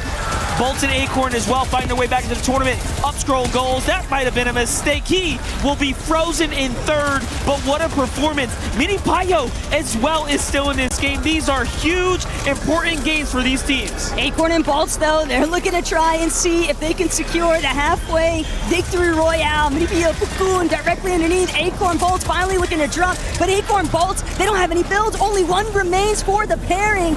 Cocoon, Minipio also running on the last of their resources. Bolt and Acorn from overhead, trying to see if they can get an advantageous shot, but the preservation by Minipio and Fukun, they are stalemating this one temporarily, looking to get into the healthiest state possible. Fukun manages to heal just a moment longer, can't connect the shot though. That's what Bolts does best. The accuracy is just overwhelming right now, but both Acorn and Bolts finally gonna find a little bit of an exchange, and it's Minipio and Fukun who managed to find the victory royale. And what a game that was. Back into the tournament. They rise.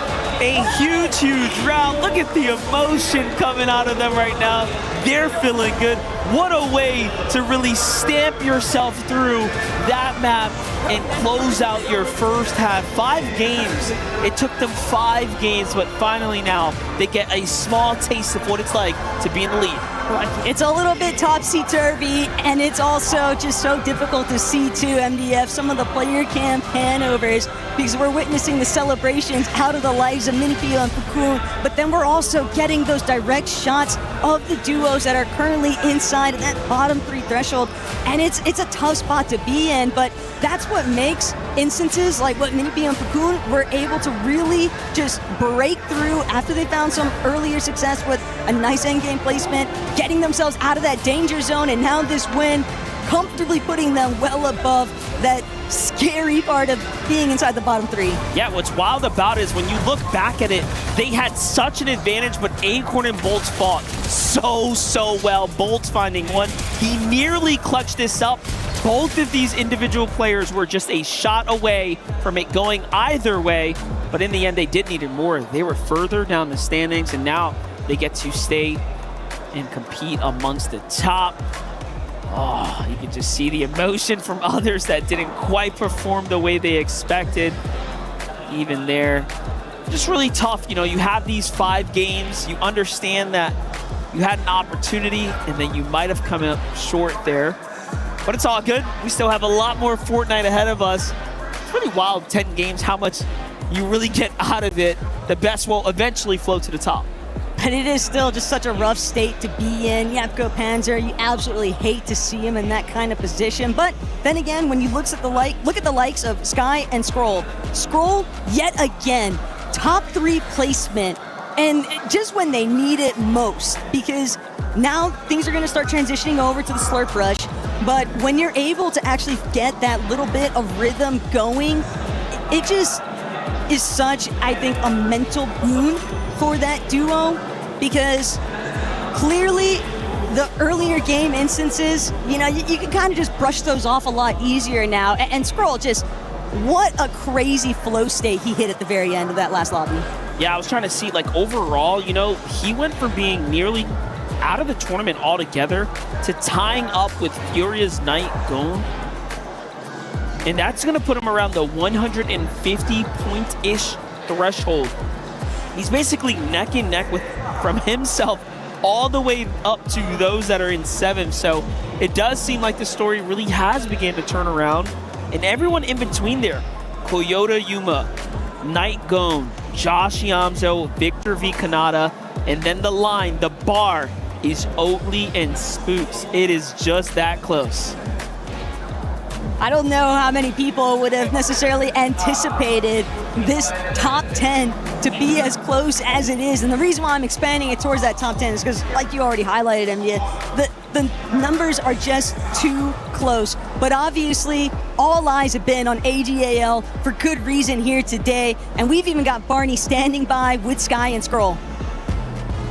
Welcome back to the Gadia City Grid. I've got Scroll from AGAL joining me now. Scroll, before today, we had the opportunity to have a quick chat backstage. Now, aside from the fact that if you added yours and Sky's age together, I'm still older, that's extremely embarrassing. Apart from that, we talked about the improvements you guys have made over the past year. You guys are playing incredibly well. It seems like your synergy, your game sense, you guys basically have one brain. Today has been a bit of a tougher start to the day, I think you'd agree. What are some of the issues that you guys are running into? Is something just not quite clicking? I feel like right now we're just trying to see how the lobby moves, and then we're trying to fit into the lobby. But it's really hard for us right now. But I feel like we're starting slowly to get in form again. Do you think it's like, obviously you guys are so dominant in BR, in the main Battle Royale, and obviously coming into Reload, everything is slightly different, the pace is slightly different as well. Is that something that you guys are having to adapt to, or is that something you typically have on lock?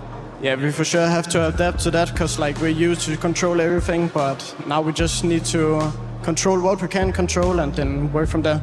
I like that. You've got a good head on your shoulders, I got to say. Do you feel like you can pick this up and get some momentum now towards the end of the day? Yeah, for sure. We are going to go crazy the next 5 games. I'm not even worried about that.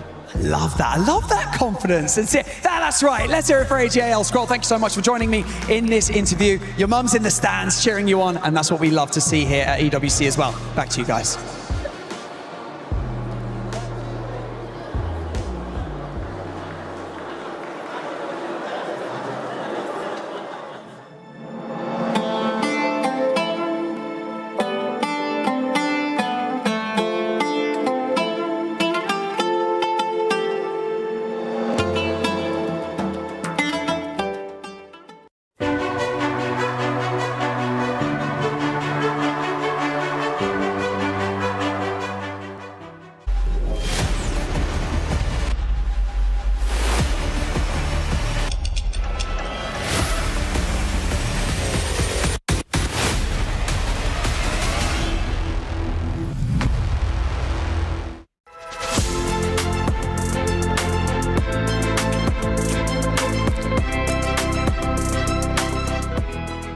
Everyone is playing, you're not yet. EWC Play is your all-in-one platform to compete in fantasy, pick'em, and quests for a grand total of $300,000 in prize pool. Build your dream fantasy team in 5 different games and track your score with live results tables. Predict the winner of every game, every group stage, and every tournament. Complete daily and weekly challenges to earn boosters that help you climb the global leaderboard. Got what it takes? Join EWC Play now.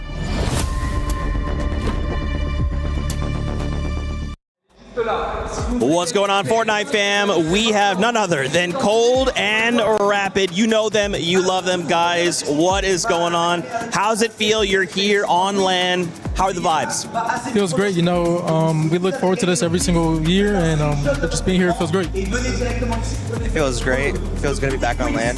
I love that. So, guys, let's talk about a little bit about the elephant in the room, okay?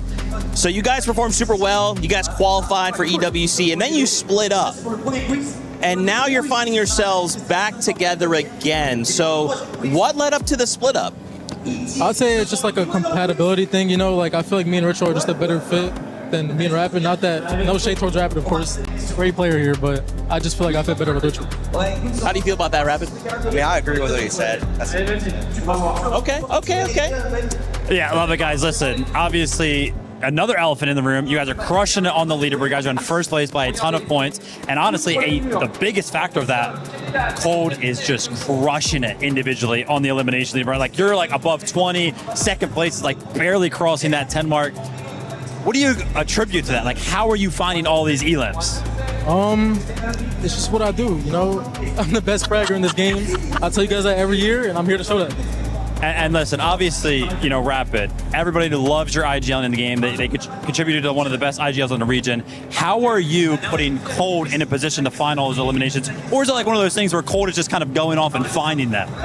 I'd say it's a bit of both. Like, I'm just tarping way more because Cold just eliminates everybody. Like, he just spawns in eliminations, and I'm just tarping. It's really easy. Nice. Yeah, it's looking easy for you guys. It looks so, I'm telling you, that anytime we see you guys play, I feel like it's just such a fun moment because you guys, like, you have like this natural swagger about how you guys kind of go into these games. Like, yeah, we watch Peter Bob Pollo, they kind of, it's very clinical. They kind of go in, they get these eliminations, they move on. But anytime we see you guys play, it just feels like something special, something maybe a little bit different. What is that? What's the secret sauce? Just to have fun, you know, we're not taking it too serious, just having fun, like taking game by game, and just. What do you attribute to that, Rapid? What's the secret sauce? A lot of preparation and game plan, I'd say. Just having fun. All right, let's talk about the second half of the competition, right? We're halfway through. You guys are pretty much almost already qualified if we take a look at how many points it took yesterday. So what's going to be the game plan for the next 5 games? Just get as many eliminations as possible. All right, elims are on the mind. Cold, what are we feeling? Just have fun. Just have fun. All right, there it is. Do you guys feel like you maybe resonate better with Stronghold or Slurp Rush, or where are we guys at? I'd say Slurp Rush is our better map, but I mean, you guys saw how we played on the first map, so. What do you think, Rapid? 100% Slurp Rush. All on Stronghold is not that good. I like that. I like that. One more final question for you guys. Obviously, the vibes are super up. You guys have to be thinking about finals at this point, right? If you make it to finals, is there a duo you hope you could take it to a final 2v2 for the victory royale? I say Oli and Spooks. Yo, they've been going kind of crazy, right? Oli's kind of going crazy. Yes, I don't know. It's a movie. It's a movie. Rapid? 100% Oli or Muga. Oh, wow. I love that. Well, guys, thank you so much for your time. We really appreciate you. Best of luck in that second half of the competition. Let's kick it back over and see what else is going on in the competition. Human body was built to move. Not trapped at a desk in one singular posture for 12 hours a day. It's time your chair evolved. This is Secret Lab Titan Evo. Ergonomically engineered for you, gamers, hybrid workers, artists, backing your every move. Hello and welcome everyone. I'm here with Sky and Scroll from AGAL, and we're gonna find out how well do you guys know your teammate? How well do you think you know your teammate? Pretty good. Yeah, and you feel the same? Yeah. I mean, you guys are coming off of back-to-back major wins, so I feel like there's obviously a lot of teamwork and a lot of synergy going on, but we're gonna find out how well they actually know each other. And we're gonna start it off with something simple, okay? Sky, you're gonna tell me, what do you think Scroll's favorite weapon is that's currently in competitive Fortnite? I'm just gonna say a gold pump. Hey, what did you put down? The gold pump, let's go. All right. Now, Scroll, you're gonna answer, what is Sky's favorite competitive season of all time? Chapter 6, Season 1, last season. So not the same. So why last season? I feel like last season was just going so perfect with everything, so might be that one. Yeah. Sky, what is Scroll's favorite item currently in competitive Fortnite? All right, at the same time? Shockwaves, Fizz. Okay, I feel like together they're kind of so. Why'd you say Shockwaves? We've won back-to-back just with Shockwaves, so it was pretty like one of the obvious answers. But you said Fizz. Yeah, I was thinking about that one as well, but I feel like Fizz is just like a good item for everything. What is Sky's best memory of you guys playing together? First. FNCS one. Oh, first, and then what is? Hey, first grand one. Let's go. So, Scroll, I'm going to ask you, what is Sky's favorite outfit in Fortnite? Same time. 1, 2, 3. The Lara Croft zombie. Yes, okay. it's a zombie superhero skin. So I thought it was. If Scroll wasn't your teammate, who would you pick? All right, if Sky couldn't play with Scroll, he would play with Shark. Ah, what a surprise. What do you think Sky's favorite hobby is outside of Fortnite? What does Sky like to do when he's not playing Fortnite? I mean, that's outside with dogs. So you have dogs? Yeah, I have to. Oh, so Sky, who does Scroll think your biggest competitive rival is? Let's reveal the answers on 1, 2, 3. Oh, Peterbot. Who could have guessed? What is Scroll's most used emo? Every time you win, every time you eliminate someone, what does he do? Does he dance on them? I don't know any names. I mean, I'll just say like... Point the axe. And then pickaxe emo. Yeah, that works. Okay. Let's go. What's Sky's bedtime? Bedtime. I feel like Scroll should like pretty much know this. So what time do you usually go to bed? 1 a.m.? And 1, wow. Yeah. Well, looks like Sky and Scroll know each other pretty well. We're gonna have to see how that synergy is in the battle bus as well. But for right now, guys, that's gonna be it for us. We'll see you next time. Welcome to the side of stage where we are live right now with the Fortnite Reload Championship at the Esports World Cup. My name is Barney and I've got Papa V joining me. How's it going, dude? Your son, Victor V, is currently competing on the main stage. It's day 2, Group B. How's he getting on? Is he doing well? Well, yeah, I think he's doing well. I mean, I know he has to get a little bit of the nerves out. Oh, I do at least, because I'm really nervous, you know, to see him up there. I'm proud of him, but I think, you know, 10 games is enough to let the best Victor V come out. I like that. I'm a dad, by the way, so like I've got a young son. I'm doing this thing where I have a lot of like dad chats with parents in the audience, and I'd love to get some perspective from you as a parent of a child who's thriving in an esport that's like so incredible, so large scale. Talk to us about what it's like being a dad, seeing your son competing on the main stage for all this money and, you know, all this pressure as well. Well, for me, I know we only got a short time, so I'm gonna just try to stick to some key points because this deserves a whole podcast. 100%. But I would say to all you parents, get behind your children, help them out. Like, do more than just let them play and just say, I let them play. Support them like you would support a kid that was an elite basketball player or an elite swimmer or a soccer player. Like, you would take them to practice all the time. When they don't feel like going to practice, you will make them practice. You will help them with the discipline. Support them in that same mannerism because this sport is to be respected. So that's what I want for all you parents to do. Give them that same support so these kids can really follow their dreams. Yeah, let's talk about that structure because, you know, esports is now a viable option for a lot of children growing up, and then you have a lot of kids maybe at home that are watching this with their parents and they're aspiring esports athletes. Maybe they're honing in on a game. Maybe that game is Fortnite as well. What was your approach, you know, when the days were tougher for Victor, maybe when he didn't want to practice like you said and you encouraged him to? Tell us about your structure at home and how, you know, he's now thriving. I'm guessing a lot of that is due to you as a parent as well.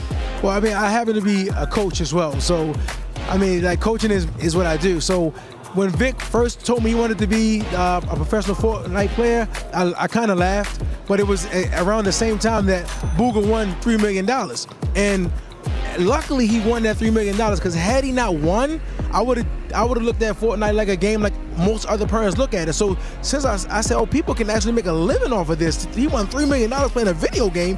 So then I started doing, looking into it, and then saw how much it took, how much work it took, and how much dedication these kids were actually putting into this game without the help of their parents. Like, imagine what these kids would do with a structured program and, you know, the help behind them, you know, they would be amazing. They're already amazing, but imagine what they could do with the parental help.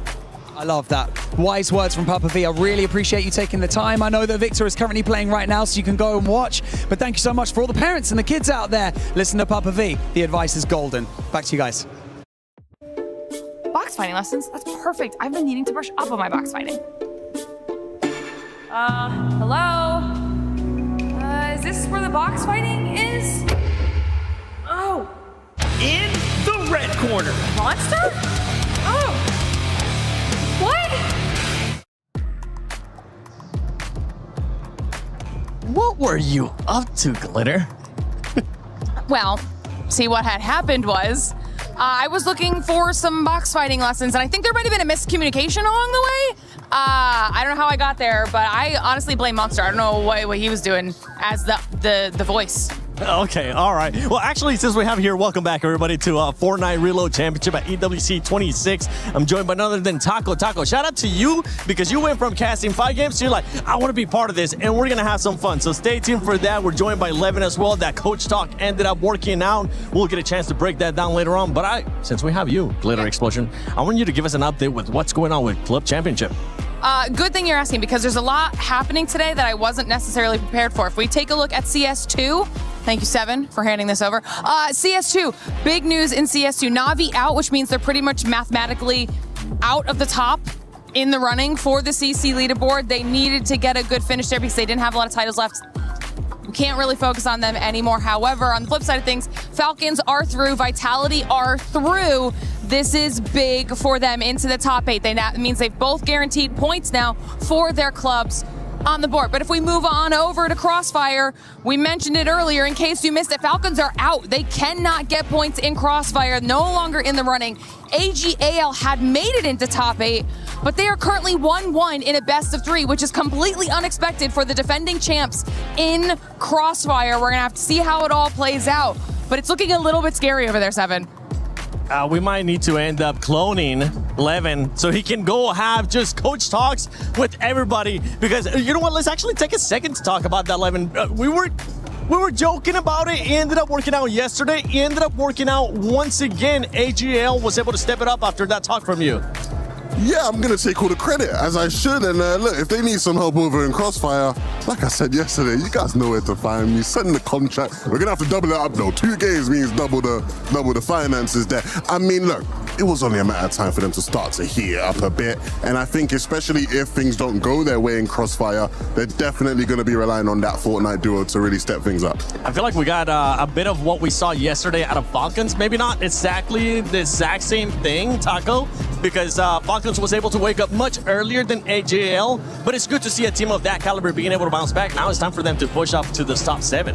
Right. Sky and Scroll are fully aware of the fact, too, that they've really got to hit it in overdrive and get the hustle on. But again, after Coach Levin's speech, we've seen these guys with back-to-back top 5 placements. So they are starting to make a little bit of a jump effect in the leaderboard, but definitely still a long ways to go. And they are adamant on trying to secure their spot in finals. Levin, I just want to know if you are, what's your rate for motivational speeches? Can I come to you when I need them in my day-to-day life?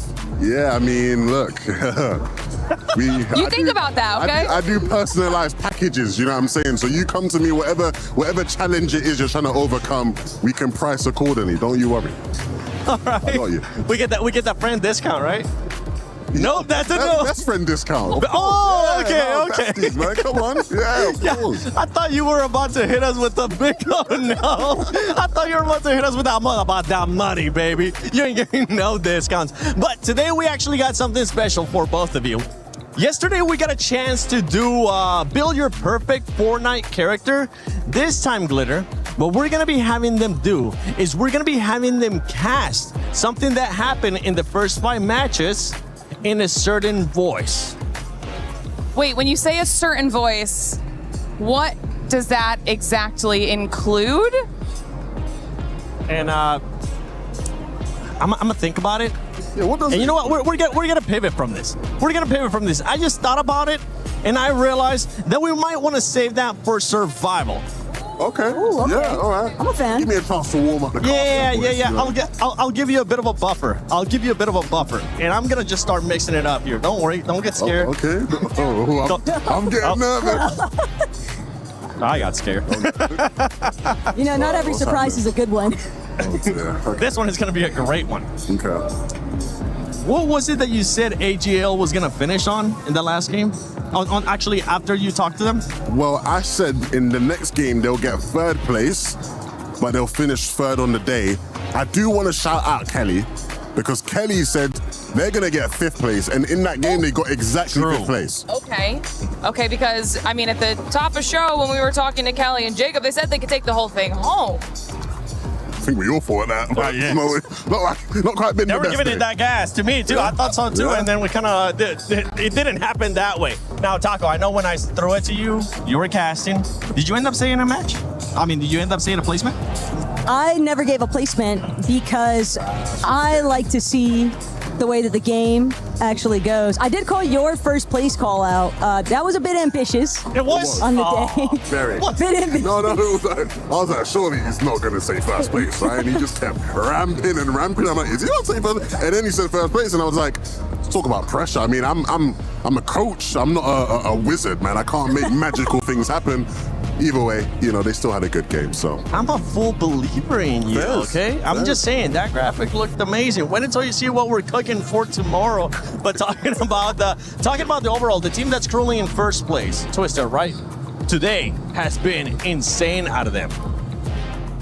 Absolutely. And honestly, just to jump in from a CC side of things as well, they might not be in like our top 4 right now, but they are a team that's completely CC eligible. So if they're able to do solid performance here, get through to finals, and make it top 8, there's actually prize pool money difference that they are playing for their club that's still on the line. No, honestly, I think, you know, if I'm Twisted, I'm probably frustrated that we didn't have Fortnite earlier on in the EWC process, just because I think, you know, Rapid and Cold as a duo is unbelievable, and they're the type of team that their performance could have inspired, I think, some of the other Twisted teams throughout the Club Championship to actually just step up a level, right? I think it's probably come a bit too late for them, but I think it'll be a nice finish for Twisted Minds. It'll give them that boost that they need on the Club Championship leaderboard there. Yeah, I mean, I'm just really excited to see whether or not Cold and Rapid can just kind of continue to carry with this momentum. We know that they're looking to finish strong on the day. An arguably more favorable map for them too with Slurp Rush, and they've already been tearing up the competition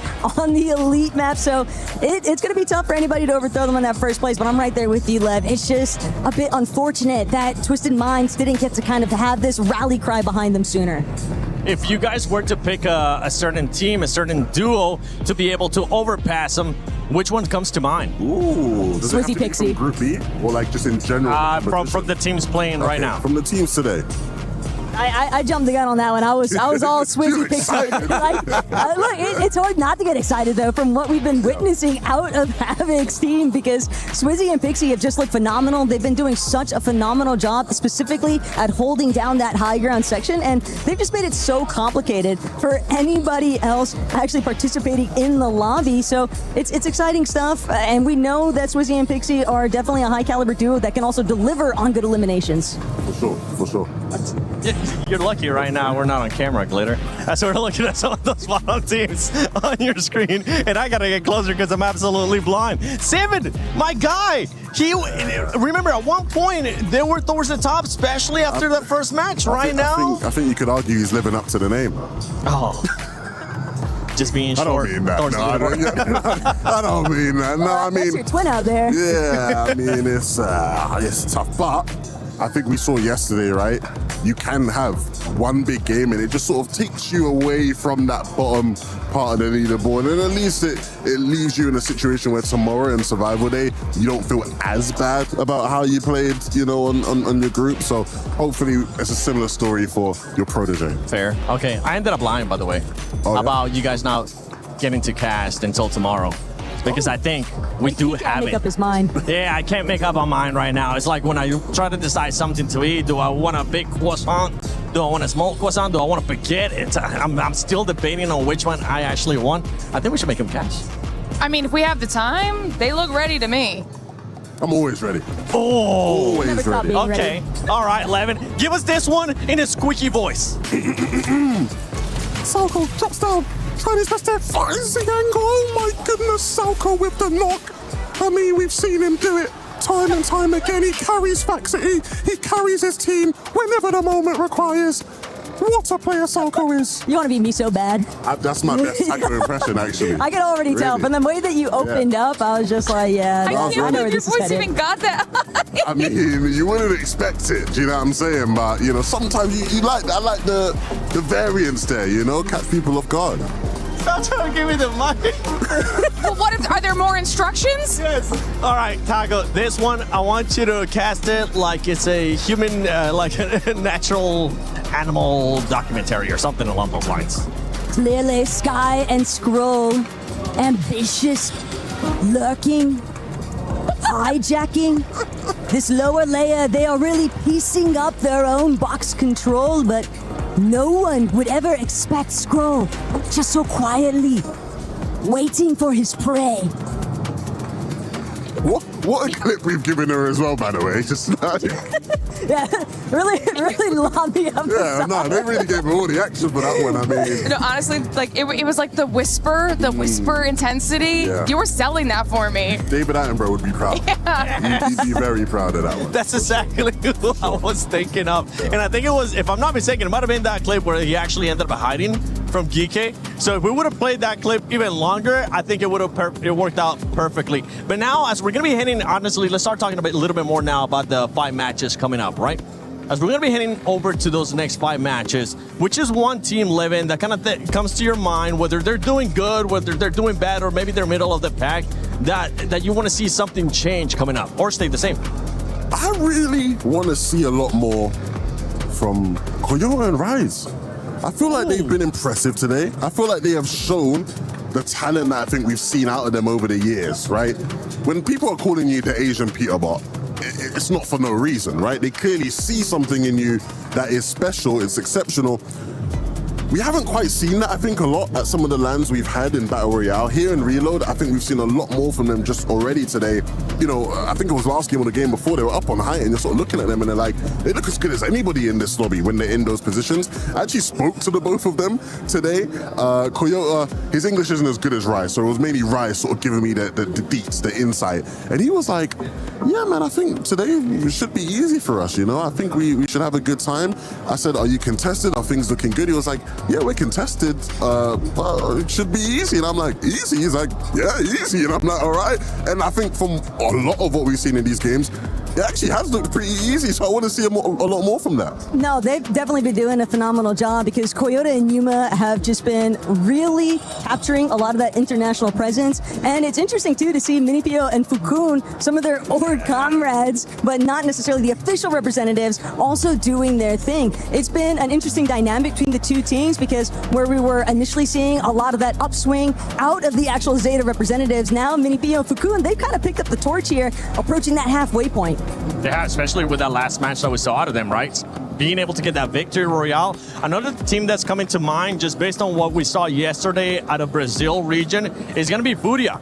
Furia is one of those teams that I'm hoping they're going to stay within that top 7. With what you've been able to see so far today, do you think that's going to end up happening? I think if they can continue repeating what has been working out so well for them, and it's just been a lot of those aggressive instances. Initially, at the starting point of today's competition, they were just getting pieced apart, non-stop, forced into these awkward positions because everyone's just farming them off of the reboot cycle, and yet, as soon as they hit that victory royale, it just clicked for them. You could just tell that that was the moment that they realized we don't have to be the ones constantly going on the defensive. They stopped being the reactors to the lobby and started getting much more proactive, and it's just benefited them so heavily. No, absolutely. I think my favorite thing about that duo is they just have that Brazilian swagger. You know, you see them and they're just like, they just look cool. They look cool, calm, collected. The camera pans to them after the game. They just look like they're chilling. It's whether it's on the beach in Rio or whether it's at the EWC in Paris. They look just in the zone, and I think the results will inspire more confidence. We'll say, though, 5 more games is a lot, right? Yesterday, earlier games, we saw a lot of the smaller region teams. I want to give Brazil a bit more credit than that because I think their performances have deserved it. But you don't want to get ahead of yourselves, right? You don't want to get ahead of yourselves. You want to make sure that you're actually keeping that momentum going, especially as we switch maps. I'm hoping, especially with this 5 games coming up, right? I'm hoping that some teams that have been consistent are going to continue to be consistent as well. And some teams that have not been able to find that consistency, they are going to start showcasing some of that, especially if they want to be in the top 7. No, absolutely. I mean, again, it's not the end of the world. Survival Day is going to be fun. Obviously, we want to see all of you there. But you don't really want to play. You want to get the day off, right? You want to get a chance to, sit back, watch the rest of the competition and prepare for the final day. Right, and just to kind of address the elephant in the room also, obviously teams that are currently inside of that bottom 3, while we know it's not done and over just yet, they can still dust themselves off, pick back up, and try to see if they can leave themselves in a better spot than how they started the day. Still, it's also just understanding that those teams that are currently staring down, being in that survival territory, the frustration that's clearly starting to mount. We've seen it in the player cam shots time and time again, and it can be difficult to overcome that, but I'm optimistic. Look, at the end of the day, if you're one of those teams, you got to get yourself out of that hole. Coach Nevin ain't coming to save you. You have to motivate yourself. You have to look at the rest of the competition, the rest of the players on the stage. I know people are quite spread out. Look in someone's eyes and really sort of see, they're trying to take your food, they're trying to take your meal. Are you going to be sent home, sent packing? Or are you going to stay on that stage and fight to stay in the competition? That's what it's about, man. Listen, this is why I said mentality was so important when we were building our perfect player, okay? That's why we're besties, man. We're just locked in. You know, I'm just locked in. Saying, but I'm also, I stole the mic one more time from Seven because we actually did have a very important update that's now going to play into Fortnite. That happened while we've been sitting here. AGAL, defending EWC champions in Crossfire, are officially knocked out of the competition. That was almost a guaranteed at least top 4 situation for them. They are not getting those points. So this means there's even more pressure on AGAL in Fortnite now. We were talking actually after our amazing shot that we had earlier at the beginning of the show from the Eiffel Tower. Talking about, thank you, Glitter, by the way, for that update. Talking about how some of these teams, some of these players are affected, if any, by that club championship. And I know we were saying some might be, some might not be. Now with those news, I feel like for AGL here in Fortnite, they have to perform. Yeah, I mean, I'm sure that AGAL, general manager just probably walked from the Crossfire stage and he's walked into the crowd to see what, Fortnite's got going on. I'm sure he's probably messaging Sky and Scrolls right now to say, guys, I love you boys, but you better lock in. We cannot afford any more stumbling. Yeah, this is a really tough spot for Sky and Scroll to be in because he might be the last person that they want to see in the audience. Maybe, though, it could be the last little bit of motivational factors they need. All I know is that right now, Falcons might just be licking their lips, seeing how Group B is shaping up. They're looking at me like how I was looking at that big old croissant earlier today because that thing looked good. I don't know where it ended up going. Maybe I'll be able to find it because I think somebody ended up taking it. But thank you so much for joining us, Taco, Levin, and Glitter Explosion. She's got to get back to just doing more club championship updates because there's a lot of stuff going on here at EWC. And I know there's a lot more stuff that's going to be happening here at Fortnite Reload Championship at EWC 26. And I believe we got a chance to do some more stuff around here. Let's see what's cooking.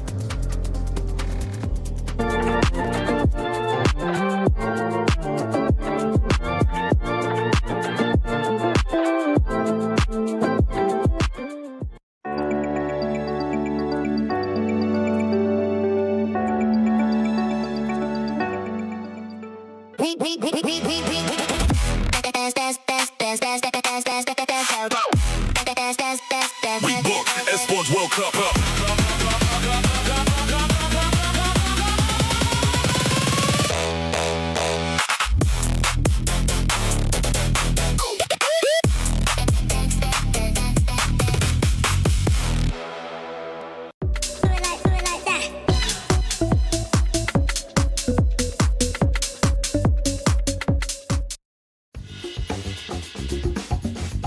Hey, what's up, guys? Monster D-Face here, and we're doing a little segment called Guess the Emote. And guess who I have with me, of course, is your Major 1-7 champions, Vico and Malabuka. How you guys doing?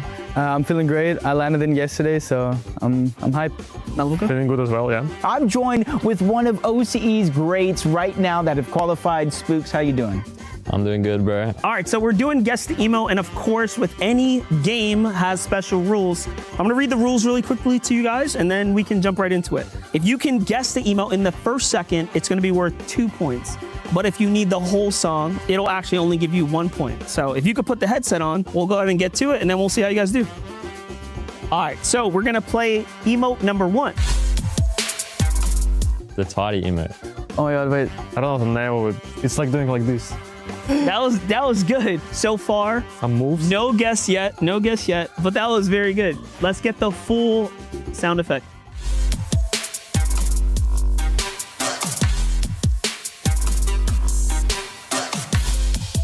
No? You don't know what it is? When you did the swipe it, it's called the swipe it emote. Oh So my you were god. spot on. With 1 second, you were spot on. All right, we're gonna do the next one. So this is gonna be clip number 2.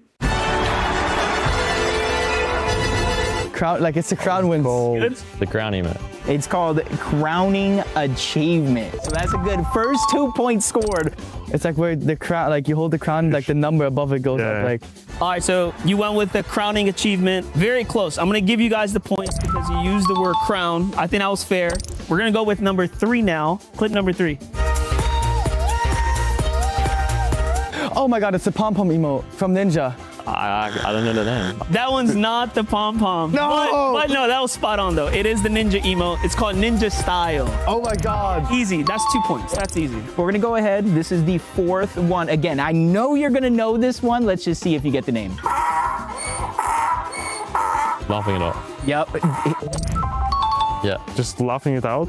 Laughing it out. That's it. 2 more points. Wow. Nice and easy. And we're gonna play emote number 5.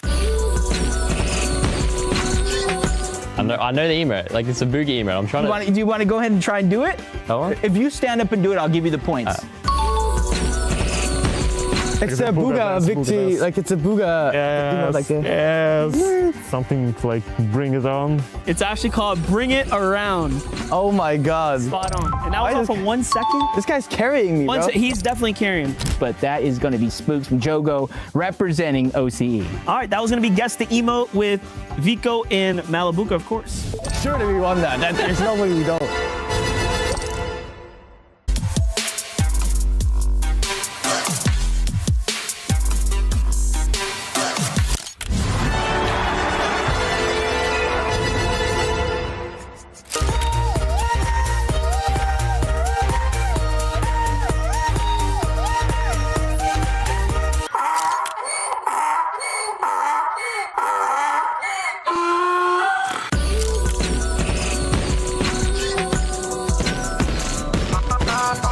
What's up, guys? Monster D-Face here, and today we're doing a fun segment with Peterbot and Pollo called How Well Do You Know Your Teammate? I'm gonna hand you guys each one of these, and what I'm gonna need from y'all after I ask you a question is to write down the answer, and when we reveal it, we'll see how well you know your teammates. Cool?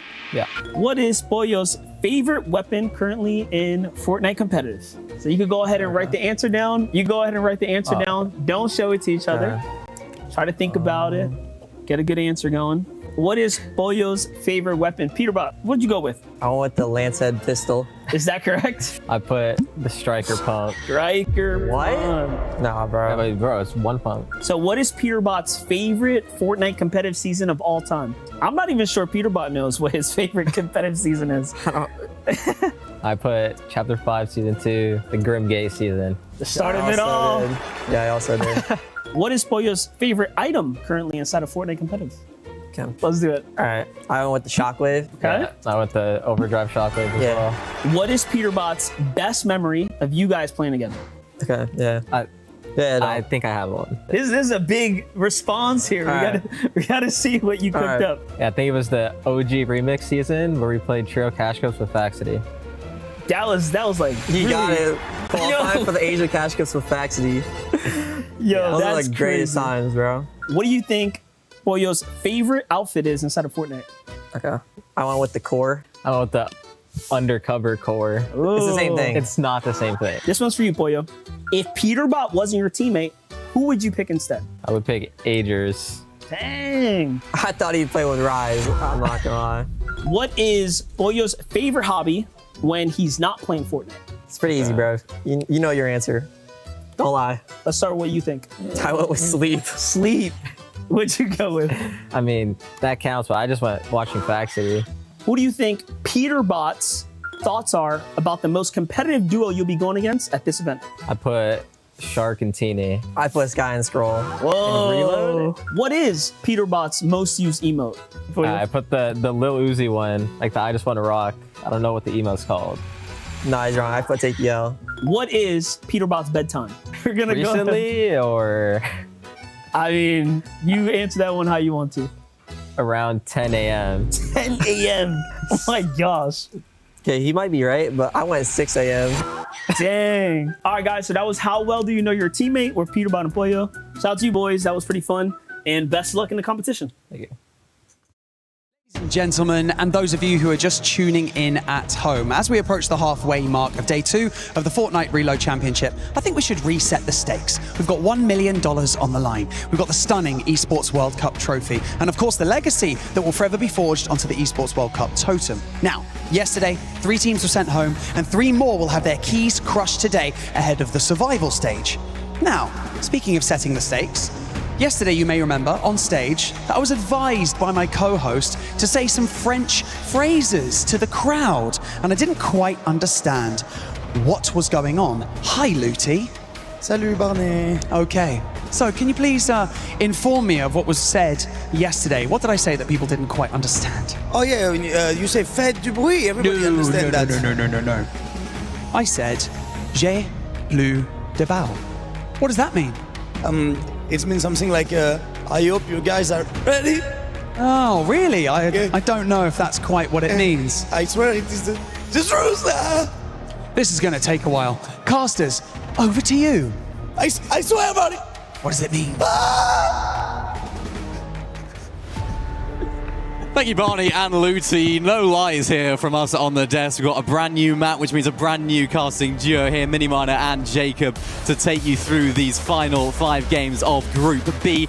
Jacob, I just want to let everyone know at home, right?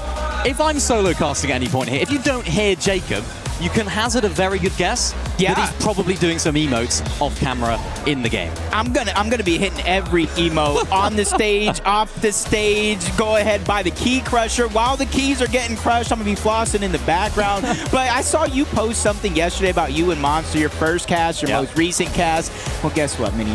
My first Fortnite cast, my most recent cast was with Miniminer. Now comes full circle, and we get the Slurp Rush map to close out the day and see which 7 teams go directly to our finals. Well, yesterday we saw big changes on the leaderboard when it comes down to Slurp Rush. Remember, Peterbot Porte didn't have the greatest start to the competition, and my eyes sort of look now towards Sky and Scroll, a team that did start the day pretty poorly, but are slowly rising up just outside of that top 7 right now. Lots to answer for, because I think a lot of people, I know yourself included, you said an absolute guarantee, literally not a prediction, but these guys will go through. You know what? I just had a feeling in the moment. I think everybody knows. I don't go and use logic. I just use my emotions, and my emotions were saying Sky and Scroll can pull off a big day. And so far, it hasn't been big, but it hasn't been small either. They're slowly and surely climbing back in, and these guys are not only trying to do it for themselves. That club championship, that means so much. AGAL in Fortnite,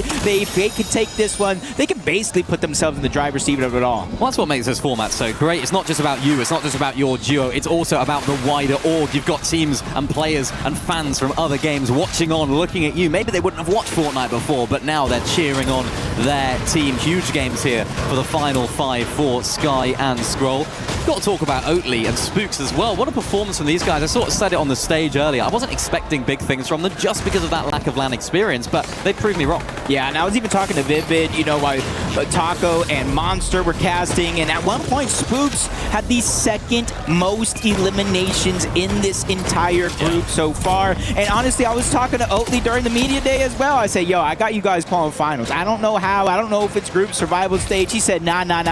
Don't do that. Don't put us in the spotlight. But look at what they're doing when they are in the spotlight.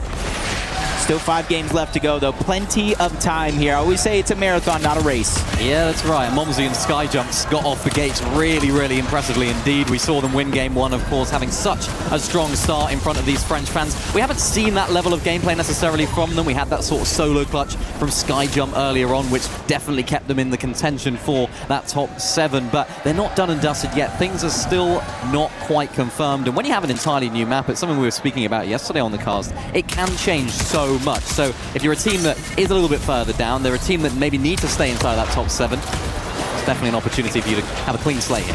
I don't even know where Jojo Fishy came from. Pixie kind of turns back at the last second, and Jojo's just waiting inside of the doorway. But now the tables have turned. Pixie now trying to go full aggressive onto Jojo Fishy. Swizzy has returned back here as well, so it is going to be a little bit of a 2v1, and it's 2v1 they want to take full advantage of, but Jojo's doing a good job fighting back while he has a sliver of HP left. So does Pixie, but he has the numbers on his side, so Jojo Fishy, even while on the run, still ends up with the knock onto 1 before he eventually falls. There's Swizzy right there.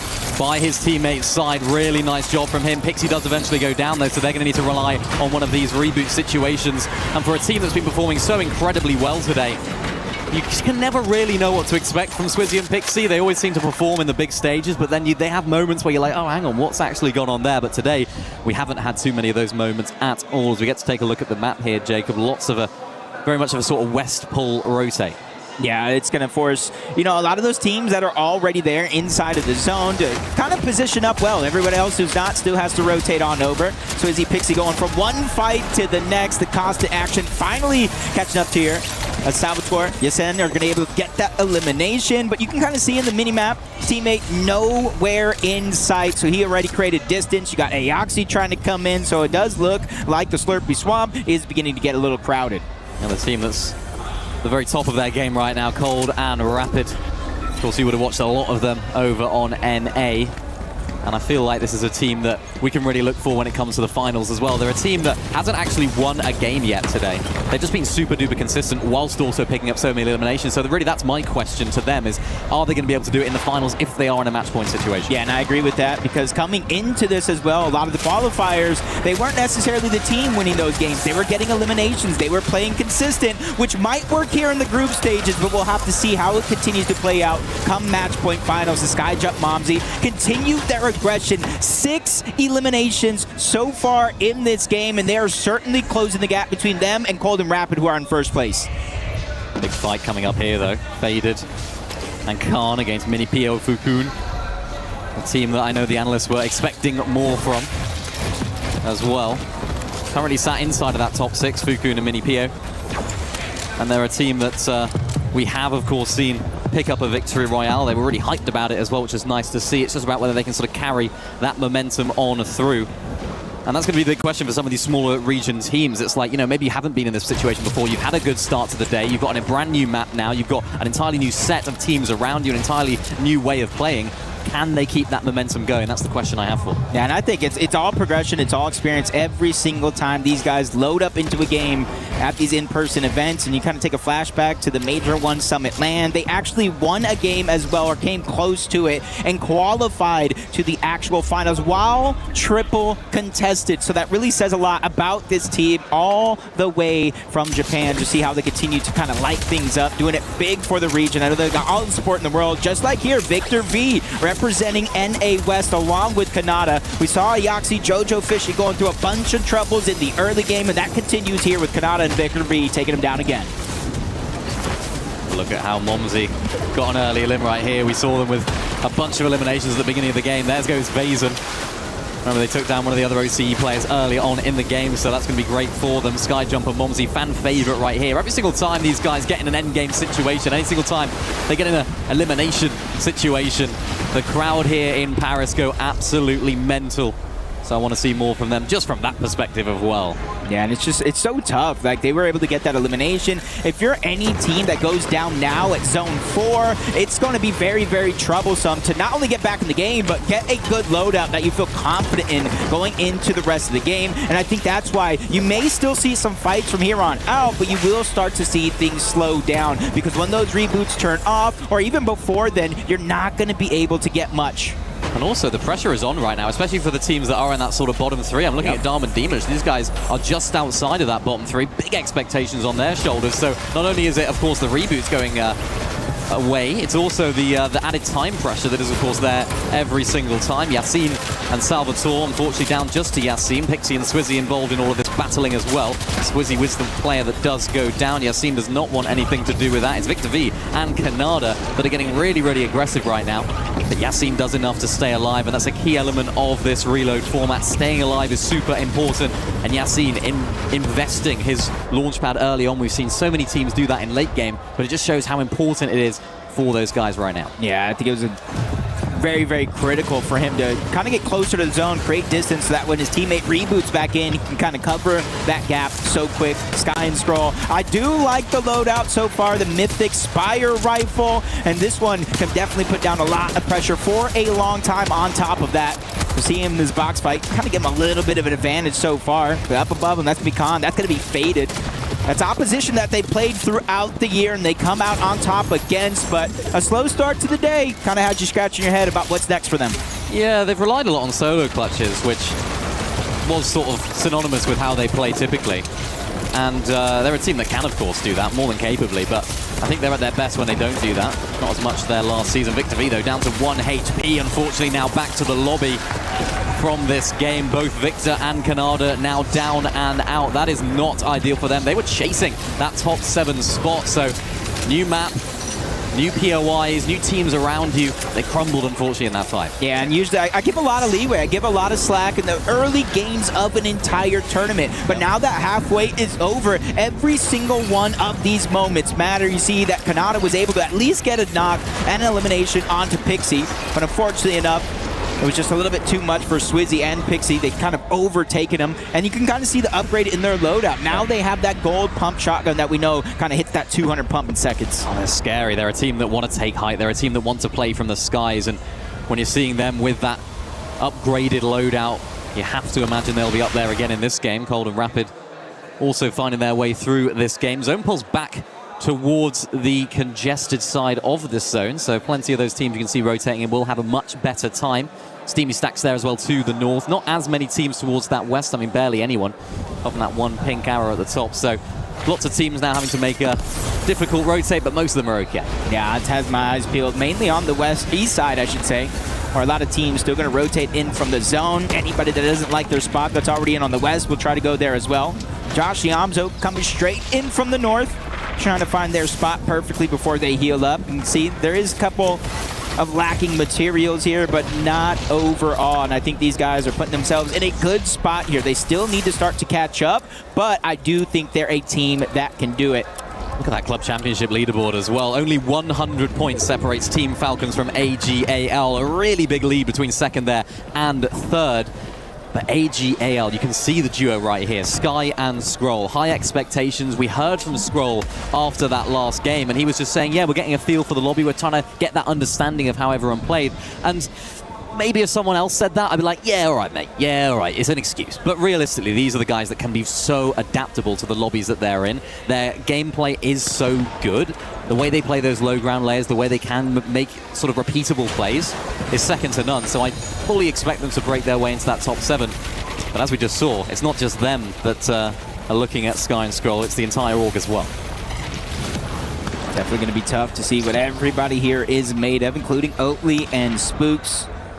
Oatly, first time ever at an in-person competition, and honestly, he's showing up big, but he is that line. 221 points. He has 25 eliminations as a team, and honestly, if they could just kind of stay consistent, they don't necessarily need to get the first, the seconds, they just need to continue to outplace everybody that's below them on the leaderboard, but it's not going to be as easy as it sounds, because look at 8th place, you got Sky Scroll from AGAL, you got Victor V Kanata from Dignitas, who are out of this game already, and Knight and Gone from Furia, who have had a good start to the day as well. Well, it's almost the perfect situation for Oatly and Spooks. They need to make the most of this game. It's going to be really difficult to outpace Sky and Scroll, but with a couple of the teams down below them in Victor V Canada, Knight and Gone out of this game, all of these points are just going to be absolute bonuses for them. Honestly, just quite surprised at the fact we haven't seen that victory royale yet ready from Sky and Scroll. But like they say, they grow into the tournament. We saw it with Peter Bot and Poyo, I suppose, to a greater extent. They won Game 1 on Slurp Rush, and of course won the last Elite Stronghold game as well. Ixie, though, unfortunately down to a solo. They were looking so good leading up to this endgame there, Jacob. They had really solid loadouts. They were looking really strong in so many aspects, and now Pixie's got to do it alone. Yeah, and just one team needs to go down. Placement points will start to set in. At least half of them are around that top 8 marker, and so if Pixie can somehow, some way, find a way to solo his way to that spot, wouldn't necessarily be bad, but there's a lot of pressure being felt because you see kind of on his heels, Momsy Sky Jump, they're there as well. They are positioned with a little bit of elevation, not necessarily on the full high ground yet, but they're giving themselves options, which is huge. Yeah, it's important. Cold and Rapid as well. They always give themselves options in these end games. They're always putting themselves in really good positions just to stay super consistent.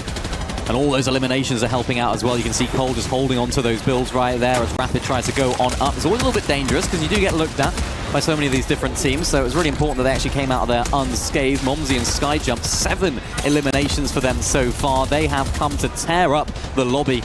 And the pressure from the French fans, the home crowd, has not got to them whatsoever, it seems like. I think it's almost the opposite. They're fueling them this weekend. And honestly, you can see them peeking through the cone, grabbing crucial information. Probably seen Yassine Salvatore up above on the high ground. Yapko Panzer not too far off. And so they're just trying to check off boxes in terms of information before they make their rotation on over. Now we can get a look at the high ground. The bird's eye view, and this is where it does get dangerous for the teams in the backside of the zone that have to rotate on out. There goes Cold and Rapid. A couple shots are going to connect. More and more teams are becoming viable targets for them up above. Yeah, that's the thing. They've invested so many of their builds right here, so much metal into this height take that there is going to be a team undoubtedly looking to try and take it from them. That's why Salvatore is looking towards that backside of zone. Yassine is going ahead. You can see Acorn and Bolts just trying to set themselves up in a good position. This is the danger though. Sky and Scroll, teams that have launch padding up into the air using that Flowberry Fizz as well. Height is never safe and sound, so you've almost got to look in 15 different directions when you're playing height. So a big test here for Salvatore and Yassine, who are looking to break into that top 7. Yeah, especially depending on where the zone goes. They got priority for the actual steamy stacks just towards the north. But I just saw Oatley in the feed go down. Spook's going to be left by himself. No extra shields. He does have the med kit, but using it for 15 HP might not necessarily be the best play, especially since he might have to stagger himself to the backside of the zone. But top 15 teams remain here, which means placement points are starting to set in. But slow, that is for sure, and it feels probably like eons for these guys that are playing. It absolutely is. I think all the attention goes on to Oatley when you look at this duo. I was speaking to Mr. Savage early. He said Oatley and his teammate. He didn't even mention Spooks. Spooks, it is your time to shine. Prove why you deserve to be on this stage and quite literally qualify your team all the way through with a decent enough game here. It sets them up really nicely. I said it before though, Acorn and Bolt setting up really nicely for that high ground take. Salvatore and Yassine are not safe whatsoever. Bolt, Acorn, very wounded though going up for this height. Decent amount of materials, trying to piece control the front side of Yassine, but they do the smart play and drop on down. Bolt and Acorn right now, no stranger to those high ground positions. They need to make it count here. Yeah, Acorn was actually able to pick up the elimination, but you can see they're not able to reap the reward other than the points. Jojo Fishy down below is going to be taken down by Inact. Acorn's elimination finally gets cleaned up, and you see the zone is cutting back in their favor. That's going to save them a ton of materials, which is needed because you see only 5 left in the inventory of bolts. Spooks, what have you got? What are you made of? Let's test your metal. No eliminations for him so far. Fader getting into the box next door. He needs that elimination. Faded is so weak. He's not going to know that though. Down to 16 HP goes Spooks. Needs to hit a big damage shot. We're going to try and look for an opportunity to pop a mini at some point right here. Spooks looking to try and give some spooks to the rest of the lobby because he's in a desperate situation right now. You see Swizzy Pixie going down, Salco and Act going down as well, so that's going to hurt their chances of breaking out of that top or that bottom 3. Scroll and Sky on their domain, both alive on low ground. This is where they can cook. Yeah, we found and saw a bunch of players going down, but it's full teams that are figuring out a way to stay alive. Sky and Scroll just trying to take the front side of the zone. Spooks just trying to keep the miracle going, but it's Sky Jump and Momsy that end their terror. Again, these guys have been picking up the pace all day long, but Sky and Scroll need it, not just for themselves, but for AGL overall. And the bad news for Oatley and Spooks is that Sky and Scroll are making it far into this game. Fukun and Mini Pio, these guys are looking very, very strong right now as well. Also inside of that top 7. Look at this, Sky Jumper Momsy taking down our favorites going into the day. Sky and Scroll, the French guys on low ground, are looking to cause terror, which is exactly what they're doing, and they're moving their way through this low ground. They've taken out the low ground kings. Time is definitely running out. Desperation starting to kick in for some. Bolts going down. Mini Pio, Fukun, both getting taken down as well, but Rapid and Cold holding their ground. They got 1 elimination so far. They're trying to look for more. Darm Demons get separated. Sky Jump and Momsy, 12 eliminations. These guys are on a roll. An unstoppable force right now on low ground. They're looking to win game 1 of Slurp Rush as they did game number 1 of Elite Stronghold. These guys just break into the lobby, burst onto the scene every single time, and they're looking to do it again. They don't just want to qualify here, they want to win the entire event, but look who it is. Panzer and Yapko, they need a bit of a clutch right now. Not the ideal day for them so far. This is huge. Yeah, there's one solo running around, and that could be the difference maker of where they choose to go. Yapko Panzer still up above, using Shockwave to close the distance safely to try to reach the ground, but Skyjump Momsy, they didn't really take any damage at all. On the flip side though, Yapko Panzer did. That's why they're trying to create distance, make it harder for them to take a full shot. Cold with the heal off inside of the zone, whether he's fragging out or healing off, he just wants those extra points. The French fans are heating up right now, as is Skyjump and Momsy. Big shot taken right there from Skyjump, but they do maintain this high ground. Unfortunately, they don't have the build. They got to tumble on down. Yapko down, Momsy down, and Skyjump and Momsy win in Paris again. Another game game when very few teams say they can win multiple games in person, but very few teams can say they did it in front of their hometown crowd. Cold staying alive long enough means maybe we don't see another first place team, but for Skyjump and Momsy, they're so close to guaranteeing their spot in finals. Goosebumps from that last few moments right there. They're the sort of team that can make things happen when they need to. And realistically, they were in the worst position right there. They were on low ground. The zone was pulling all over the shop. They couldn't build.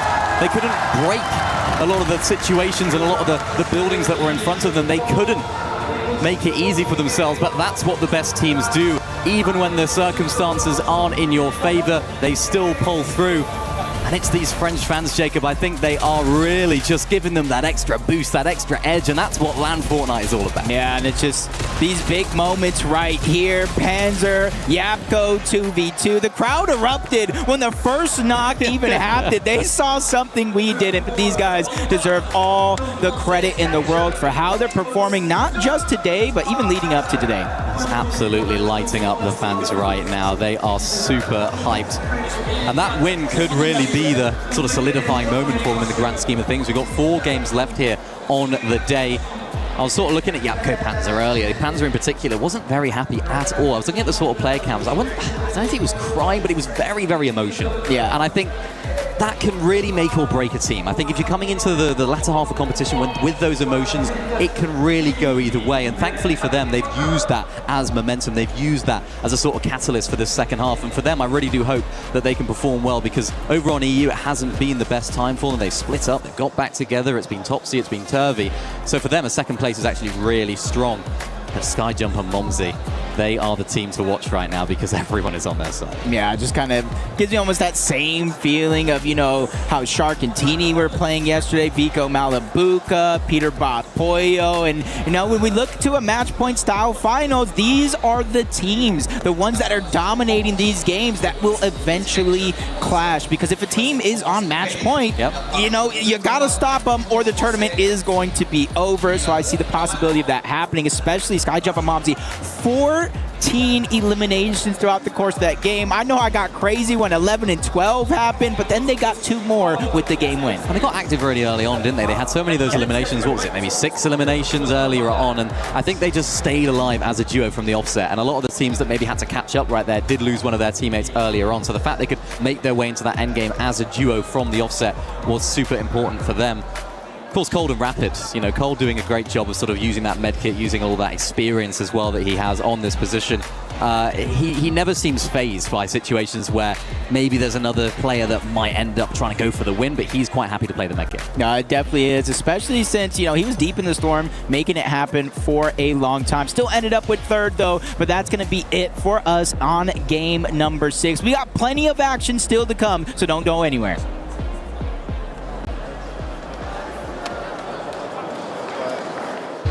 We were there.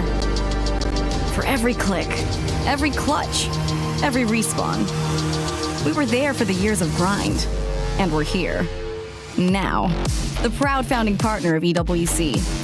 Powering the biggest event in gaming. Shoulder to shoulder with the world's best.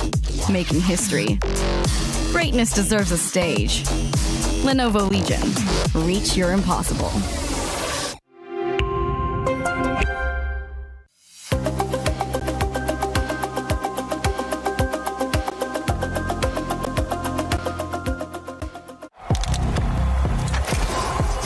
He can come in here and play my game. Let's go. He knows nothing. Let's go! Tyler 1, you're done. This is my ladder. You can't climb it. It's better than me hard-sucking masters.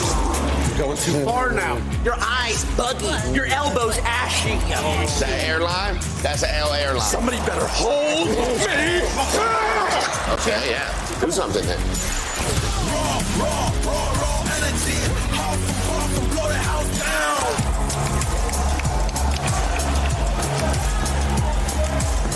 You look nervous. You look short. Everything good? Mm-hmm. Fight.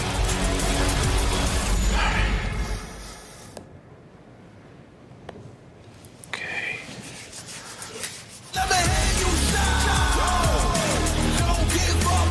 Do you really need the wraps? Yeah, it feels like overkill.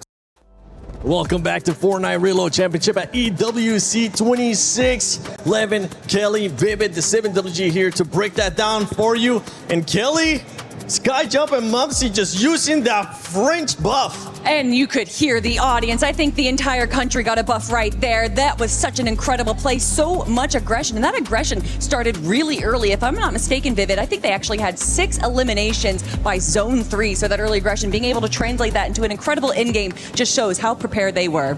Yeah, super incredible to find so many eliminations in the early game. I just took a quick little peek at how many eliminations they ended with that game. It's got to be the highest we have seen so far. They had a total of 14 eliminations and got the win on the back foot of that as well. So 102 points out of that game right there. You can see how big of a difference, how big of a jump that must, come into play when we take a look at the overall leaderboard. I think it's very clear these guys are really using that home crowd advantage. There's so much confidence in the way they're playing right now. They have no fear. They feel like they own the moment. And to be quite frank, they do own the moment at the moment. One more moment? I'm a moment man. You know I like my moments. You like your moments. Yeah. You know I love my moments. But the chase for first place, it's just going to continue on because Cold and Rapid, Vivid, they're continuing to perform here no matter what happens. This is what I wanted to see out of Cold and Rapid. And you know what? Me and Lev have been talking throughout the week, since we got here. And we've kind of agreed on one that we don't agree on a lot, Levin. Typically, NA, EU, whatever. I seen it. But the one thing that we have agreed upon is that Cold is so fun to watch. And the fact that Cold and Rapid just continuously plays so consistently, and it's just on the back foot of finding all those eliminations, seeing Cold in what feels like such a good state when it comes to how well he is playing the game, that is fun Fortnite to watch. I think a lot of questions were asked about some of these duos where they don't play with each other anymore. Can they jump back into things and really just sort of get going again? I think it speaks a big credit to Rapid and his ability this year to just play with anybody and find results, right? Of course, when you're playing with Cold, you're going to get results always to some degree. But I think Rapid definitely deserves his flowers as well as far as steering the ship here. Well, you want to talk about their performance in that game right there. I would say that was actually one of the weakest performances we had from Cold and Rapid, and they still were able to make it into the very end game. And for Rapid there, or for Cold, it actually came down to a heal up. You can see going down into 12th zone right there, but eventually did come into his favor, and they're still at the top. And I got to tell you, we are talking about the fact that Cold and Rapid, they obviously split up halfway through the year, but they still have to play, obviously, the reload together because they qualified so early on in the year. So probably a lot of people at home are like, what does that really kind of feel like for a duo? Well, we are here, obviously, at LAN, so we get to actually get a visual look at these players. I can tell you right now, Cold and Rapid, even off of the stage, obviously in the game, they're playing absolutely phenomenally together, but even off the stage, they're just walking around. They look like they're buddies, right? So they know exactly what they need to do. They have fully reset. Their mental is locked in, and they're just having a good time together.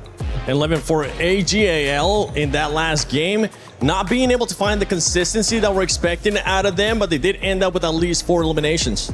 Yeah, did they ask you for another Levin coaching moment or something? Or what's the gimmick here? Nah, not yet. Yeah, look, ultimately it's going to have to be better for them, right? We've seen the duos who had big expectations in this competition come through. Shark and Tina yesterday, phenomenal. Peterbot Boyo weren't as great, but we saw the signs there that the Pete and Boyo we know exists in Reload is there within them.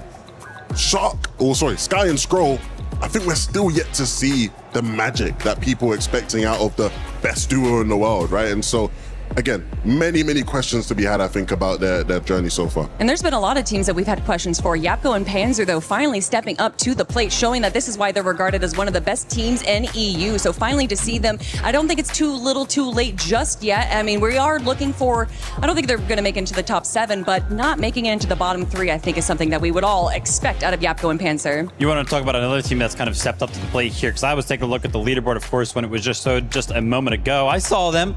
Josh and Iamzo now are in 7th place, right? So just kind of breaking that threshold into those qualifying teams for the finals. So kind of great to see them doing well as well. Yeah, currently being separated from 8th place by just 9 points. And actually the team that's truly chasing them is one team that you were keeping an eye on earlier, Kelly, which they were performing good, but it's not looking like it as they have started to drop off. Is none other than Spooks and Oatly. You know, they didn't necessarily have the best game there. I believe Spooks was a solo towards the middle of the game there, only going down a little bit early. But we've seen so much come out of them, and a lot of the aggression that a lot of these teams are kind of foregoing, except for Cold and Rapid. They are actually stepping up to the plate as a smaller region. I don't think any of us were expecting for them to have this many eliminations. So maybe just a moment, a breather to look back on what kind of changed in that last game, and we'll see them pick things back up. Yeah, I think if you're, those two, you're looking at your sort of OCE brethren over in Group A and Alex and Reckless, and you're looking at how the sort of competition just seemed to pass them by. And at this point in the competition, you really sort of need to give yourself that boost of, okay, look, we are just on the bubble. Let's not let this slip through our fingers. We are in a position to make this happen. Let's do it here. And Vivid, we were talking about AGL, Sky, Scroll, obviously with everything that's going on with the club championship. 19 points away from that top 7 at the moment. I feel like it's doable, especially with how many games we got left. Yeah, they're definitely in range now. I mean, whenever we kind of took a look at the leaderboard prior to this moment right here, they were pretty far down the leaderboard. I think in one place, the worst place we saw them was like 18th, 17th or something like that. So yeah, Sky and Scroll have clearly kind of picked it up. Again, I am still worried for this duo, by the way, because Levin kind of already talked about it. We haven't really seen that moment from them. Really, the only thing that is actually keeping them in the competition right now, solo clutches. Now, obviously, individually, that's great, but you guys got to play good together as a duo. I think the big thing I'd also be saying to them, right, if I was actually coaching them directly, is to not allow the AGAL noise of the club championship to get to them right now. Obviously, as far as club championship standing goes, their Crossfire team just got eliminated. They need a big Fortnite performance. Otherwise, again, the devastating pressure of losing that out would be awful. I mean, speaking of big Fortnite performances, Acorn and Bolt coming off of their Major 2 win and now slowly climbing up the leaderboard. I feel like we are seeing the finals from Major 2 like what we did from Acorn and Bolts, where they were kind of a little bit slow, but slowly started just playing their game. It's Acorn, he's patient, he's smart, and with Bolts on the back end, you know that if they need to get a solo clutch, they can pull that out as well. So to see them just jump up the leaderboard without really getting any screen time, I mean, that's just what Acorn and Bolts do. And another team that kind of has been slowing down too, hasn't been able to find that consistency, but they've been doing it good enough, is none other than SAUL, because this squad, so far, the performances, I mean, at the beginning of the day, it was the 3rd place, followed by 7th place, then 12th, 4th, and 10th. So you can see a bit of a roller coaster there for that squad right now. Yeah, they're pretty much just consistently jumping into those top 10. And as a result of that, I don't really know if we've seen them actually jump out of the top 7 a single time throughout the competition here today. So just playing consistently, doing exactly what they need to do. That being said, I love to kind of talk about interactions with the players that we have had the opportunity to kind of go throughout the week. One of those teams that I had the opportunity to actually not really get a chat with because there's a little bit of a language barrier, but I did kind of see them during the break after they did get their win. Of course, it's going to be Mini Pollo and Fukin. Man, listen, all I kind of did was give them a little cheer. I was like, woo, let's go, guys, right? Immediately reacted. They were cheering themselves. They're like, yeah, you know what I mean? Let's go. So they are in great spirits, are sitting in 6th place right now. How did they react again? Can you do it again for how did they react? There you go. Well, we'll see how they're going to be performing. Maybe they'll be able to stop that roller coaster of emotions that they're currently having, especially the roller coaster of performances that they're currently having. But as long as they're in the top 7, they are going to be happy. One team that is definitely going to be happy is none other than the French duo. And with the French crowd that we have here, I wonder what our French stage host is currently doing with Luti. Yeah, indeed. I am with some French audience right now, so I'm going to ask them some question in English. They're going to answer in French, and I'm going to translate you. Of course, insane game. A second top 1 for them. Victoire, it's make a lot of pleasure, of course. So my question will be like, what is the meaning for you to have 2 top 1 today with these teams, French guys winning in front of you? What is the feeling about it? Pour moi, c'est une fierté pour la France. Tout simplement, on a sous-estimé longtemps les Français et on est fiers, tout simplement. Un sentiment de fierté pour nos joueurs et c'est pas fini. Ils vont encore tout arracher. Ils peuvent encore tout arracher et puis je sais que la France est derrière eux. So, I mean, we are really proud of them. Basically, a lot of us underestimate French players sometimes, but they prove again, like, they can do it. They can actually win today, I think so, and we are just really proud to be represented by these guys. But I have another question as well, because there is French players and there is French organization. Yesterday we saw Vitality as well. We have some Gentlemen's fan behind, and of course we saw Team Havoc today. They are doing really good. What is your feeling about Team Havoc and today's and yesterday? Like, how you feel? C'est vraiment, comme il a dit mon collègue, une fierté parce que les FR on top et puis les structures FR aussi, hein, Avoc, et puis c'est juste magnifique quoi. et on les attend. On pense qu'ils peuvent encore gagner. Ils nous ont vraiment surpris. C'était vraiment magnifique et on attend qu'eux, quoi. Yeah, we are just waiting for them. It was wonderful to see them win. Of course, the French player and the French organization as well. Like my colleagues say, we are really proud of this crowd. We are really proud of our players, and now we just hope they're gonna make good in finals. Guys, tout le monde, mesdames et messieurs, Paris, faites du bruit! Back to you, casters. You know, Minnie, I might have to pick up an apartment, a house somewhere here in Paris, France, because the energy is insane. I just need more of it. It's so good. I absolutely love it. The French fans. It's always the French players that absolutely pop off as well in these moments. The French orgs really come out to play. So, yeah, that first game here on Slurp Rush was almost just absolutely perfect. We couldn't have scripted it any better. They didn't look like they were going to win the game for a lot of that end game, and then they just turned things around so quickly. Doesn't quite put them in first place on the leaderboard, all because of this guy on screen, of course, doing so well to heal off in that end game. But really, a great performance from so many of our top teams continuing to plow on through here. Yeah, it's just, as these games continue on, going into match number 7, then 8, 9, and 10 to kind of close out the day, I'm not necessarily concerned with the top side of the leaderboard anymore. Cold, Rapid, Sky Jump, Momsy. I'm more concerned with, you know, 6th place, 7th place, 8th place, and everybody else outside of that bubble. Because it's usually in the last 2 games of the day, I say it's all or nothing, eliminations and victory royales to kind of close that gap. This is the moment here where you're not in desperation mode, but you're literally a few matches away from that being the case. Yeah, there's a lot of teams that are in and around it, and it's actually really close, sort of on that bubble. Mini Pio and Fukun, of course. Vivid spoke to them. Let's hope they can use that energy to you know, carry themselves into this. I love how Vivid had to do that again, of course. There's a big fight right now. Rapid up here at Steamy Stacks. Victor looking for an opportunity to go for that pre-fire. Neither of them want to move. It's a game of chess right now. Oh no, we have cover.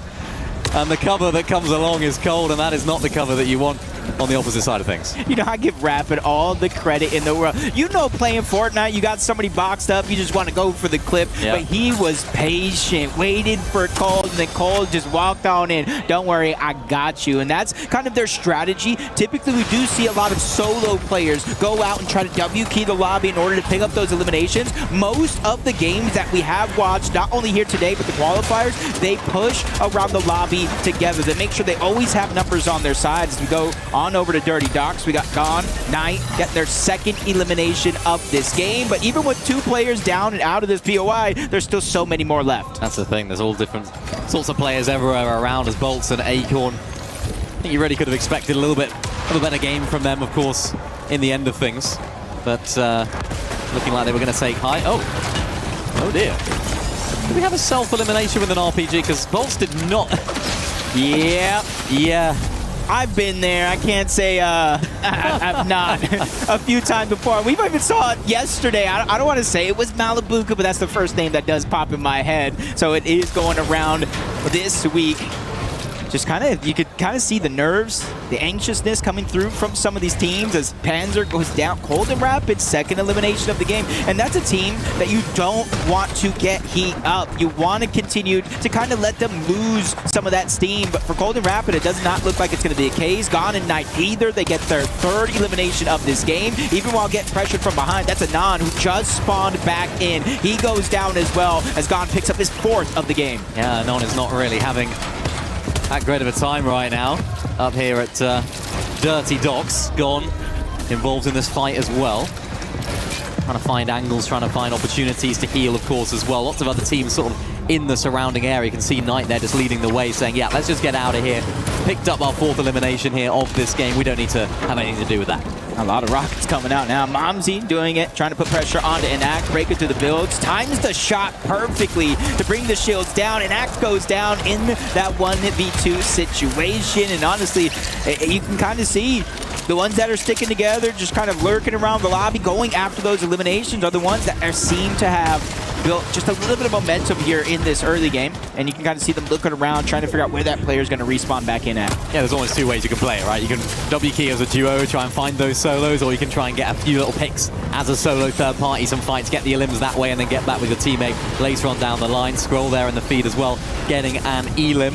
Just find themselves, I think, inside of that top 7. I think going into that game, they were just out, so it's good news for them and good news for the fans, of course, of AGAL looking to close in on Falcons at the very top of the overall standings for the Club Championship. And there they are, Scroll and Sky. And what I like about them, they haven't got too emotional. They haven't let the bad start get to them. Like we saw yesterday with Pete and Bonpoyo, the best teams don't do that. They don't let those bad starts get to them. Yeah, and I feel bad for anybody that, you know, might think they might be down and out, because it's a team that, you know, if they survive here in the group stages, they go to the survival side of things, they're just going to get better. They're going to use that little bit of a break to go ahead and try to VOD review, figure out what went wrong, figure out what went right, and try to fix upon some of those mistakes. Bolt's narrowly escaping there.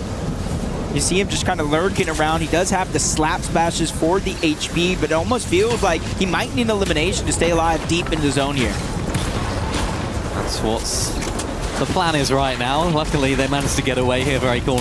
And Bolt's Rapid down in the feed there as well. Our top team, one half of them down.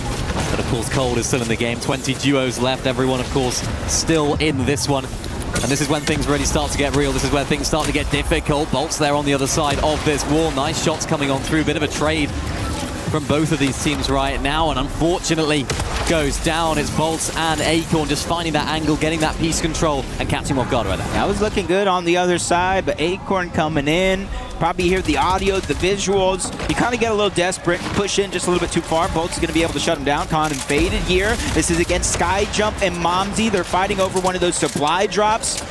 And it almost looks like either team actually needs it outside of the mobility. And it doesn't look like they're going to take an all-out fight for it just yet. But Momsy is still lurking around. He does have the rocket launcher. We've already seen him break some of the builds, pre-fire the shot to get some damage. But Con and Faded are not going to stand by and let that happen. Yeah, they had to just disengage right there and just dip out of that fight, which is more than happy for them because, of course, they can get onto another supply drop. So if one fails, why not go for the next? As you can see the leaderboard on the right side of the screen, Beamish and Darm just outside of that bottom three. What an upset that would be if they don't make it into at least the survival stage. Faded and Khan as well. I think they're a team that you can expect big things from, but maybe you don't on this sort of stage. But currently sat in 5th place, actually looking really good, and two incredibly good fighters individually as well. So this sort of meta, the way that Reload is played, I think plays into their favor. Especially since 10 games each day. I feel like this is one of the longest kind of structured formats. It's more of a marathon instead of a race, and I think that's kind of helping some teams versus others. That mental stamina to be able to kind of hold tough throughout any good or bad situations. Rapid probably spotting somebody out up above, marking him out as well. They know this is a fresh, rebooted player, and they're going to try to attack while they can and while they have the advantage. Yes, nightmare situation for Seven and Axel as those guys go down entirely. So for a team like Salvatore and Yassine, they need to make the most of this game as the team directly below them have now gone out. So an opportunity for them to really boost their way up in the standings. Fukun and Mini Pio really looking to try and just maintain their position inside of that top 6. Cold and Rapid, realistically, are quite happy with how this is playing out. They don't need to close things out really quickly right now. Fukun thinking the same as well, and they can heal up really easily by these big slurp barrels. Cold and Rapid still sort of trying to seek them out, looking for an angle. Rapid finds one. Not able to actually end up finding the player, though. Yeah, look at this. They don't know where they are here, Jacob. Yeah, they have an idea. They just don't have the clue just yet. But they are lurking around, playing it very, very safe. Trying to make sure to check every nook and cranny, but it does look like they might try to disengage out. Acorn Boltz find themselves in a 2v2 against Darm and Demus. NA versus EU here for now. Acorn is going to try to put pressure on Darm. His teammate is there putting down his own to make sure he does not kind of let him fight that one for free. As you see the elimination that took down 7 and eventually led their entire downfall. Yeah, that's not ideal, of course. Rebooted in, got taken out of the sky. Demus, though, is now left as a solo. Boltz is able to hold off, so Acorn could find that first against Darm. Demus just needs to stay alive as long as possible. Boltz and Acorn looking for all these sorts of angles, trying to make their numbers advantage known. Acorn looking for some peace on the top of the bills, not able to find connections yet. Boltz looking from another angle as well. They've got to be careful here, though. Of course, they don't have those whites, as I say that.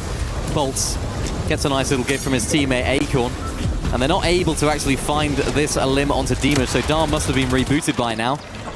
This is only surely a matter of time for Demus to go down, but the more time that Demus stays alive, the worse it gets for Acorn and his teammate Bolts, because it's just like they're wasting time here.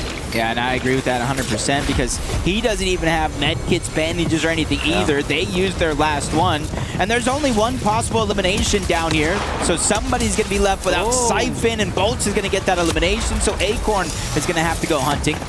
I will say, though, the Blessing here gets the elimination, gets the materials, and you look, it has that kind of infinity symbol when it comes to gold. That means he has over 1,000. There's a mending machine nearby, so they are going to be able to access some med kits and big pots if they need them. Ah, look who found him. There we go. Cold and Rapid. They found him in the end. It's a game of hide and seek here. It's not Fortnite Reload, as Panzer and Yapko getting into a bit of a fight as well against Mini PO. So there's 3 teams sort of getting active in this area. Thankfully for Panzer and Yapko, they do win out that particular engagement and are able to get the revive as well.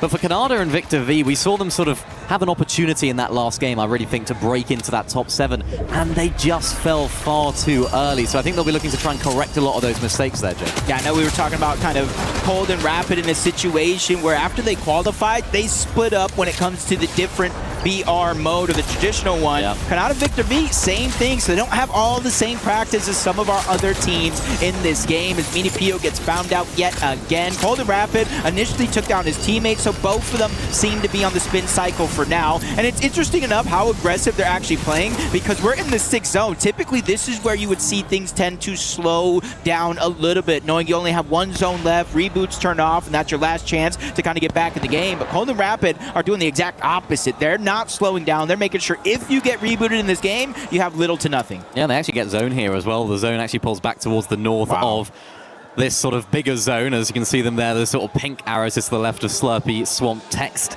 That's where those guys find themselves. They're actually in a really nice position if they have those whites there to be able to heal themselves up. And that's a prime position. So not only do they have all those eliminations, not only do they have all that confidence, they also have a really nice position inside of this zone. Even teams all the way up there at Boom in base still finding themselves in there. There's a Yomzo and Josh as the team that are in there.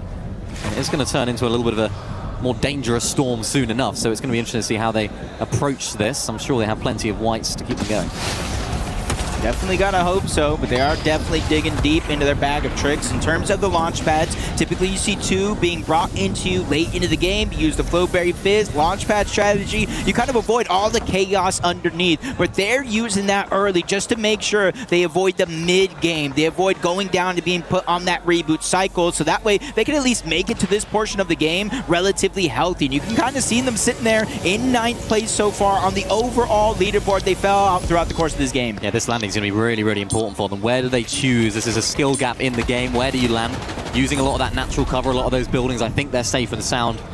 They do box up next to a team, but they're okay for now. Actually, zone pulls back towards them as well. So for teams like Mini PO, for teams like Fuku in this sort of southwest zone is going to be really nice for them. And you can see sort of Mini PO's loadout indicating that, yeah, definitely been rebooted 1 or 2 times here in this game. But at least he's giving himself a shot. 500 mats. I gotta hope that it is gonna be for the both of them, but not too far from the zone either. Sky and Scroll not too far where all that noise is being made, and they're looking to make a little bit more. Couple of quick tags are gonna land on the Toyota, but he go ahead, reunites with Yuma up above, another team down below. And they're realizing the zone opening up means they have to start gathering information. It's crucial. Figuring out where players are and where players want to be is going to be their recipe for success. Yeah, I spoke about teams making sure to land in a solid spot. Sky and Scroll are one of the best teams at doing that. They're one of those teams that really do stay hit to hit so effectively well, and they don't find themselves in difficult solo clutch situations earlier on in the game. We see it later on, but they stick together so much earlier on, which helps them get to these end games, going to help them try and push into that top 7. Yomzo and Josh making their way into the zone. Dom is down and out, so that's that duo, I think, potentially down. It looks as though actually Demas is still in, so only one of them now left in that duo. Yeah, it's a lot of pressure in a situation like this. Typically, you don't really get placement points till 10th zone, 11th zone, 12th zone. You're essentially playing the whole game out just to hope to get something for your efforts, but as we see, the dust settles. Sky jump Momsy on high ground, Sky and Scroll too far away, and on the ultimate low ground though, Cold and Rapid, but they're in the position that they want to be in. Yeah, they're perfectly happy right here. We've seen them stay consistent. We've seen them find a limbs here on the mid to low ground layers. This is exactly the sort of position they want to find themselves in, using this bush as well to have them a little bit of cover. Momsy and Skyjump are on height, but Sky and Scroll, they don't like the fact that Momsy and Skyjump are taking the cake right now. They don't like the fact that these guys are the talk of the town. They want to be that team that everyone talks about. And they want to be reminding every single person in this arena that they are back-to-back major champions over in EU. So they're looking for that position right now. Cold and Rapid doing what they do best, just so close to each other, finding shots all the way at the backside of zone, staying calm whilst doing it as well. And now they have to rotate on in. Looks like it's going to be a bit of a solo shot situation as Cold tries to get them back towards that safe zone. Bolt's doing exactly the same as well via the grapple. Getting onto that second height there as well, maybe even full high ground if he wants it, but decides against it. Yeah, definitely giving himself options about how he wants to play the rest of this end game. Same thing for Sky and Scroll, and they have another launch pad in their inventory. They are not pressed for time, and they have a ton of materials because they're dodging just this portion of the game where Swizzy, Pixie, they're trying to deal damage, but damage is still going their way, burning through some of their materials. You can even see down to just 2 bandages left, so this game has not been kind to them. But this is the sort of team that can clutch in these situations. This is the sort of team that can turn absolute disasters into wins.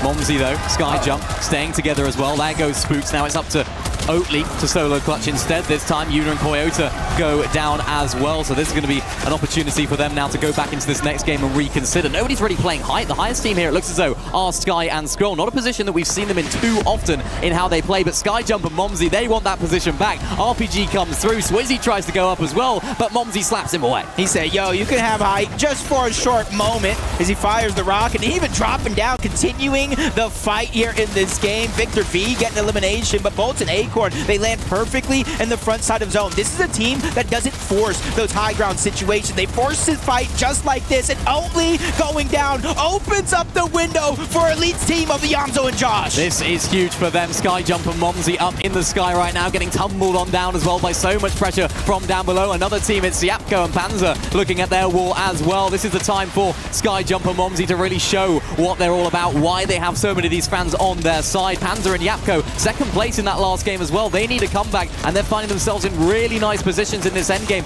Not too many eliminations, but they want to play it out. Hey, better late than never, but I called out the second launch pad and already being put to use. They're dodging multiple waves of these zones. Look at everything that's going down below. A lot of these guys are probably not having too much fun, especially Pixie and Swizzy that gets struck down by Bolts. Acorn and Bolts, 11 eliminations. This is madness. What am I seeing right now? They've got to make their way up on top of this hill, though. Cold and Rapid, another team that needs to try and do that. This unbreakable hill, this unstoppable force there on the low ground is Cold and Rapid, but they need to get their way up, which they do. And Bolts and Acorn, this is a team that is just on fire right now. They want height, they want the win. Yeah, but they got to be careful.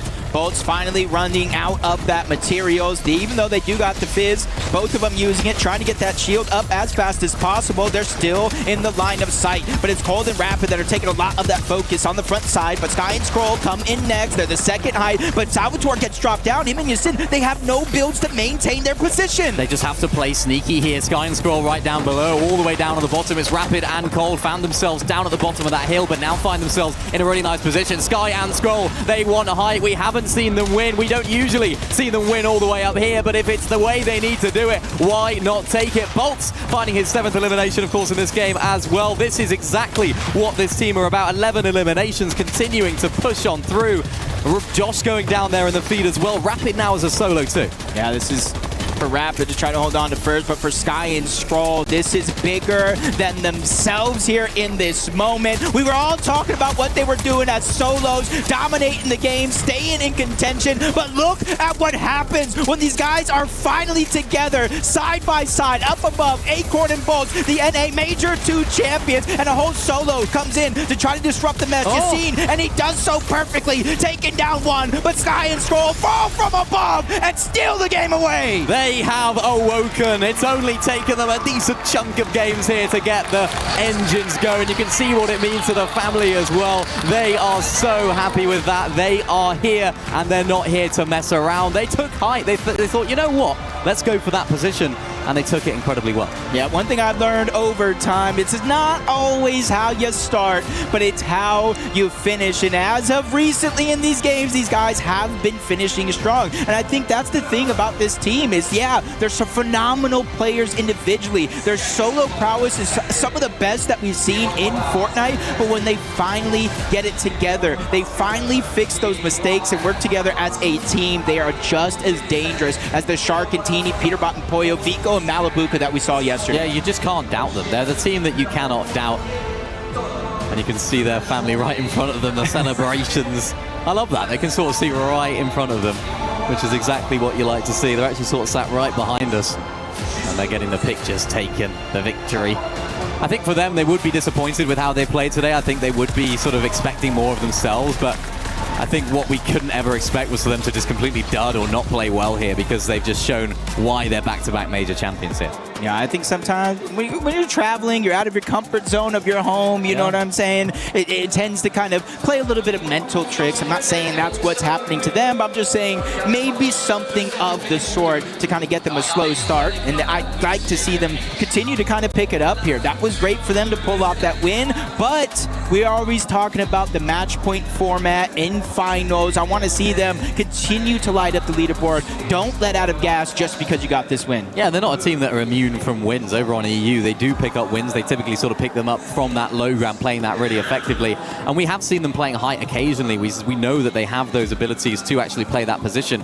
But unfortunately, in terms of their overall points gained from that match, Acorn and Bolts are the ones that take first place for that 86 total points, 36 elimination points. They're the team that are just on fire right now when it comes to those elims in endgame. They were really looking good. Yeah, and I wouldn't be too worried, though, kind of looking at the leaderboard. Yeah, Bolts, Acorn scored more, Cold Rapid right down below. That's not their direct competition, though. Yeah. These guys are a little bit higher up on that leaderboard overall, but it goes to show that at least they're continuing to climb back up. But looking at this side of things, you know, you got to look at Oatly and Spooks. Only 12 total points in that last game. They were the team that kind of started on the bubble, but now they kind of fell outside. So we're going to need a great finish from them if they want to look to advance directly to the finals. This is what it's about. This is what LANs are about. You can see what it means right there. To the family, to the friends that are in the crowd as well. Yeah, I love it. They have awoken. They're here. They've reminded us that they are here. And it's what they do. Does Scroll have a twin brother? I feel like it's Scroll. When we first panned him, I was like, Scroll looks exactly like his brother there. Yeah, definitely does look pretty close. And honestly, I might have to ask him. I'm going to use this moment to go figure out if he does have a brother. You guys can use this moment to go ahead and grab some snacks. The rest of the games are coming up, so don't go anywhere.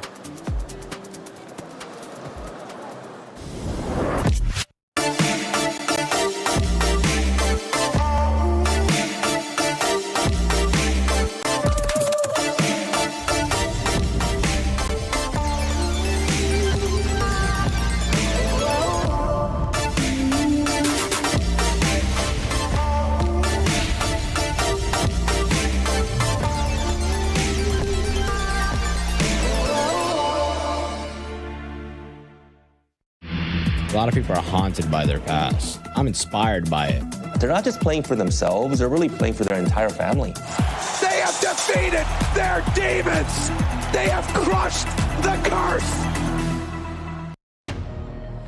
Woo! Sky and Scroll just got a massive victory royale, Taco. We are back! We are so back, and I know AGAL has got to be feeling some signs of relief because Sky and Scroll now elevating themselves into top 5 position, so they're safe for the time being, but they've definitely got to keep the momentum going. But man, what a performance out of these guys. They have really started to build after that gruesome start on the day. That's exactly what I was going to say, right? To have that super slow start. I mean, obviously this is Sky and Scroll, right? These are some high caliber players, so I'm not surprised to see them in this position, right? Especially toward the latter half of the games. Finally, though, to get that victory out, that's going to start pushing them in the forward. That momentum is, I feel like, all they needed. Yeah, it's one thing to manifest a couple of top 5 performances, but when you finally get that chip of managing the victory royale, it really does just remind yourself that yes, we have the potential. Yes, we are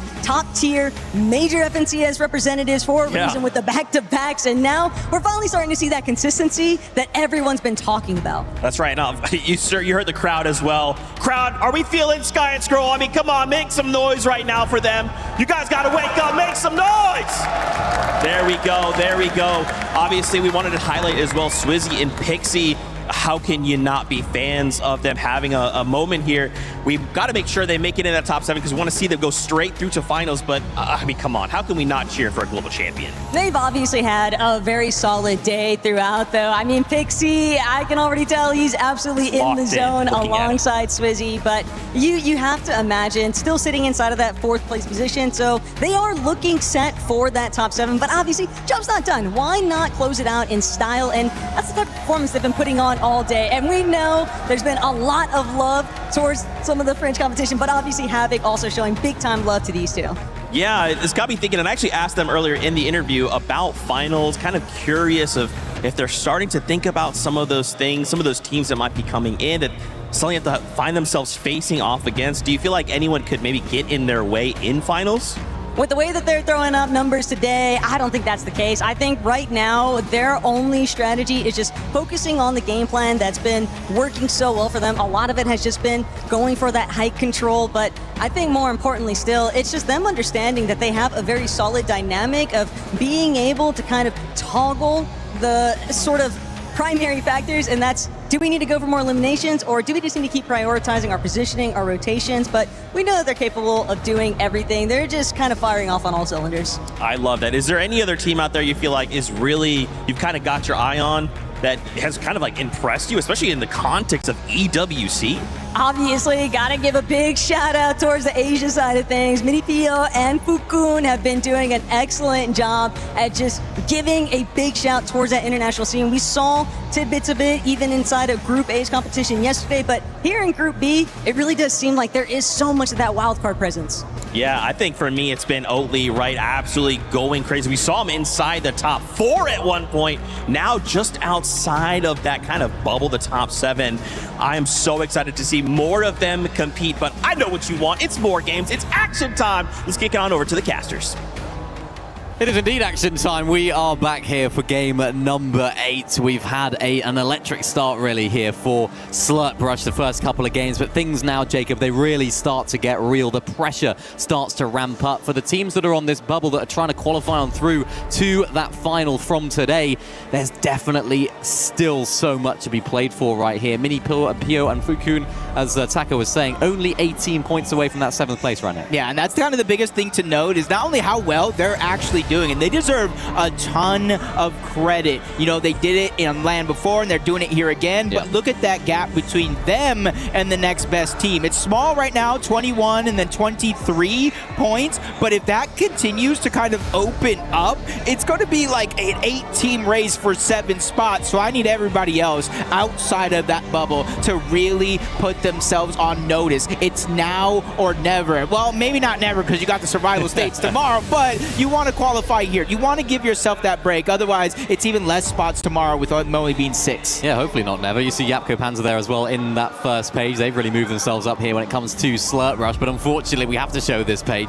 The complete flip side of the conversation. We saw 7 Axedas going down very early on in that game, and it's one of those teams that we don't necessarily expect huge things from here on LAN, but they need to just try and stay alive here outside of that top, that bottom 3.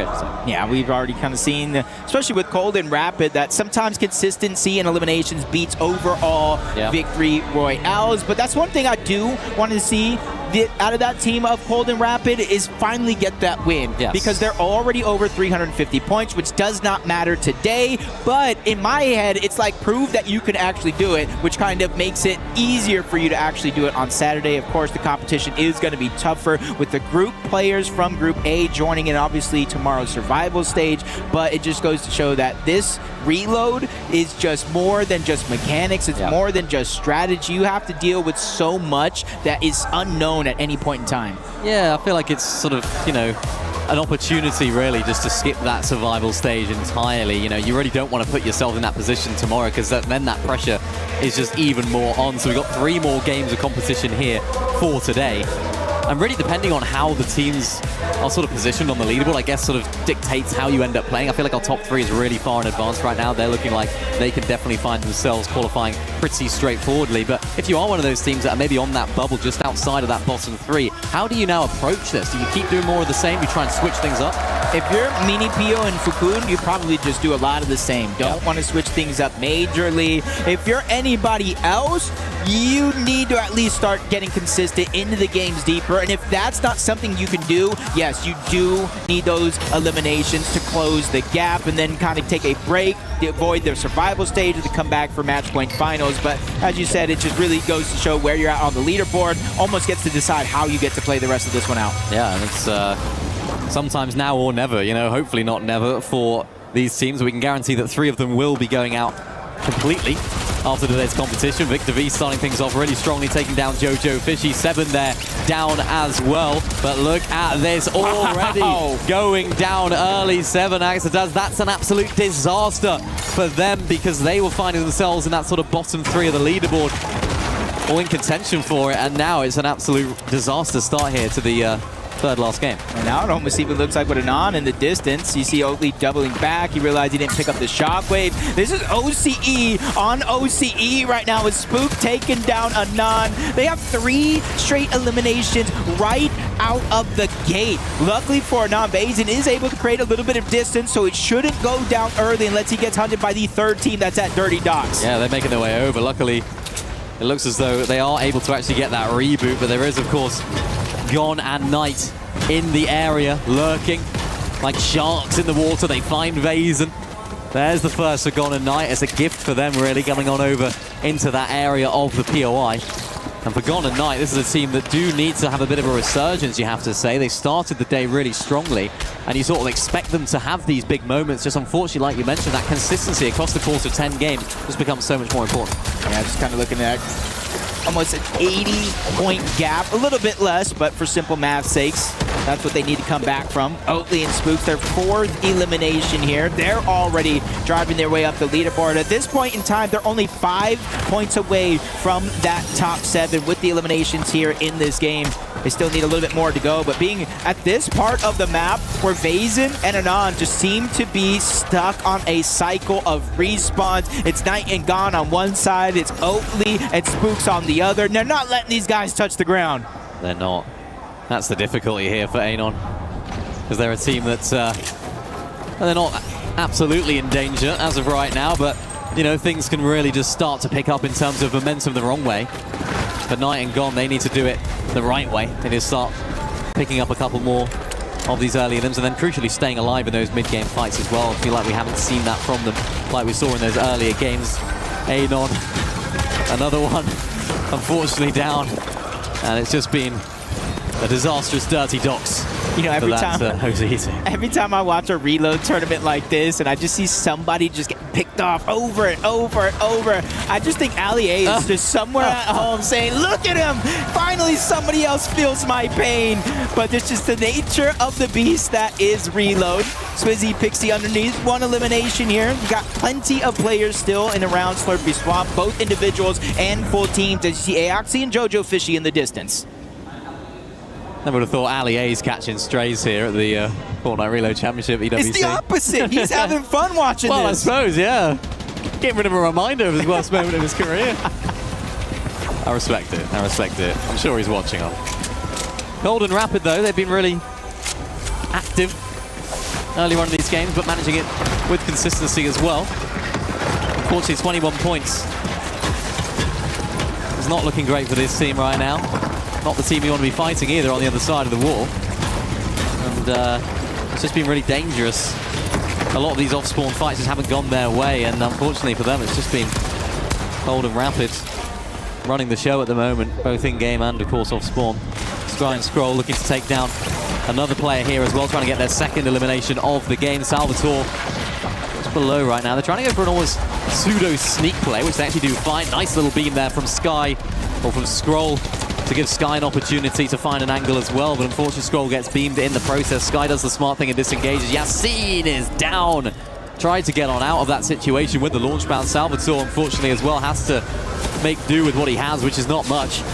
And Sky and Scroll back inside of the Storm. They understand that although they did pick up that win, they're not quite done and dusted as of right now. They still need to have this solid back end of the day. Yeah, and I like that decision for them. You saw how crowded it actually was at Slurpee Swamp. Yeah. There was like 3-4 teams directly there and a couple more on the outskirts. So they just trying to play the long game. As Mini PO gets taken out. Cold and Rapid are going to pick up their third elimination of this game. And you can see he has the exotic Yoink shotgun. So even if you try to run from Cold, if he hits you at one of those, he's just going to pull you back. Get over here! So Rapid can finish you off. I mean, I love the fact he's really smiling about it as well. That's what makes Lands really great. He's just having a fun time. I mean, why wouldn't you? Your first place at EWC Fortnite here for Group 2. Look at that, though, in the feed. Scroll down to Canada. So we were sort of praising them for that really solid, really smart play to go back inside of the storm. But look who else was there, of course, as well. It was Canada. Unfortunately, Mini Pio, again, going down cold and rapid and not letting these guys get anywhere into this game, get any sort of momentum. And they find their fourth elimination of the game. These guys just so aggressive in these early stages of the game. I'm really intrigued as to how they're actually going to play finals, though. Are they going to be able to keep up that level of aggression? Because if your entire game plan relies on those early elims, if they rely on sort of those dead side rotates, can you do that in the finals lobby? That's the question I have, but not for them to worry about right now. Definitely going to keep us asking a lot of questions as this day does continue. Night and Dawn, 4 eliminations throughout the course of this early game. As you kind of see that replay, Snow just trying to hold on to the wall. Rapid on the other side, and that's what I'm saying. When these guys are pushing around the lobby, they're doing so together. Another elimination for Rapid there. Mini Pio's just not having a good time at all on this side of the map. Might have to pick elsewhere to land, but that's just the nature of the beast. Oh, I feel like he is trying to full land somewhere else. It's just cold, and Rapid just aren't letting him get a moment. And look, they're just seeing him again. Leave him alone. Leave him alone. He's just trying to play his game. Cold and Rapid. Look at them. Ruthless. Ruthless. It's rude. Mini Pio and Fukun, they're a team that need to stay inside of that, or get inside of that top 7. They haven't been doing that so far. He's trying to hide on the wall. Unfortunately, Mini Pio going to have the same result here. Yeah, that's really rude. So, yeah, come back in about 30 seconds and keep doing it again. It's just very unfortunate because Mini Pio is just stuck in a position to where, yes, he kind of gets that pseudo loadout, but it's not a full loadout. So you need to land somewhere for loot. You think outside of the zone is the great play, but Cold and Rapid are there all day. Sky and Scroll trying to come back. We saw Scroll go down to Kanata in the feed. Fresh off the reboot. We had a decent loadout, so fight after fight, Scry has to go ahead and buy a couple more seconds here for them to stay alive, and a whole nother team looking to crash this party. Darm Demas, or at least one of them, trying to get their hands full, and right now that's their, I believe, 10th elimination of this game. Talk about trying to close the gap. As of now, they're in 14th place, but as they started this game, they were much further down that leaderboard. Yeah, they're moving up, and that's exactly what we expect from these guys. Really shaky start as well from sort of some of our EU teams that we really expect more from, kind of reflective of how they've been playing a lot recently as well. Skyjump and Momsy looking to disengage from this battle on the dead side of this zone, find themselves inside of that zone as well. And of course, they've just been super consistent today as well. Skyjump and Momsy finding themselves sort of third place on the standings. Had some really nice end games, 2 wins of course as well. Their worst placement here today was the 13th. Of course, in Reload is a lot worse than Battle Royale, but still placement points, keeping themselves in contention, which over 10 games is really important. Yeah, I think it's more of a confidence thing, right? If you get 13th, it might not be many points at all, but if you have a little bit of elimination, at least you're not looking at a goose egg when it comes to that leaderboard. That's not something you can fry up, but definitely don't taste tasty. So you got to be able to kind of come back from that, and they have done so pretty well so far. You can see them moving up into 4th place on this leaderboard, and this is huge, man, because we all kind of looked at Peter Bot yesterday along with Pollo. Where's the confidence? Where are they at? Sky and Scroll as well. But the biggest thing that we saw is at least they're keeping it close with their solo clutches. So now at the second half of the day, they're playing very well together. We might even see them continue to move up. Well, it's something we spoke about yesterday on the cast as well, about how important those solo clutches are. For a team like Epic Well and Pump, who actually got eliminated yesterday, they put themselves in solo clutch situations early on and didn't take advantage. Luckily for Sky and Scroll, they were able to do that, sort of keep themselves in contention, and it never really looked like they were completely out of it. Yassine, unfortunately, there for him going down to Dimash, just maintaining the way that they're playing right now, which is very well. A Mini Pio, right. Can we see him stay alive for a good amount of time right here? I sort of wanted to... I would love to have known their comms as Mini Pio kept going down there. It's like, oh, I'm back. No, I'm down again. I'm back. Yep, no, I'm down again. So hopefully they can actually have a bit more time now to stay in the game. Just, you know, anything but frustration. We know what's happening. especially now. We're in the 6th zone. So yeah, you could still get rebooted in this game, but it's going to be so hard. You thought it was kind of difficult before. Everybody is smushed together like a can of sardines in that 7th zone. It's not something I would wish on my worst enemy. And you can kind of see here on the minimap, most of the teams already inside of the zone. Some in the safe spot, not taking damage, other ones outside. And then for the teams that are not in there yet, they got to be careful. You don't want to be seen trying to rotate in. They'll try and hold you out. Well, it's an ideal 50-50 for playing that dead side. You can see that side that's in the storm is actually in the Slurpy Swamp, so you're going to be able to have a lot of those heals on standby and on tap right there for the teams that are in that position. So you can sort of see a lot of those arrows playing that position right now, not really looking to force themselves into zone. Of course, it will get a little bit more dangerous, that zone, when it does eventually close in. So shouldn't be too much of a problem for them right now. In the way that these zones have been playing, it has been quite difficult for some of our teams to make those longer rotations. We saw it with the Omzo and Josh earlier on, making a really, really long rotation and actually making their way in and actually landing really well as well. But gives us a chance to have a look, of course, at the overall standings. You can sort of see 7 Axadaz, they're a team that are down and out. So unfortunately, they find themselves in that bottom 3 as well. Basin, Anon had some troubles off spawn, but it's all of our top teams right now that are still in the game. You can sort of see it on the leaderboard. Oatley Spooks just outside of that top 7. Fuku, Mini, Pio. They've had a really rough game right now, so this is really where it matters for them. Yeah, and reboots officially turn off. So if you're down and out of the game, there's no chance to get back. It's really going to be heavily reliant on your teammate really picking up the pace. We've got another team going down. Fukun, Mini, Pio. That's 6th place, Mini. Yeah. They are inside of the bubble. Luckily for them, if you look right now, they do have around a 34-point lead. Yeah, they do. That's not going to be enough, you have to imagine, because a lot of those teams down below are really, really close, making things really difficult for them. And as we can see very clearly, that zone is indeed shrinking. Closing in the gap for lots of our teams that need to try and make their way in. No idea who any of them are, but they're making their way in eventually.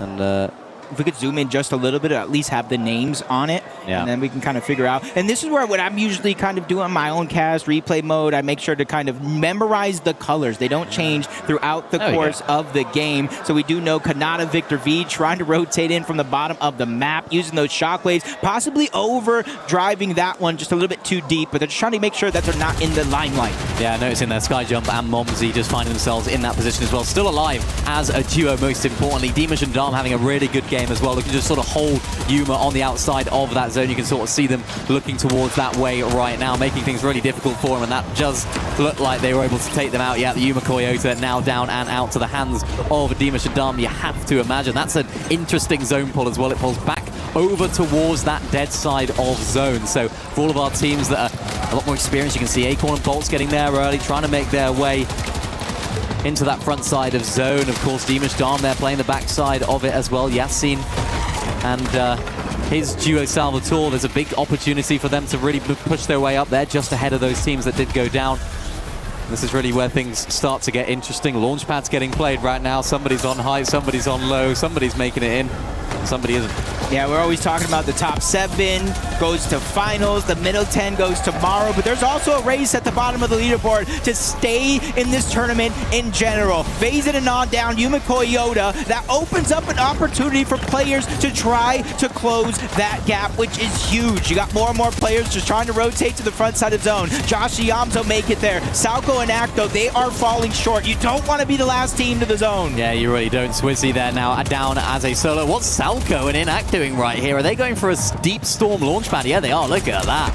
That's how you play, getting into that zone as effectively as they can. You can see Oatley trying to find a little dead side rotation there as well. Faded and Khan find themselves inside of that position. It is absolute chaos right now in these final zones. Salvatore there going down. You can see on the right side of the screen. This next zone is going to pull back towards that east side. So again, we see a lot of our teams that are looking towards that front side, trying to hold on to that position. Kanata and Victor V. I know they took down one of Sky or Scroll. I don't know which one it is, but that is starting to put a wrench in the mix for Sky and Scroll. Luckily for them, they have built themselves a cushion. But for for Kanata and Victor V. That's huge. That's a couple more points added to the total, and they're trying to run that whole top side of the zone. It is opening up, but it might be too slow for some. Yeah, it's important here for Cold and Rapid. You can sort of see them playing that front side, no doubt on that low ground as well. Knight gets launched straight into the Storm. You have to imagine that's a bit of a botched overdrive grenade right there. Acorn not doing that either, getting into that dead side of Storm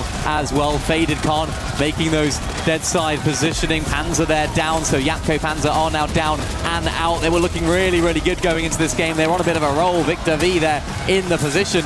And Dimash Darm look as though they're the team that are really, really playing well in this endgame. Yeah, it seems like they might be on high ground right now. I'm not sure how confident they look together, but you hear the spray going down all around. Gon trying to buy time, but he's deep in the zone. The HP is what really matters. Does he have an overdrive to close the distance? Cold and Rapid down and out right there. They are fully gone. Sky and Scroll as well. This is huge. How are things going to go right now? How is that endgame zone going to play? What are we looking at in terms of those final few moving zones? Sky jump down as well. Acorn also falls. So many of our top teams are now falling, which opens up the floodgates here for the teams 7th and below. Opportunities all across the board for them to make it in. The Frenchman Momsy all the way back into that Storm as well. And this is really where teams can really show us how they can play. Hey, you put the limelight on him. Kanata goes down, but Victor V trying to save the day. Top 12 situation, which means there's at least 5 different solos running around. Make it 4. A couple of them get sent right back to the lobby. Yeah, that's huge now for Victor V and Kanada. Dimash and Dom find themselves on height, spraying on down, take down Gon and Knight as well. But for Victor V and Kanada on low ground, they needed this game. Remember, they need to make their way into that top 7, and they are popping off. Yeah, they're competing against Oatly and Spooks, who are also in this game as well. But Spooks going down puts a lot of pressure onto Oatly. Underneath, you see 2 different options here, but he goes after Yamzo and Josh up above the mythic pulse rifle in the hands of Darman Demas. This one is going to wreak havoc on everybody down below. 16 eliminations. What are we seeing right now? All the way up on height, pressing all of the teams down below. That pulse rifle doing so much damage, not just the players, but also the builds down there as well. Iomzo and Josh, unfortunately, down and out. Dimash and Dom close things out, go onto the low ground, trying to find angles, but Victor V says, I will take the high ground now, and it's a 2v2. Literally every team that needed a good game has a good game on their hands, including Victor V. A huge point differential here for the 1v2, and he's not going to get it. Darm and Demas dominate this game. How many eliminations even was that? I've lost count. That is unreal from our boys from EU. They struggled at the beginning of the day. They really, really struggled. They looked like a shadow of their former selves. And they have looked like a little bit shaky throughout this entire year, but they are proving what they can do here at the EWC here in Paris. And they're a sort of team that can pick up so many eliminations. We knew they had it in them, and right there, they're proving it again. Yeah, these guys, the mythic pulse rifle really proved to be a difference maker. And it just seems like, hey, you can have a slow start to the day, but when you go ahead and reach the top of the leaderboard, that really shows the difference between who needs a good game and who wants a good game. I can't wait to see how those standings end up going, because remember, this is a team that were a little bit further down. I think after 7 games, they're in 15. So that wasn't just a team that were trying to break into the top 7. They also had in the back of their minds, in the rear view mirror, that bottom 3. It was looking really ropey for them throughout a lot of today. So that's what the best teams do. They don't just have those moments where they just let things kind of tumble down. They have these big games that they're able to clutch up through. Of course, Victor V and Canada absolutely popping off there on the low ground. 11 eliminations for themselves. That's 18 eliminations Dimash and Dom were able to get. It was actually really helpful that they were able to take down Canada earlier, because Victor V took high, and it looked as though maybe Victor V could have done something impressive right there for us at the end, but unfortunately wasn't to be for them. But a good game, because they need to move up as well. I'm trying to do quick math. That's around, like, I want to say 54 points on elimination, 60 for the win. Is that our highest scoring game so far in the entire tournament? Not just this group stage. Darman Demas, man, when you put their backs up against the wall, they have proved that their bite is much more dangerous than their bark. And that's the thing. We've sort of talked so much about consistency throughout today when it comes to that. So it's going to be interesting to see how things end up shaping up for them. But I want to hear from Darman Demas right now. They're standing by with Zeke. Here they are, EWC. Make some noise for Darman Demas. A massive victory royale. Guys, how does it feel in this moment to not only get a victory royale, to hear that crowd roar and celebrate with you? I mean, after those games, then it just feels great to be back in the game again for the call. How are you feeling about that? Yeah, well, we needed that so bad, and we made it, so I'm pretty happy, I'm not gonna lie. How does it feel finally to kind of get that big shining moment, right? So to get the Victory Royale, have a handful of games left. Job's not done, we need to keep pushing. What's the game plan? I mean, can we say it? No, we can't leak the game plan really, to be honest. Would you say it's just keep going? Yeah, of course. I mean, we're gonna push it for another Victory Royale, you know? I love that. Would you agree? It's, you know, obviously don't tell me the strats, but you're saying, hey, maybe we should just play for another VR? Is that the plan? Of course, we're gonna try. I love that. Obviously, you've got all these fans who erupted with you guys. What would you say to them? Because they're with you. They're standing behind you. I'm sorry, can you repeat the question? What would you say to your fans? Oh, no, I love them. I love every single one of them. What would you say to your fans? I can only thank them for being here. I love that. Now, one last question for you guys. Obviously, if we make it straight to finals, competition is going to be that much crazier, right? Is there a duo out there you're thinking, man, last day of EWC, I really want to fight them just one good time? I think there's only like Peter, because we can't fight them on EU, you know? So it's just great to fight them always, you know? That's a good team. That's a good team. What about you? Do you feel like there's one duo? Is it Peter Bonapoyo? Is it someone else? It's no one. We're better. You're just the best. You're going to win all of EWC. Yeah. I love that. Well, guys, shout outs to you again. Congratulations on the victory. One more time, EWC, make some noise! Take it on over to you guys. Welcome back to your favorite Fortnite Reload Championship duo, 7-11. And today, ladies and gentlemen, we're going to be exploring everything that's going on here at EWC, and we're going to be testing out, Levin, our reaction time. You're always quick with the jokes, so you better be quick with the reactions, brother. I might not be, but you know what? No, I'm going to put you on the spot. You're going to go first. Oh, of course I go first. I'll set the standard. Yeah, you got this. 4 hours of sleep, it don't matter. I'm ready. I think you'll be able to clutch it up. All right. He is pretty much taller than the actual thing. 5, 4, 3, 2, 1. I'm about to get punched if I stay too close. Oh, he's quick with it. That one, you can never get that one, honestly. If I'm being... Ooh. Okay, you got one so far. Oh, 2. Okay, 11. You got this. You already got me beat. 3. Why not? Make it 4. Okay, that one's hard. That one's so hard, too. Hey, yo, hold on. That's kind of cheating right there. I lost count already of how many you have. Uh-oh. Okay, all right. Here we go. Here you can little warm up. You can have your warm up. A bit of pressure on you now, though. A bit of pressure. I'll be honest. I think I got what? How many did I get? Did I get 4, 5? 1 for every hour of sleep I'm on right now. Reaction still on point, crisp. No pressure though, 7. No pressure. As the name goes, I'm expecting 7, to be honest with you. As the name goes, it's in the name.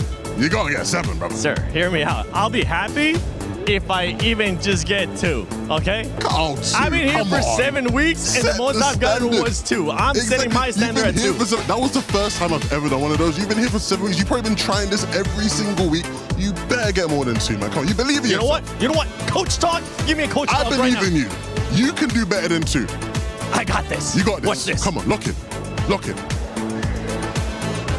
It's time. I won't let you down. Ready hands, ready hands. Stay active. Stay active.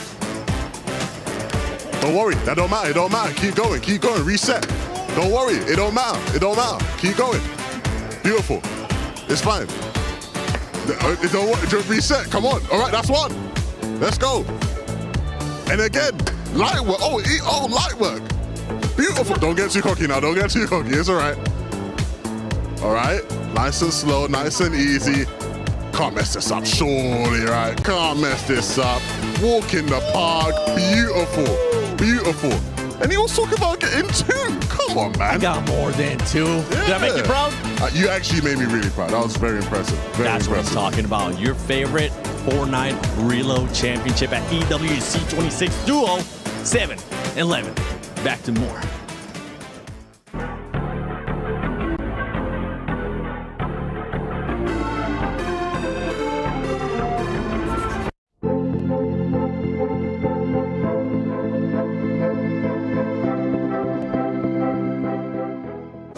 is playing, you're not yet. EWC Play is your all-in-one platform to compete in fantasy, pick'em, and quests for a grand total of $300,000 in prize pool. Build your dream fantasy team in 5 different games and track your score with live results tables.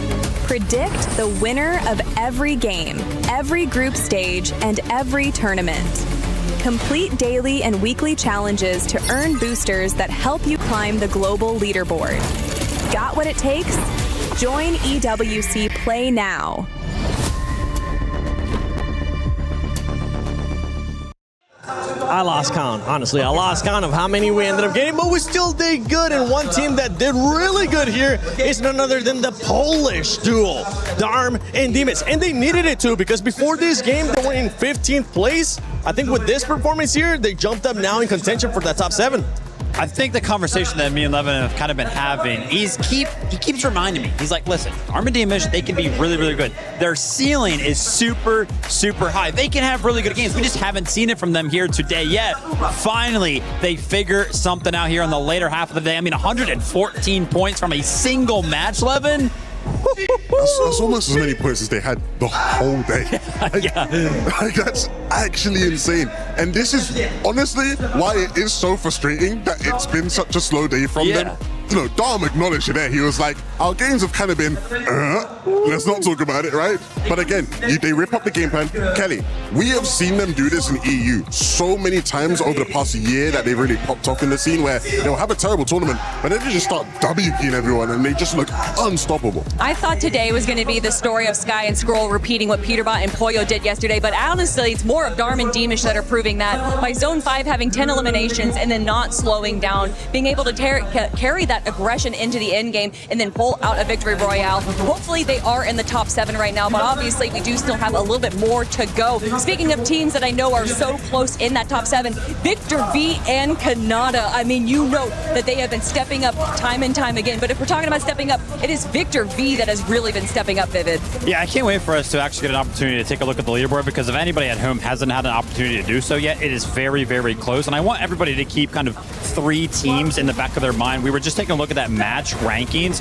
The team that walked away in game number 8 with the most amount of points, of course, was Darm and Demish. The team that walked away with the second most amount of points was Canada and Victor V. And then Oatly and Spooks also walked away with the 3 most amount of match points in that one.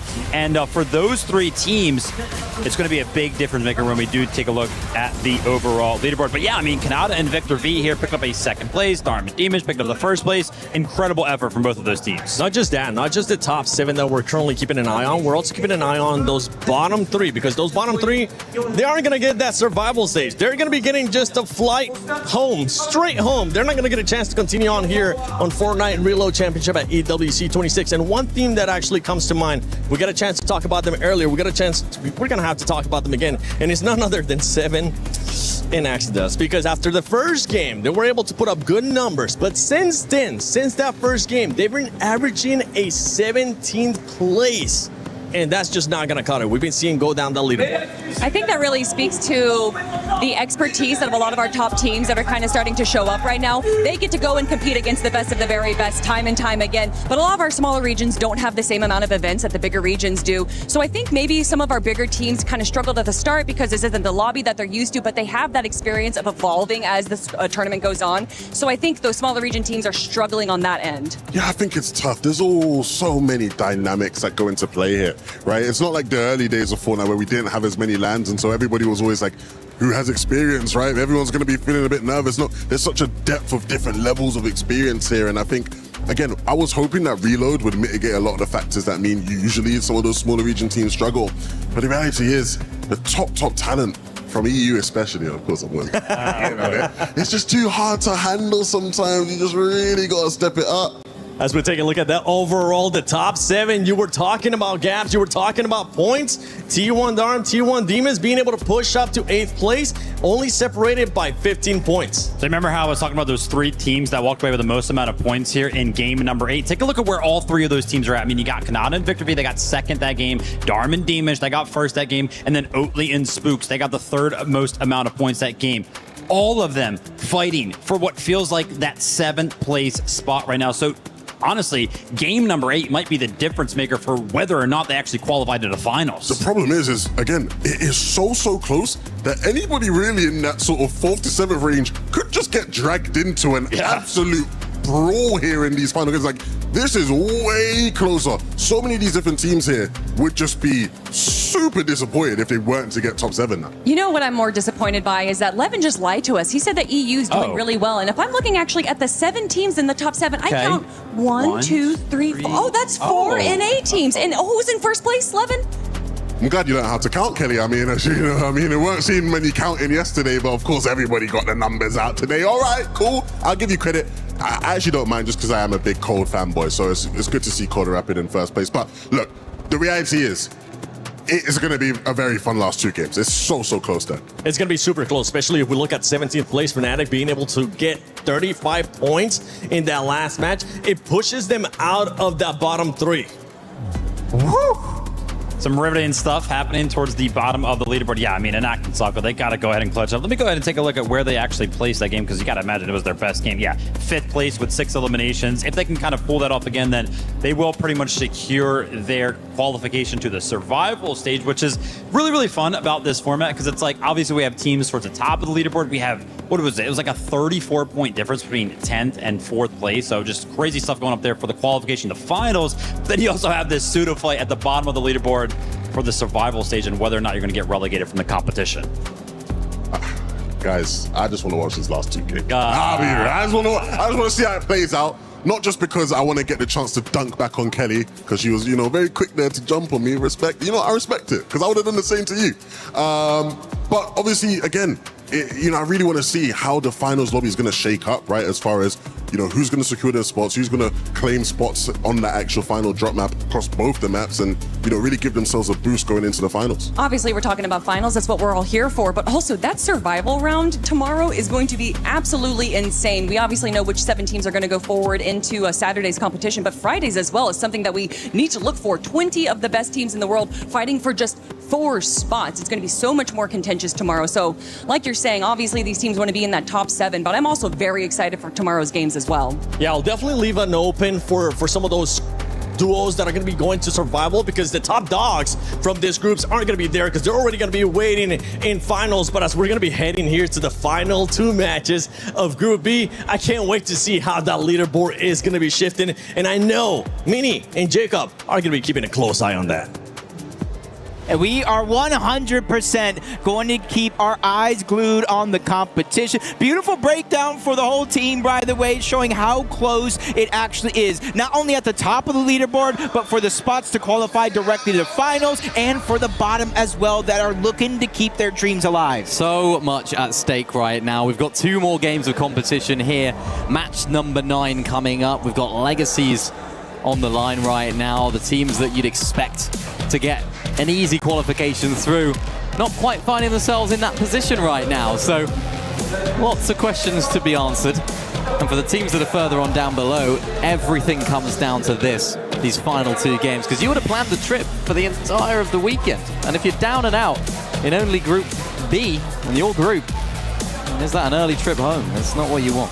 I mean, maybe an early trip to the Eiffel Tower. Do some sightseeing before you actually go home. But one thing that we have to talk about and continue to mention is AGAL Sky and Scroll in 10th place. So with 2 games left, their back is up against the wall. And they're only down 25 points, though. Exodus and 7 already eliminated? Maybe not. Snow and his duo fully eliminated right now. So yeah, Exodus and 7 are able to get back into it right here. Lots of action at Steamy Stacks, lots of action at Dirty Dogs as well. Lots of these early fights being dominated by Cold and Rapid from Twisted Minds. They're a team that we've just seen the best of today. I think we have high expectations of them. And like the analysts were sort of breaking down earlier on, it's always a little bit interesting to sort of see how the teams that maybe haven't played together in a while actually do come out here for the reload competition.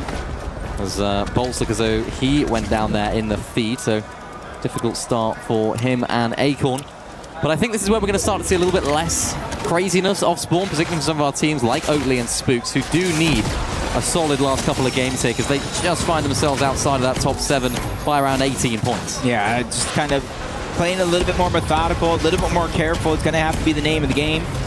You don't want to have to look back on tonight's games and be like, man, if I would have just did this different, if I would have just kind of pushed instead of pulled, any of that sorts of type of 50-50 decision making is going to be huge. And you kind of see even Vazen, Anon trying to take the fight towards the back, Vazen getting tagged up just a little bit, and that's going to be Oatley who actually secures the knock, eventually leads to an elimination. So 3 points for them to try to start this game.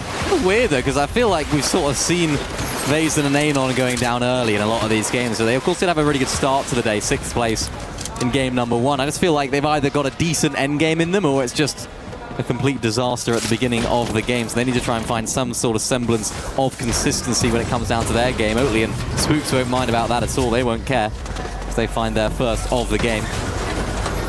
And I mean, it'd be great to see Oatley qualify through straight into the finals. So many fans out there watching on. Not just a content creator, not just a good player, but a top-tier player as well. And oh no, Inact and Salco, they are here to play. They were the team that were just on that bubble, remember, from Fnatic. Had a good last game. And they're here to fight here. Sky and Scroll down to just Sky.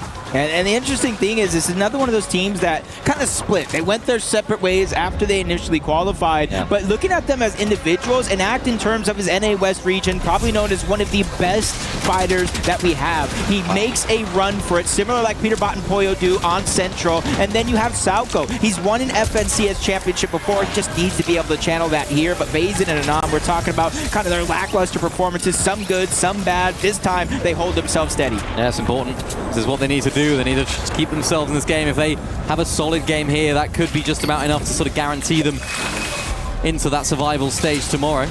Rapid and Cold, though, they're looking to try and have a few questions to be answered of their own. Look at that. Vazen not. Anon is inside of this box. Interested to see how Cold and Rapid do now actually approach this. Do they go for that full elim, or are they just going to allow Vazen to actually reboot and then get another one? I mean, it's something we've seen pretty often where, yeah, they typically do. They look straight up, they see the rift in the sky, and they're just going hunting. Unfortunate enough, Rapid's going to end up going by himself. Cold actually lurking back, so maybe they want one more elimination and then get the clean wipe. Yeah, unfortunately, I think that might have been the play from them. I think they were trying to fake the crash pad away, and that's why Cold is still looking for some of those shots right there. And on the other side of the leaderboard, Salvatore taking down Scroll again. That's Scroll going down for the second time this game there at Slurpee Swamp. But this has got a very similar vibe to Cold and Rapid versus Mini Pio. Poor Mini Pio in that last game. Just kept getting chased down. Anon and Vazen, the team that they've got their eyes set on right now. And Cold looking at this fight from another angle will take down Anon quite straightforwardly as well. You can sort of see in the distance right there, Vazen is away, but nice mythic pick up there for Cold. Oh, this could be it. This might be the game that Cold and Rapid finally pull off a first place finish in. But I do like the kind of wherewithal from Anon and Vazen to stop kind of going back to each other when they're getting rebooted. That's going to keep them from going on the cycle. Yes, they're going to be out of loot and having to start fresh, but at least they got a chance here to continue keep things going. Darm is going to go down. Demus is going to go down as well. After a phenomenal 18 elimination victory royale, they go down in 18th place. I thought that was going to be their moment. I thought this was going to be the start of them launching their way into that top 7, 8th place going into this game. So I'm sure Victor V and Canada will be looking at the feed very, very happy right there. Of course, they're just one spot ahead of them and only 3 or 15 points ahead of them. So they need to make this game count now as well on the complete other side of things. Spooks and Oatley fighting it out against Gon and Knight. Spooks and Oatley getting involved in these fights, but no. Spooks, Oatley, both down here early game. And their hopes now, Jacob, of breaking into that top 7 have severely dwindled. They've only got one more game to do it now. And that's even if it's going to be mathematically possible for them. Yeah, no meme intended Night and Gone started this game 67 points away from that top 7 spot. Yeah. They've already got both Darm, Demus, Oatley, and Spooks out of the way, so they have a clear path and a clear objective from here on out in this game. They really need to utilize it, because that not the same results in the last and final game of the day, as Koyota and Yuma also trying to rise up the leaderboard here, starting the game in 16th place. They might not necessarily be fighting for a top 7, but they're fighting for their tournament lives. Yeah, they are. They need it. They're going to stay in this lobby. It'd be a real shame not to see a team like Koyota and Yuma playing in the finals. We don't want to see them getting eliminated. At the very least, I want to be seeing them play tomorrow. They're just that good. They're that entertaining.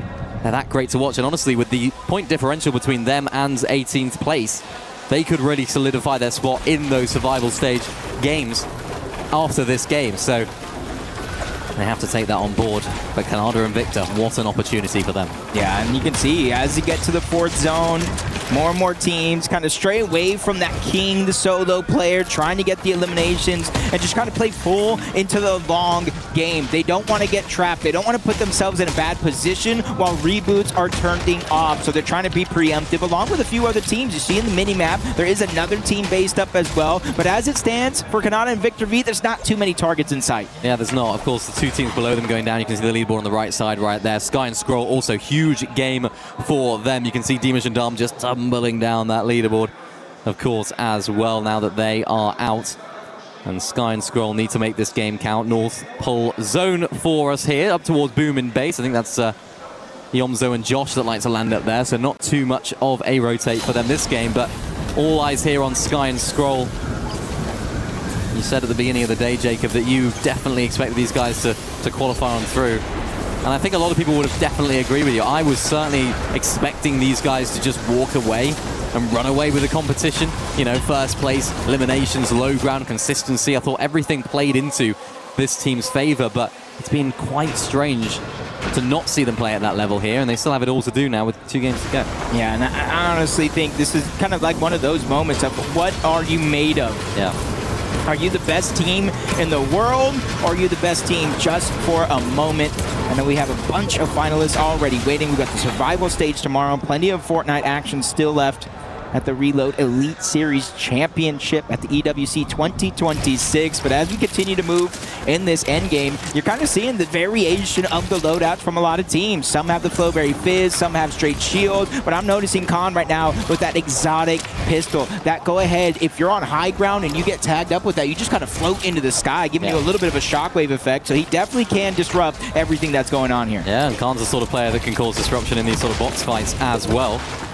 One of those sort of players on EU that we see as a very, very strong fighter, but we haven't seen that level from him quite as much, so maybe this is the sort of mode that he can really perform in. Of course, they do find themselves inside of that top 7, but it's really, really close. But again, teams like Oatley and Spooks and Dharm and Demus going down will be really good for them, so another great opportunity for them to make it through and solidify their spot in that top 7. Seeing more and more teams here, including Acorn and Bolts, 3rd place going into this game. Not too far off from Sky Jump and Momsy, just a few points away. This game could not only turn the tides in that top 7, but at the top of the leaderboard as well, especially if anybody's looking to close the gap, but hopefully take 1st place away from Cold and Rapid. You see, look at Swizzy and Pixie here inside of the top 5. Did see them go down, I think, relatively early in that last game. But no harm, no foul, as long as they can stay within contention range. Yeah, they've played well enough, really, today, haven't they, to qualify on through. It's not absolutely guaranteed right now. They don't find themselves in a really, really just a little solidified position. Yeah, exactly. Just need that, really. The final sprint towards the end. If they can get a win here, like we saw them getting earlier on, it definitely solidifies their spot inside of that top 7. And I've been really impressed with how they played today. They haven't been consistent necessarily, but they've shown us what they're about in terms of those big moments that Swizzy and Pixie seem to find themselves in quite consistently. Taking a look at the leaderboard here. This is a live leaderboard as well. Canada Victor V, 1 point away from moving up into 6th place. We've got to take a look at Faded and Khan, Josh and Iyamzo. I know Vivid was kind of giving credit to a few teams. Josh and Iyamzo may not have scored the most points in one of those last games, but they definitely made it to the end game, eventually going down to either Canada and Victor V or Oatley. Either way, just goes to show how close the actual leaderboard is for the spots that matter. Momsy Sky Jump, they found the spot in towards the zone. They're just trying to make sure it's the spot that they actually want. Yep, more than happy with this positioning from them. And I do feel like we haven't seen loads from Yomzo and Josh. They've just sort of been very, very consistent. Sort of looking at their placements, their worst game was a 20th and a 14th. The rest of them were top 6s, and they've sort of been hovering around that 6th, 5th, and 4th region throughout the entire of the day. So they're playing the format really well. You know, playing those consistent games. It's not like a 6-game format or a 5-game format where you can have one big pop-off and everything changes. But as I close on out here in 7th zone, that is now Reboot disabled. So Victor V and Canada, the pressure is on. 0 eliminations for them right now.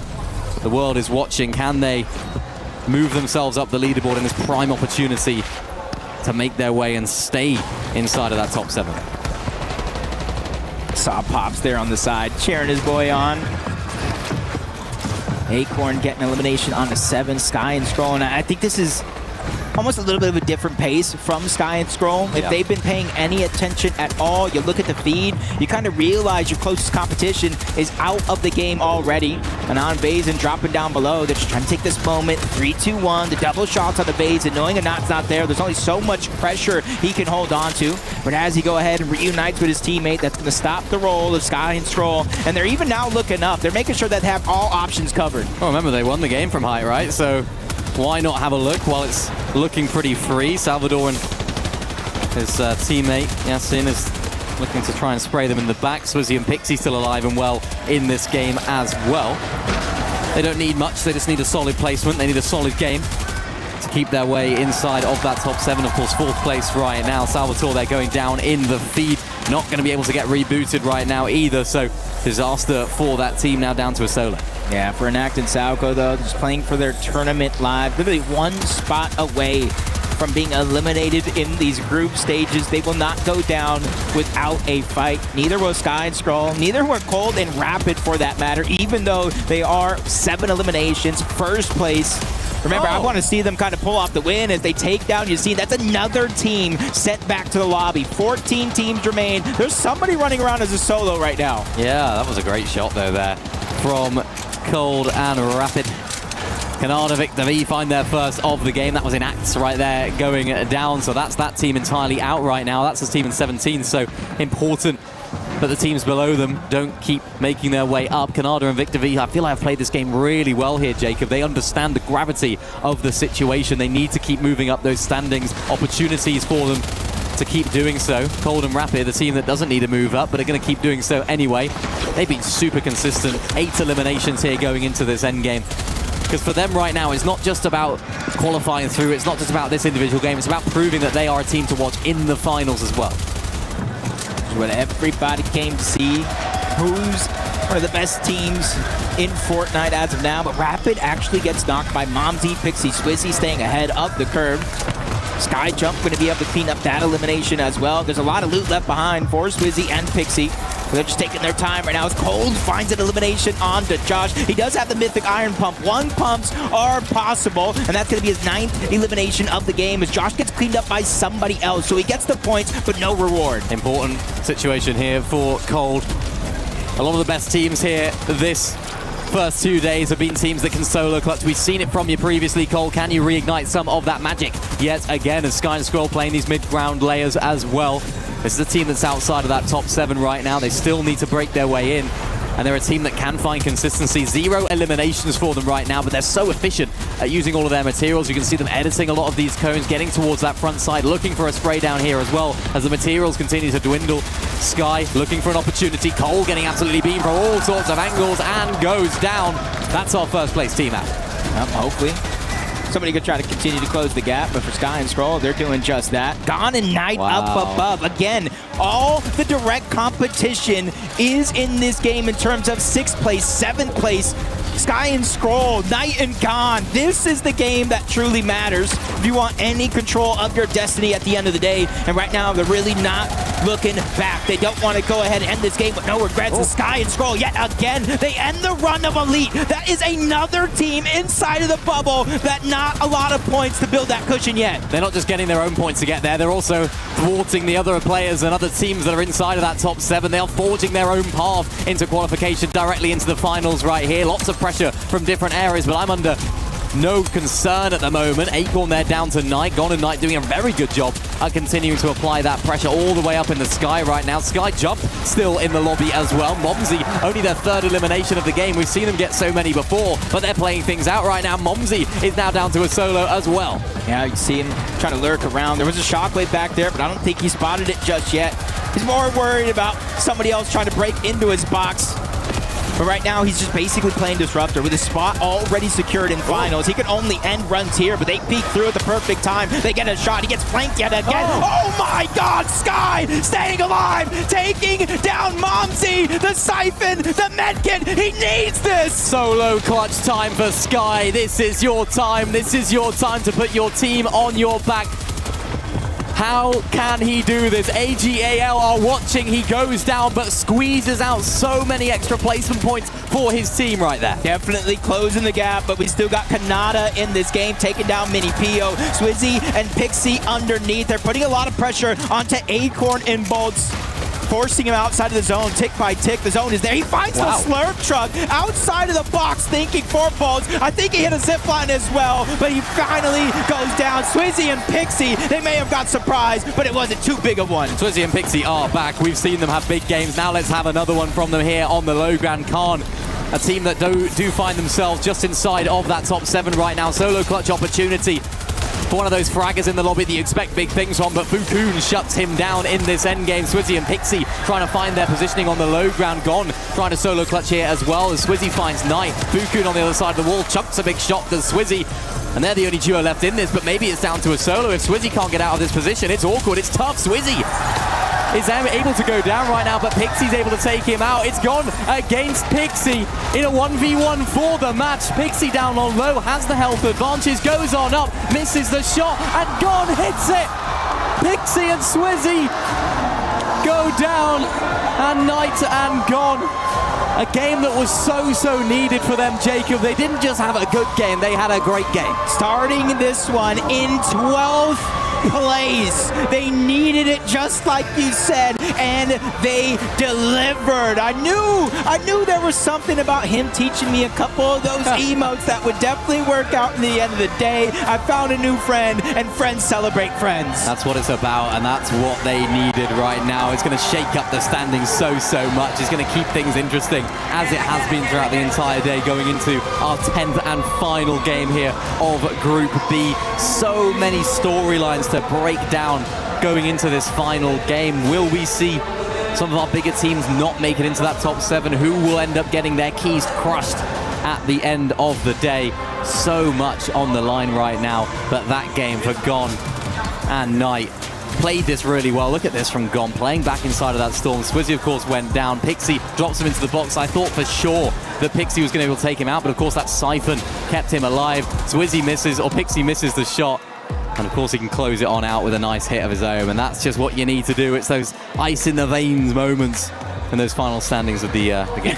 Oh my goodness. Nice. We got it in there, just celebrating yet again. Knight and Gon. These guys deserve all the credit in the world, because before this game, remember the one prior, they were putting themselves to the test, getting elim after elim on Anon and Vazen just to go ahead and try to close that gap. And now early on in this one, we saw Demus and Darm go down. We saw Oatley and Spooks go down. And those are the teams that were kind of in the direct competition outside of that bubble, and that was their perfect chance to close the gap, and they did. But also good credit, Sky and Scroll, phenomenal performance when they need it most. Mini, Pio, and Fukun, either one of these guys figure out a way to clutch up, and they do it for another top finish in that game. Yeah, Mini, Pio, Fukun, they just haven't been able to find that consistency today, but the big games they've been having have been extortionately big indeed. They just need to find that little bit of magic here at the very last game.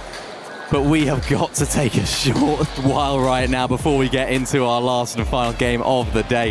It's going to be electric, so don't go anywhere.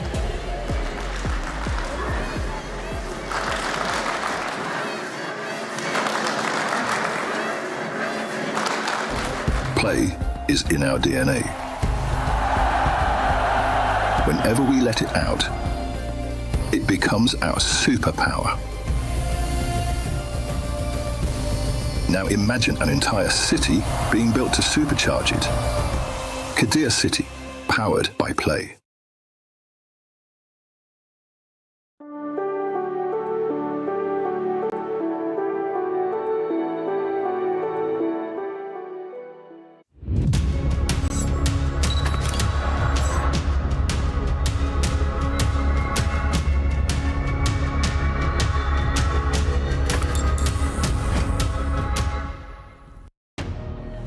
I mean, that last game, Monster, these players are delivering on the hype. What an incredible game. AGAL once again stepping up. You saw Sky really pushing the limits there, but the tournament overall here has been neck and neck, and I'm sure anyone watching here and at home are feeling it. Well, yeah, let's talk about AGAL for a second, because that game means so much for them. Of course, the expectations for Sky and Scroll today was to come through and dominate. It hasn't quite been that, but the day's not over. They can still secure a space, and that space is so important, especially after the Crossfire mishap today.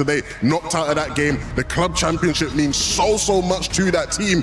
They're relying on the Fortnite duo to make it happen. And I gotta say, talk about the runway opening up, competition 6 and 7 falling, and then other players jumping on over. So as we lead into the last game, I'm anticipating about 4 spots might be available. And you know, after 10 games of Fortnite, if you're up in the top 7, you deserve it. That's how I feel. I mean, I'm with you, man. We've had enough Fortnite be played. I feel like that game was just a game for the bubble teams, man. Yeah. Sky and Scroll, one of them, did a lot there. But you look at the Asians, Mini Pollo and Fukun, they had a phenomenal game right there to push themselves up. Gone at night, I mean, they could have had a better game, winning that one from outside of the top 7. Again, all of these teams, we were already bigging up how close it was, how tight it was on that leaderboard. These guys are making it even tighter. Yeah, definitely. But at the end of the day, it is going to come down to performance. We've seen a lot of folks come up short when they had these leads, when they had opportunities. And now, even with the club points, you got to think about it. There's a little bit more on the line here. It's going to get very exciting in this last game. Of course, it's not over for the teams that don't make it into the top 7. They get a chance at survival day. But I think a lot of the players on the stage, at least from the ones I've been looking at, I was peeking over, looking at Sky for a second. I think a lot of these guys would appreciate the day off, right? They want to make themselves, you know, straight into that final. Give yourself the day off to recover. Yeah, you can see even from the reactions, those live and pair shots down in the corner, the family, the friends, the fans, everyone is really feeling the emotion of what's going on here, and they're wearing it on their sleeves. But at the end of the day, Levin, I don't know how it's going to go down. I do think I know someone that is, and that's our casters. That's right. But here we go, Jacob. This is the time for all of our teams that are outside of that top 7 to break their way into it as much as they possibly can. For our teams that are on the lower end of the leaderboard, it's about survival. It's about staying in the competition. And even for the teams at the very top, Cold and Rapid, it's about proving why they deserve to be in that position. Yeah, 479 points, 207 points off elims. That is almost double everyone else in the game. Wow. It's just their placement, unable to get a win. That worries me, but at least they made it to the finals. But when you look down, 7th place, Yamzo and Josh representing Elite Esports, 318 points. That's only a 19-point lead. That's what scares me a little bit. You could throw Victor V and Kanata in that as well, because how well everybody, honestly, that bottom 5 have been playing to close out the day. Yeah, they've really just taken the final few games here and really just grasped them because they need to at this point. It's not just about getting a good start, it's about getting a good finish right here. And for Sky and Scroll, we've seen them have wobbles in final games on LAN, of course, most recently the Summit, getting landed on and getting taken out. So for them, they're going to try and put that aside and qualify on through here into the top 7 with not the performance that everyone was expecting, but realistically, it doesn't matter. These don't count. These points don't count when it comes to the finals. It's a completely clean new leaderboard. As you take a look at the other side of things, unfortunately, the less exciting side for the teams that are down there in the bottom 3. they've still got it all to do. I feel like there's a couple there that probably are just out of reach, but Enact and Salco, it's a big game for them because they're the team that realistically could be the ones that drop in. Yeah, if they go down here without any points, that bottom 3 teams, it's going to be like sharks in the water. They're just going to be chomping at the bits to try to go ahead and take that spot away. But you can kind of see down that leaderboard, you got Oatly, you got Spooks, you got Darm, Demas. Both of these guys have already proved that they can put up big points in big games when it matters. But they not only need to put up those points, they might need to start thinking about taking out their nearest competition towards that bubble. Yeah, that's something to think about as well. Will teams now start to try and push the teams that are above them just to try and get them out of the lobby? Because, of course, yes, you do have reboots, but if you take out the duo entirely, they are out, and that is them gone in that game. So going to be excited to see how things play out in that side of things as well. Shout out to Victor being Canada as well. What a performance from them in that last game, making it into that end game. We're speaking to sort of Pops earlier on as well. Barney was, and he was sort of saying, yeah, it takes them a little while to grow into the tournaments, and it's nice to see them in that top 7 right now. But this is really where your mettle gets tested. How can you hold on out? How can you stay strong in this final game? And how can you hold on through? We'll see who can hold on and who will let go, because the last match of the day, Group B, who goes home, who goes to the survival stage, and who advances to the Reload Championship EWC 2026. So much at stake. Rapid there gets the first elimination. You can see him looking to try and actually landing at a slightly different drop spot right here, of course, as well. Trying to take down, oh my goodness. It's a disaster for the duo in last place. But oh no, Rapid down here early on to Anon. A team that aren't really in too much trouble down there at the bottom of the leaderboard, but even just for the confidence sake as well, Jacob, you know, for Anon and Vazen, they haven't had the best day. They've had moments of decency, but nothing too crazy. So I think just proving to the world that they can do it is going to be as important as, of course, getting a decent game here. Yeah, you can see Rapid kind of filling himself with the outfit choice. Yeah. Triple T, that can get spotted out from anywhere. But I also did see Sky Scroll get an early elimination onto Bolt. So again, they're in contention of that last and final 7th place spot. Maybe even more depending how things go. As you see here, mini-map spread out all around. Rather typical gameplay. Not too many solos pushing around. It's the teams that are trying to jump on people not paying attention. Yeah, Sky and Scroll were a team that didn't have too many of those eliminations early game. Last game, they went into the end game with not too many at all, if any. And they're the sort of team that I was fully expecting to be more W key focused going into today. But look at this, gone. Is gone, unfortunately, having to get rebooted. Knight you can see in the distance right there as well. It's an important game for them as well. What a performance in that last one, picking up the win. They need something similar in this last game just to try and boost their way up and break into that top 7. Because they're a team, again, that can have those big moments. We've seen it already today, and they want to showcase that in finals.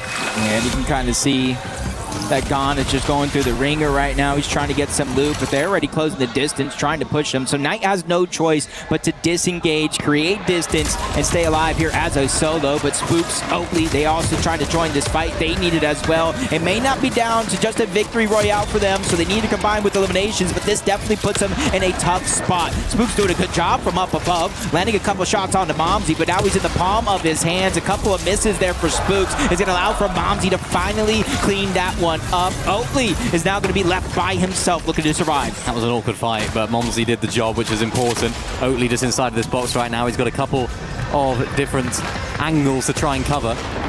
As Momsy sky jump, look to try and close this one out there. Darm in the feed going down.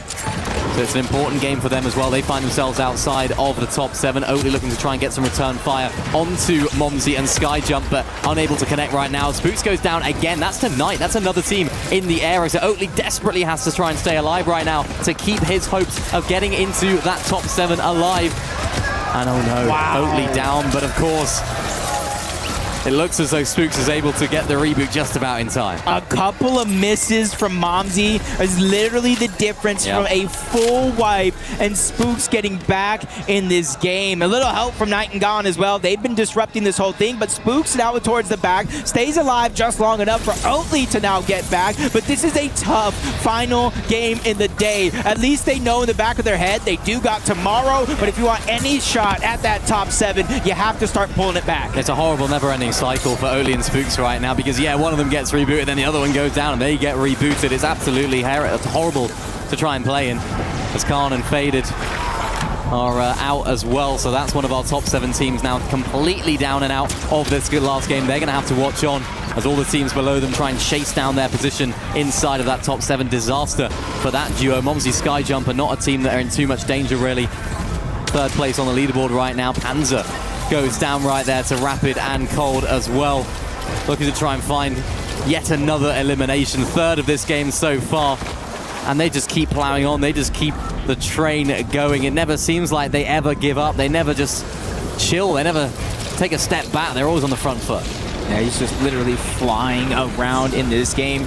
We saw him land on the full western coast of the map, and now we see them all the way towards the north, just kind of rotating around where the eliminations bring them. Panzer's going to go down. Yapko doesn't have too many players pushing him, so he should still be able to survive. Mini PO towards the side, probably trying to buy time, along with Demus, who got quickly cleaned up by Swizzy and Pixie. They got their 3rd elimination of this game, and they're just fighting to secure their spot in the actual finals with a couple more points, to be honest. Yeah, definitely, and they're going to be a force to be reckoned with in those finals if they do indeed make it. Because they've shown us today that they can win games. They've shown us today that they have that resilience to keep going when things aren't necessarily going their way. So excited to see what Swizzy and Pixie do end up doing when it comes to that side of things. Rapid and Cold continue their momentum in this game. That's their 4th of this game. Panzer there going down. You got a feel for those guys as well. They're not in danger of dropping out completely right here, but they're very firmly in between, I guess you could say, of that bottom 3 and that top 7. You see Yuma there up on top. Rapid losing a lot of HP right now, so Cold having to try and get back towards his teammate. Koyota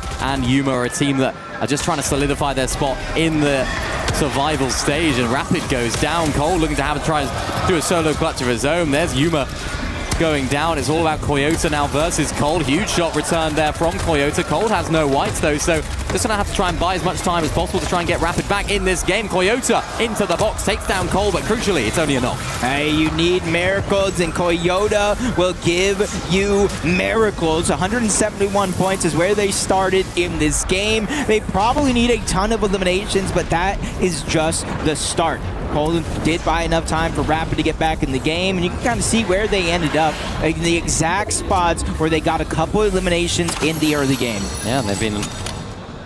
We haven't really seen them in that position, I suppose, throughout today. You know, going down, having to sort of clutch up, going back into the storm. Because for them, I suppose, yeah, they're in 1st place. So they also want to maintain that. You want to be the team that's crushing those keys at the end of the day. You want to show, quite literally, that you are the top dogs in this lobby. So that's what they're fighting for right now. They do have a decent enough lead, of course, 76 points, but that can be turned around if they're able to go down early on right here. Darman Demus still in the game as well. Gon goes down. Knight left as a solo. Yasin and Salvatore are the team that take down Gon. Cold there in the feed going down again, so their game's been really rough. But Salvatore and Yasin, this is a team that they're, again, in that sort of middle zone. But again, it's about confidence. It's about momentum. It's about carrying that thought process into tomorrow. This is where Gon just got eliminated by Salvatore, and we're already in the 4th zone. So I'm already questioning where he's going to get loot from. And then you add in the fact that they're in the center of the zone. And then he's going to spawn relatively close to above where Knight is currently positioned at. So good luck to him, not only trying to get back in the game, but getting into a position. They got a big moment ahead of them. They just got to figure out what way to capitalize and really get back into this. For Yassine and Salvatore, they're the ones just trying to grab a couple eliminations and rise up the leaderboard as well. Yep, even if it's just for the mentality's sake, you might as well make the most of it. We've seen a lot of our teams going into competitions, and for Salvatore and Yassine, they need to try and do that in the survival stage. Oatley there in the feed going down as well. They've had a really rough time earlier on in this game. They haven't been able to get the momentum going. And for Salvatore and Yassine, this is difficult for them because they're just trying to find a little bit of loot, a little bit of those materials. But they do find themselves in the zone, so they shouldn't have to worry too much right now. Yeah, they started this game 13th place, 228 points. I should say 243 now with those 5 eliminations. Still need to continue to look to close the gap, because between them, Oatley, Spooks, Darm, Demus, Mini Pio, Fukun, and everybody else that are outside of the top 7, that's where the gap starts to get built. jump on board Kanata and Victor V. 6th place to start this one, 321 points. Those 2 eliminations are definitely going to try to help them separate themselves and the rest of the pack down below. I really like this position as well, just sort of towards the north of Lockdown Lighthouse. Trying to get another elimination to add to the tally as well. Not able to get one right there, but looking at the way the map sort of shapes up here, they're very much on their own, which is exactly the position they want to find themselves in. Sky and Scroll. This is Sky, looking for angles. Trying to find an opportunity right now to get a big beam onto Salvatore. Gets spotted out though, so Sky's not able to find one. Yassine and Salvatore, they've been very, very aggressive in a lot of these fights. Middle East versus EU. Who's going to come out on top? Sky and Scroll haven't been at their best when it comes to these mid-game fights as of right now. Sky very, very weak on the left side of the screen. Scroll looks as though he's just going to use this opportunity to disengage. Yassine and Salvatore are going to try and get on the wall of the 2-time back-to-back FNCS major champion. And Sky's doing a very good job at staying alive right here, and Yassine is just not able to find that final shot. Can he now? Great shot there, return from Sky. Holding out and holding on to this position and to his spot in the game right now. And for Yassine and Salvatore, they're wasting time right now, really. You know, they need to take down Sky as soon as possible. Opportunity was forming right there, but couldn't quite get the shotgun out in time. Yeah, I think they're realizing this is taking a lot longer than they would hope. We're now in the 6th zone, so I think Scroll made the right decision to abandon ship, but Sky needs to start to figure it out. He's on the clock here to try to figure out a way towards the zone. We already have one disengaging. Yassine is going to get knocked. You talked about one being out of the HP. Well, he is as well. Sky looking over the top. He gets the elimination for the Siphon, but now he's in the line of sight of Salvatore. He goes back to the scene of the crime, trying to finish off that elimination, but Scroll is here as well. They realize we have a strength in numbers. We need to figure out a way out. We have about a minute to go. Scroll just puts it in reverse right there. Initially, he was like, yeah, I'm just going to get out. You can reboot. Scroll says, actually, you stayed alive. They're smiling about it. They're happy that they can still stay in this game as a duo, which could be so, so crucial for them, because remember, this is a team that do need to break into that top 7, which sounds crazy to say here for a team like Sky and Scroll, but that fight right there could have been absolutely vital in them actually qualifying on through here if they end up doing it. A lot of questions about these guys here. Yep. We did see Gon go down in the 4th zone, I do believe it was. And Knight was doing a good job, was able to bring him back in the game, and now look at him. You almost would never guess outside of the materials. But we already got the club championship that is kind of so important for this last week, and Fortnite could literally be the difference between 1st and 2nd place between Team Falcons and AGAL. I absolutely love it. You know, it adds extra stakes to the competition. Eyes are all on Sky and Scroll. Team Falcons, of course, we saw their little wobble in a couple of the other games as well. So it's opportunities all across the board.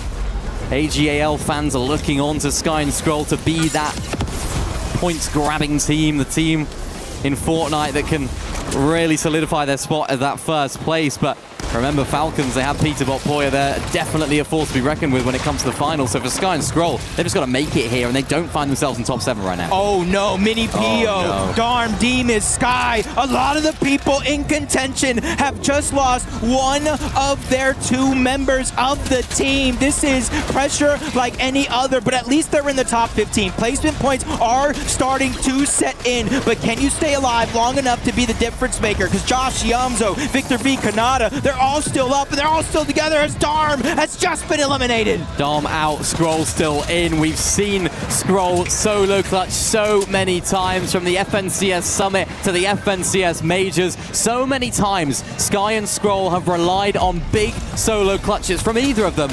But Scroll, you've got your team on your back right now. You've got Sky on your back. You've got AGAL on your back. It's time to make that count. Yeah, even with a spot essentially guaranteed in the survival stage if they don't make it. We know this team, they're used to winning entire tournaments. They don't want to fall short of expectations here, as everybody else probably in that same boat. Kanata and Victor V, they're in 6th place, 333 points and counting. And this is a team that's trying to play a sound game. Kanata looking on the other side of the wall, and he finds the elimination, the Siphon, everything they need to make themselves stronger. Really great patience right there from Victor V. You can see the nerves are not getting to him right now, and how crucial could that be in terms of their success in this endgame? Huge amount of materials refreshed from that position right there as well. Bolts and Acorn, team that we haven't really seen too much in the last few games, they've been showing up right now in this endgame. 2 eliminations to their name. The RPG in hand as well. They're looking to cause absolute havoc. They're the team that definitely inside of that top 7 already, so they can have some fun right here. And Salvatore and Yassine find themselves up on high. They're not here to ensure that they don't just get eliminated. They're here to try and break into that top 7 if it is even mathematically possible. Hey, they just need a couple of eliminations. It is definitely possible. It's just probability might be a whole nother question. Got everybody lurking underneath, trying to follow underneath the radar so they don't go down. See Yapko in the distance. Replay here of Skyjump and Momsy just taking them out of the lobby entirely. Nice positioning here from Skrull, getting towards that front side every single time, but no, Canada is down, gone, and Knight takes him out. But Victor V is still alive. He has to do it all as a solo. This is your time. Hops was hyping you up earlier. This is time to clutch. And for Skrull, he's only down to 17 HP, and now he's down and out. Is that going to be enough? I'm not sure it's enough. Sky and Skrull might have just been forced down into the survival stage by Salvatore and Yassine. They need a little bit more points. They're the ones I'm talking about that need eliminations with the Victory Royale, but it is still possible, even more so with Sky and Skrull out of their path. We saw Kanata go down as well. Victor V might still be up, but Josh and Yamzo is the other team. They started this game in 7th place. They are literally on the line. This is their time. Josh and Iomzo, they've been under the radar for a lot of today, but they've been very, very consistent. And now that consistency really needs to pay off. Just one more game, boys. And for Fukun, he's got the team on his back here as well, just to try and find their way into that top 7. Look who's on height, though. The French favorites, Momsy and Skyjump, looking on down at the rest of the lobby. They want to end as they began, with a victory royale here in Game 10. I could have closed my eyes and just listened to the crowd and figured out who this was on high ground. They go crazy every single time, just like Fukun. This guy is holding on to their chances single-handedly as Victor V finds another elimination, but he instantly burns through a lot of those siphon materials just to stay alive here. With teams in front, this is where you really separate the difference between players here. It's Gone and Knight. They're the ones that are in the path as well. They're the ones that you really have to watch out for in the rest of this endgame. Gone and Knight.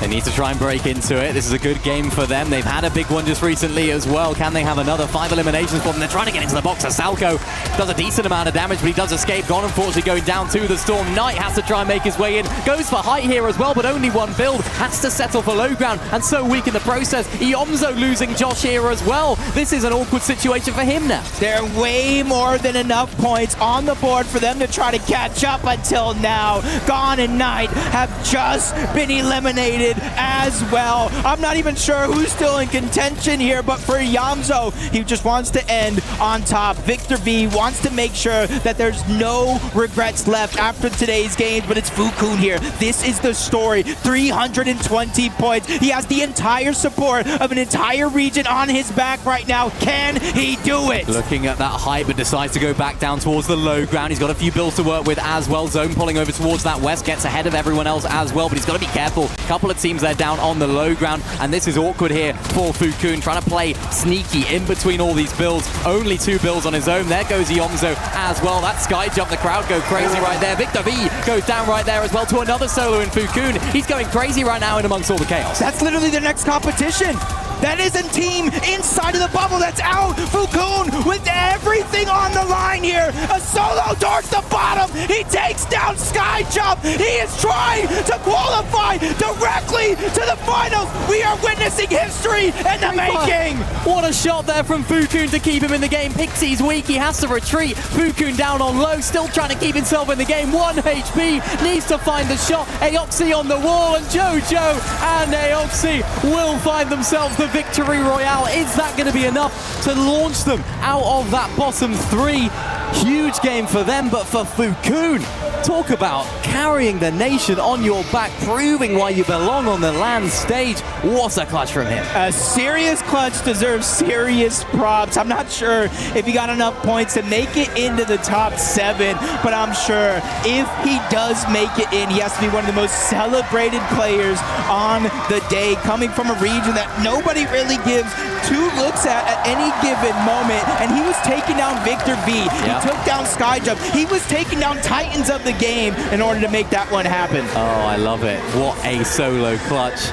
You can see what it means to them there as well. I mean, what a performance from Eoxy and JoJo as well, a team that were down on that lower section of the leaderboard throughout a lot of today, and we saw it yesterday. Winning that last game has proved so important, and has it proved important again for this team right here? Yeah, Eoxy and JoJo Fishy, I believe to start that game, we're either in the bottom 3 or around the bottom 3. And if you guys don't know, top 7 go to finals, the middle 10 go to the survival stage, and the bottom 3 go home. And for JoJo Fishy and Eoxy, a 6 elimination victory royale. You gotta be crossing your fingers and hope that's enough to keep your dreams alive at EWC. It's all about that leaderboard, of course. Who would have made their way into that top 7? Was that solo clutch from Fukun enough to put them in those finals straight away? For a team like Sky and Scroll, a day to forget. They've now got to dust themselves off and come back tomorrow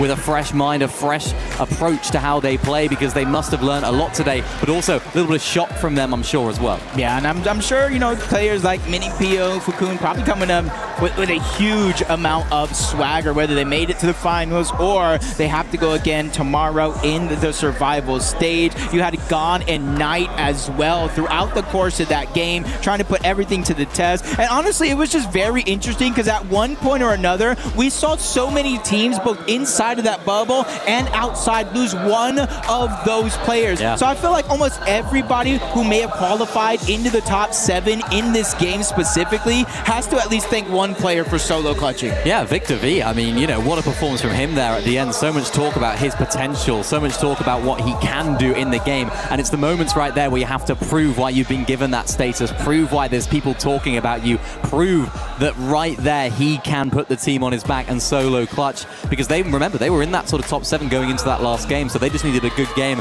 and the way that they played that entire game was super strong. Even Spooks and Oatly defied expectations, I think you have to say, from especially, of course, Oatly's first land, quite famously his first land. They don't look too pleased, but let's have a look at this leaderboard. He's done it! What? Fukun and Mini Poyo, they make their way into the top 7 via a huge solo clutch from Fukun. He deserves all the credit in the world. He may not have won that game, but tonight he is definitely going to feel like a winner. We also have Elite Esports Josh Diamzo. We got Dignitas' Victor V and Kanata. And again, Victor V with a solo clutch. Huge moments for Victor V right now. I know Pops is in the background, absolutely vibing. He's loving it right there. Cold and Rapid, though, what a performance from them overall on the day there. The team that we were looking at as one of the better teams in the lobby, and they delivered right there with a huge performance, even with a little bit of a wobble in that last game, going down a lot earlier. It didn't matter. Got to see AGAL, Sky and Scroll in 10th place. We will see them tomorrow in the survival stage, along with Darm and Demas again. One of them going down, forcing the other one to play as a solo. They were the team that got the 18 elimination victory royale, but by then they were already kind of down, but at least they're not out. And look at that for Eoxy and JoJo Fishy. They did it. That win actually propelled them out of that bottom 3. So for teams like Enact and Salco, they drop on down. 7 Enact, as we saw those guys going down a lot earlier in those latter games. So it wasn't the day to remember for those guys either. Those guys will be going home. So it's really, really difficult for them. But what a performance from some of our top teams here. Yeah, definitely was a performance to remember for some, and a moment to forget for others. But a moment we will not forget here is Barney has our leaders of today's games on stage. One thing that we look for here in the Qiddiya City grid above all else is consistency, and these guys have it in spades. Cold, Rapid, congratulations for securing the top spot in Group B and securing your spot as well into the finals the day after tomorrow. Quickly, let's have a chat. 5 top 5 finishes. Like I said, that consistency you proved throughout the entire day. Has that kind of set the tone for you now going into the finals? Has that given you a little bit more confidence? Oh, 100%. I mean, we knew we were going to do this good, and we showed it here, so we're just planning on doing that in finals too. definitely did. I mean, even in the games where you didn't secure those, you know, higher placement points, you're still just getting eliminations. You're just providing that extra consistency on 3 different occasions, double-digit eliminations, which is amazing to see. Tell us a little bit about the dynamic between you guys, right? So you've got, I'm guessing, Rapid, your IGL. So you just kind of let Cold do his thing, secure as many eliminations as he can and run back. What about, like, tell us a little bit from your perspective, the dynamic.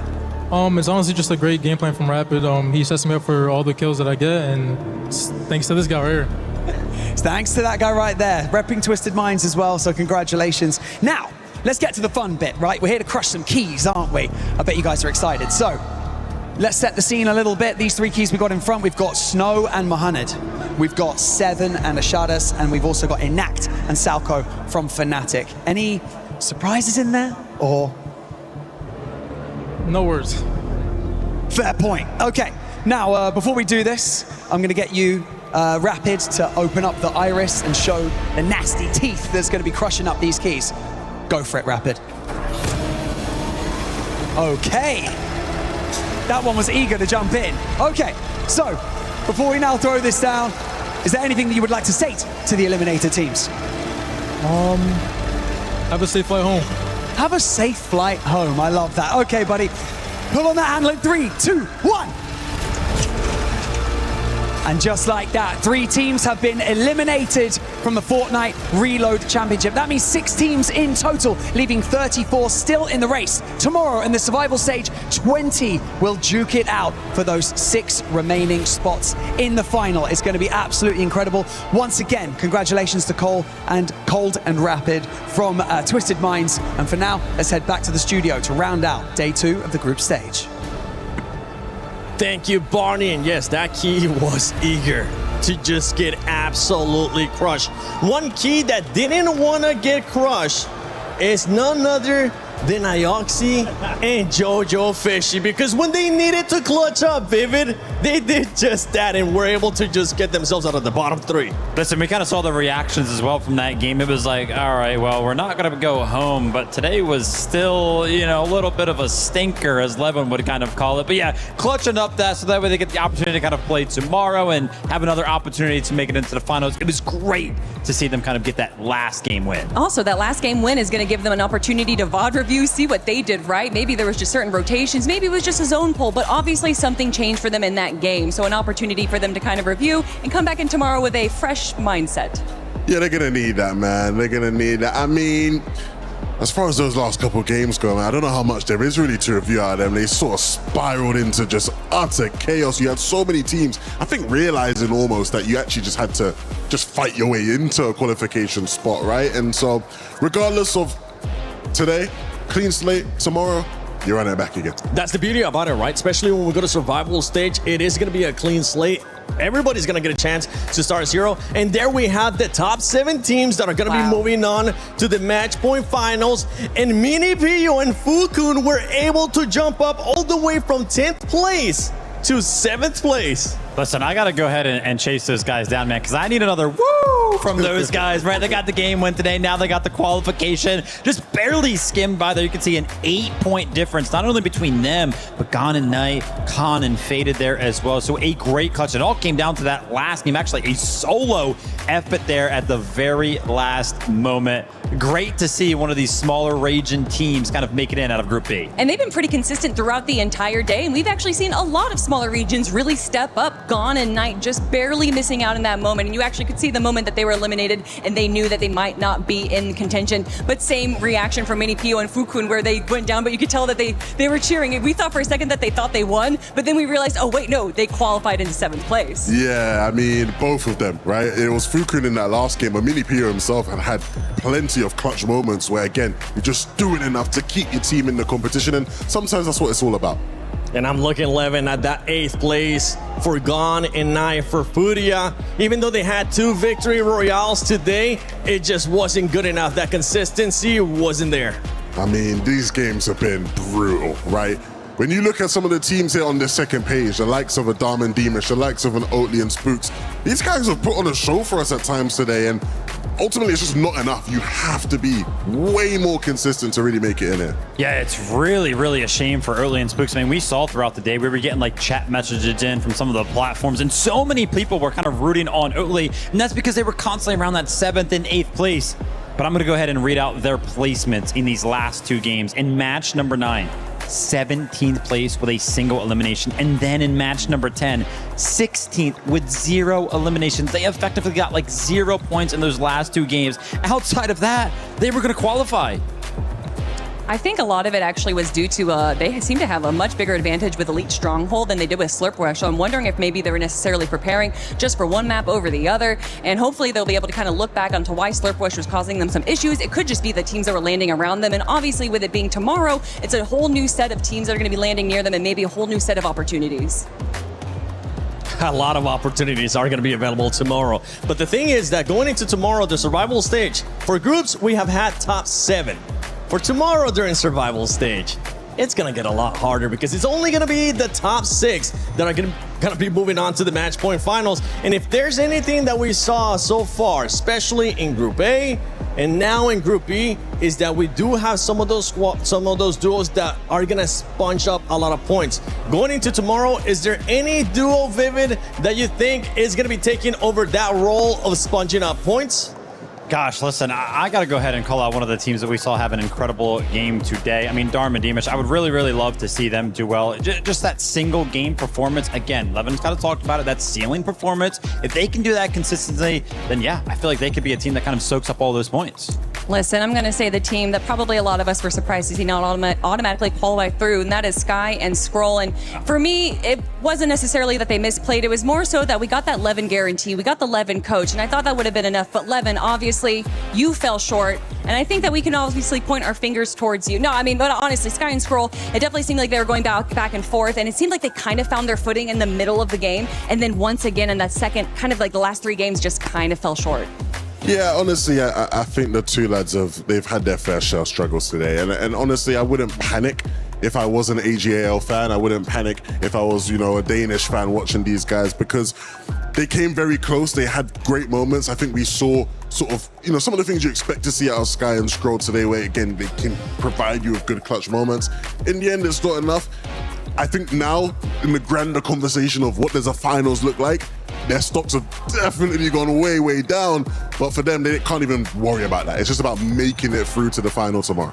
It could be just one of those things that usually ends up happening in Battle Royale, where a team just needs that extra day to get them over that hump. And that's exactly what they're going to be able to get. They're going to be able to get an extra day, an extra night too, tonight, to just go back and VOD review like you guys were saying for some of the other teams. But I can't wait to see what AGL is going to be doing, because they are in contention for that club championship. And a lot of the other spots too, the duos that we got a chance to see, SAUL and Furia, that were so close, but yet so far away. Make sure you tune in tomorrow to Fortnite Reload Championship at EWC 26 to find out what's going to be happening. Who are the next 6 teams that are going to be joining the finals?